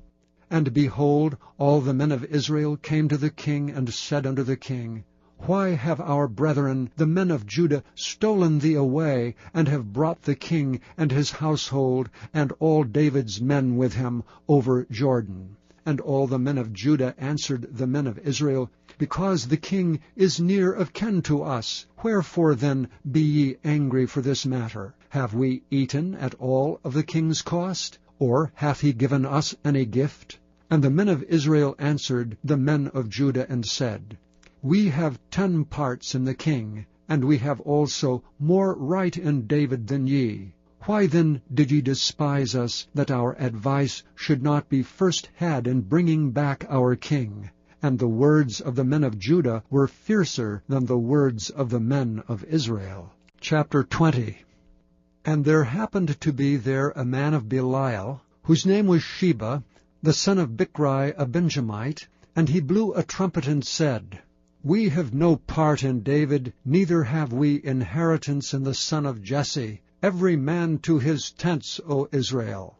So every man of Israel went up from after David, and followed Sheba the son of Bichri. But the men of Judah clave unto their king from Jordan even to Jerusalem.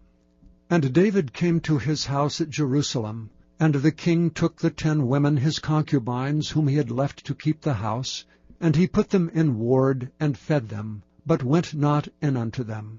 So they were shut up unto the day of their death, living in widowhood. Then said the king to Amasa, Assemble me the men of Judah within 3 days, and be thou here present. So Amasa went to assemble the men of Judah, but he tarried longer than the set time which he had appointed him. And David said to Abishai, Now shall Sheba the son of Bichri do us more harm than did Absalom. Take thou my lord's servants, and pursue after him, lest he get him fenced cities, and escape us. And there went out after him Joab's men, and the Cherethites, and the Pelethites, and all the mighty men. And they went out of Jerusalem to pursue after Sheba the son of Bichri. When they were at the great stone which is in Gibeon, Amasa went before them, and Joab's garment that he had put on was girded unto him, and upon it a girdle with a sword fastened upon his loins in the sheath thereof. And as he went forth, it fell out. And Joab said to Amasa, Art thou in health, my brother? And Joab took Amasa by the beard, and with the right hand to kiss him. But Amasa took no heed to the sword that was in Joab's hand, so he smote him therewith in the 5th rib, and shed out his bowels to the ground, and struck him not again, and he died. So Joab and Abishai his brother pursued after Sheba the son of Bichri. And one of Joab's men stood by him, and said, He that favoureth Joab, and he that is for David, let him go after Joab. And Amasa wallowed in blood in the midst of the highway. And when the man saw all the people stood still, he removed Amasa out of the highway into the field, and cast a cloth upon him, when he saw that every one that came by him stood still. When he was removed out of the highway, all the people went on after Joab, to pursue after Sheba the son of Bichri.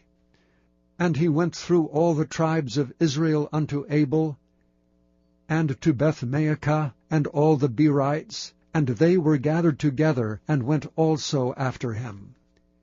And they came and besieged him in Abel of Bethmaachah. And they cast up a bank against the city, and it stood in the trench. And all the people that were with Joab battered the wall to throw it down. Then cried a wise woman out of the city, Hear, hear, say I pray you unto Joab, Come near hither, that I may speak with thee. And when he was come near unto her, the woman said, Art thou Joab? And he answered, I am he. Then she said unto him, Hear the words of thine handmaid. And he answered, I do hear. Then she spake, saying, They were wont to speak in old times, saying, They shall surely ask counsel at Abel, and so they ended the matter. I am one of them that are peaceable and faithful in Israel.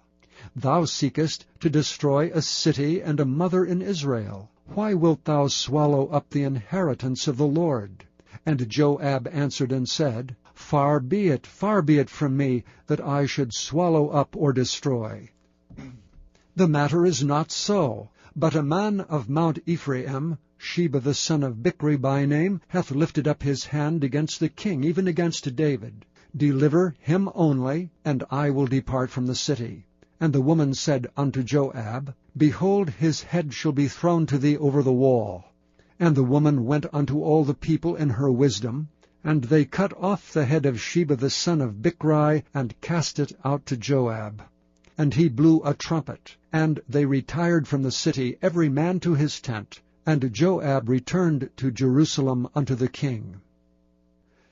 Now Joab was over all the host of Israel, and Benaiah the son of Jehoiada was over the Kerethites and over the Pelethites, and Adoram was over the tribute, and Jehoshaphat the son of Ahihud was recorder, and Sheva was scribe, and Zadok and Abiathar were the priests, and Ira also the Jairite was a chief ruler about David. Chapter 21. Then there was a famine in the days of David 3 years, year after year. And David inquired of the Lord, and the Lord answered, It is for Saul, and for his bloody house, because he slew the Gibeonites. And the king called the Gibeonites, and said unto them, Now the Gibeonites were not of the children of Israel, but of the remnant of the Amorites, and the children of Israel had sworn unto them. And Saul sought to slay them in his zeal to the children of Israel and Judah.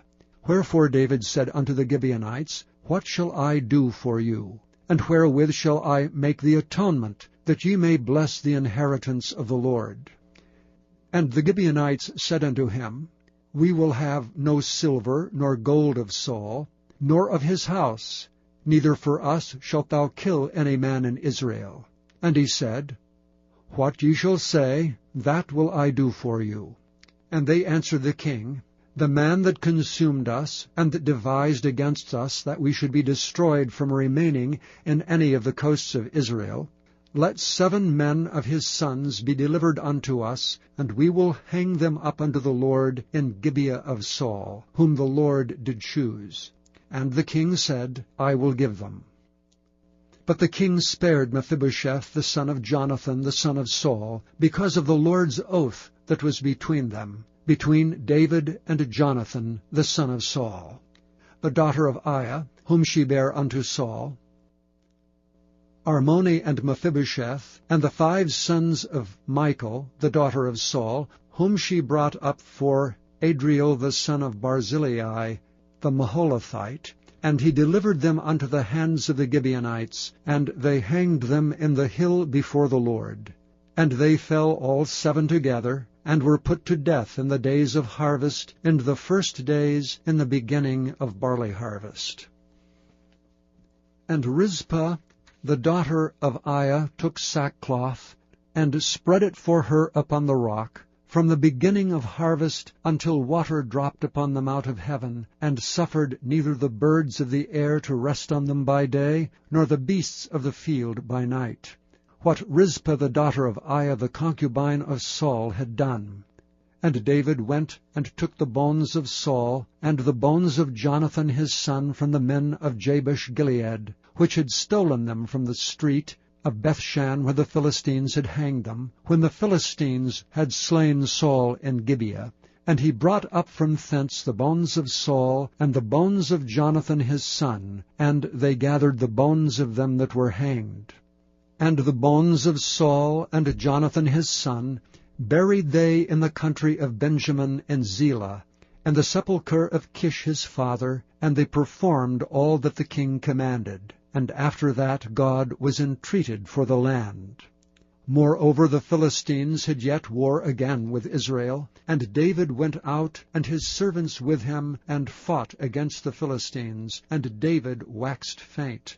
And Ishbi-Benob, which was of the sons of the giant, the weight of whose spear weighed 300 shekels of brass in weight, he being girded with a new sword, thought to have slain David.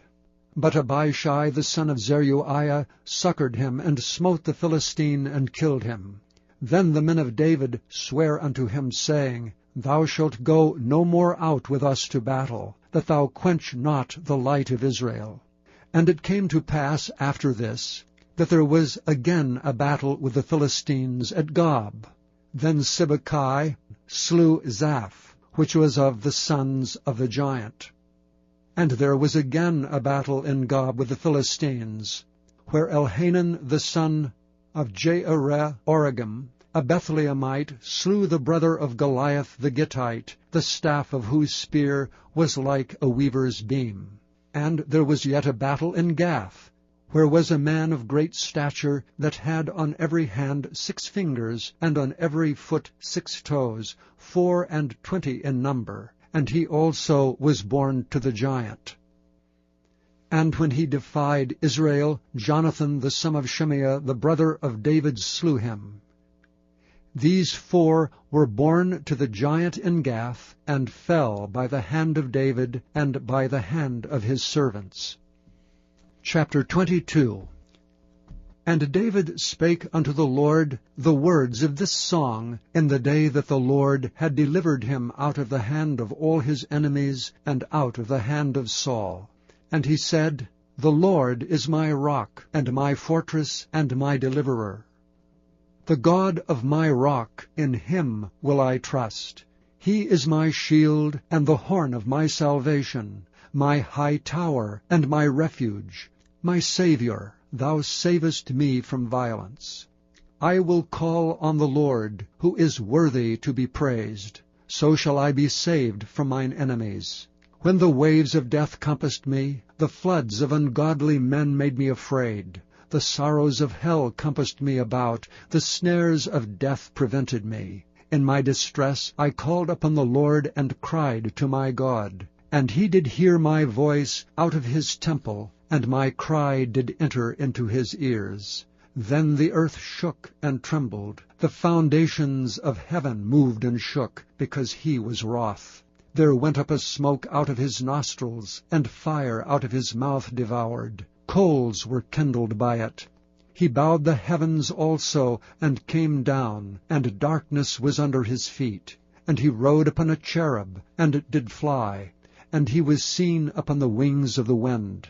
And he made darkness pavilions round about him, dark waters, and thick clouds of the skies. Through the brightness before him were coals of fire kindled. The Lord thundered from heaven, and the Most High uttered his voice. And he sent out arrows and scattered them, lightning and discomfited them. And the channels of the sea appeared, the foundations of the world were discovered. At the rebuking of the Lord, at the blast of the breath of his nostrils. He sent from above, he took me, he drew me out of many waters. He delivered me from my strong enemy, and from them that hated me. For they were too strong for me.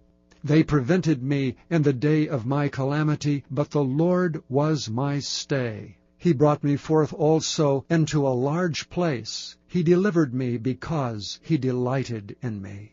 The Lord rewarded me according to my righteousness, according to the cleanness of my hands hath he recompensed me. For I have kept the ways of the Lord, and have not wickedly departed from my God. For all his judgments were before me, and as for his statutes, I did not depart from them. I was also upright before him, and have kept myself from mine iniquity. Therefore the Lord hath recompensed me according to my righteousness, according to my cleanness in his eyesight. With the merciful thou wilt show thyself merciful, and with the upright man thou wilt show thyself upright. With the pure thou wilt show thyself pure, and with the froward thou wilt show thyself unsavory. And the afflicted people thou wilt save, but thine eyes are upon the haughty, that thou mayest bring them down. For thou art my lamp, O Lord, and the Lord will lighten my darkness. For by thee have I run through a troop, by my God have I leaped over a wall. As for God, his way is perfect. The word of the Lord is tried. He is a buckler to all them that trust in him. For who is God save the Lord? And who is a rock save our God? God is my strength and power, and he maketh my way perfect. He maketh my feet like hinds' feet, and setteth me upon my high places. He teacheth my hands to war, so that a bow of steel is broken by mine arms. Thou hast also given me the shield of thy salvation, and thy gentleness hath made me great. Thou hast enlarged my steps under me, so that my feet did not slip. I have pursued mine enemies and destroyed them, and turned not again till I had consumed them. And I have consumed them and wounded them, that they could not arise, yea, they are fallen under my feet. For thou hast girded me with strength to battle. Them that rose up against me hast thou subdued under me. Thou hast also given me the necks of mine enemies, that I might destroy them that hate me. They looked, but there was none to save, even unto the Lord, but he answered them not. Then did I beat them as small as the dust of the earth. I did stamp them as the mire of the street, and did spread them abroad. Thou also hast delivered me from the strivings of my people. Thou hast kept me to be head of the heathen. A people which I knew not shall serve me. Strangers shall submit themselves unto me. As soon as they hear, they shall be obedient unto me. Strangers shall fade away, and they shall be afraid out of their close places. The Lord liveth, and blessed be my rock, and exalted be the God of the rock of my salvation. It is God that avengeth me, and that bringeth down the people under me, and that bringeth me forth from mine enemies. Thou also hast lifted me up on high above them that rose up against me. Thou hast delivered me from the violent man. Therefore I will give thanks unto thee, O Lord, among the heathen, and I will sing praises unto thy name. He is the tower of salvation for his king, and showeth mercy to his anointed, unto David, and unto his seed for evermore. Chapter 23. Now these be the last words of David. David the son of Jesse said, and the man who was raised up on high, the anointed of the God of Jacob, and the sweet psalmist of Israel said, The Spirit of the Lord spake by me, and his word was in my tongue. The God of Israel said, The Rock of Israel spake to me. He that ruleth over men must be just, ruling in the fear of God.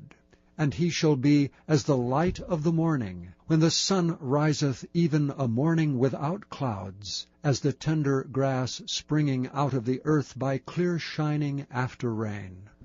Although my house be not so with God, yet he hath made with me an everlasting covenant, ordered in all things and sure. For this is all my salvation, and all my desire, although he make it not to grow. But the sons of Belial shall be all of them as thorns thrust away, because they cannot be taken with hands. But the man that shall touch them must be fenced with iron and the staff of a spear. and they shall be utterly burned with fire in the same place. These be the names of the mighty men whom David had. The Tachmonite that sat in the seat, chief among the captains, the same was Adonai the Eznite. He lift up his spear against 800, whom he slew at one time. And after him was Eleazar the son of Dodo, the Ahohite, one of the 3 mighty men with David, when they defied the Philistines that were there gathered together to battle, and the men of Israel were gone away. He arose and smote the Philistines until his hand was weary, and his hand clave unto the sword. And the Lord wrought a great victory that day, and the people returned after him only to spoil. After him was Shammah, the son of Agi, the Hararite.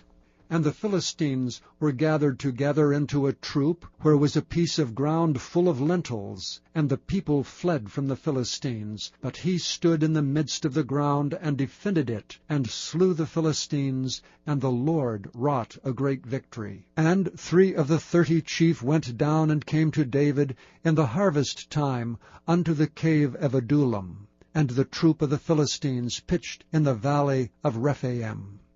And David was then in an hold, and the garrison of the Philistines was then in Bethlehem. And David longed, and said, O that one would give me drink of the water of the well of Bethlehem, which is by the gate. And the 3 mighty men brake through the host of the Philistines, and drew water out of the well of Bethlehem that was by the gate, and took it and brought it to David. Nevertheless he would not drink thereof, but poured it out unto the Lord. And he said, Far be it from me, O Lord, that I should do this. Is not this the blood of the men that went in jeopardy of their lives? Therefore he would not drink it. These things did these 3 mighty men. And Abishai, the brother of Joab, the son of Zeruiah, was chief among 3. And he lifted up his spear against 300, and slew them, and had the name among 3. Was he not most honorable of 3? Therefore he was their captain. Howbeit he attained not unto the first 3. And Benaiah the son of Jehoiada, the son of a valiant man of Kabzeel, who had done many acts, he slew 2 lion-like men of Moab.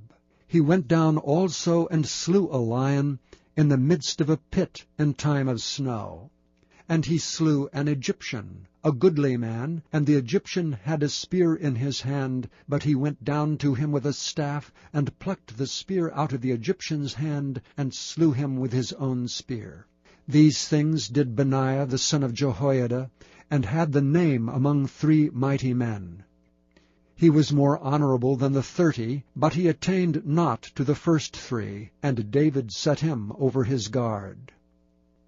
Asahel, the brother of Joab, was one of the 30, Elhanan, the son of Dodo of Bethlehem, Shammah the Haradite, Elika the Haradite, Helez the Paltite, Ira the son of Ikesh, the Tekohite, Abiezer, the Anathothite, Mabunai, the Hushathite, Zalman, the Ahohite, Meharai, the Netophathite, Heleb the son of Baanah, a Netophathite, Ittai the son of Ribai, out of Gibeah of the children of Benjamin, Benaiah the Pirathonite, Hedai of the brooks of Gaash, Abi Alban, the Arbathite, Asmabeth, the Barhumite,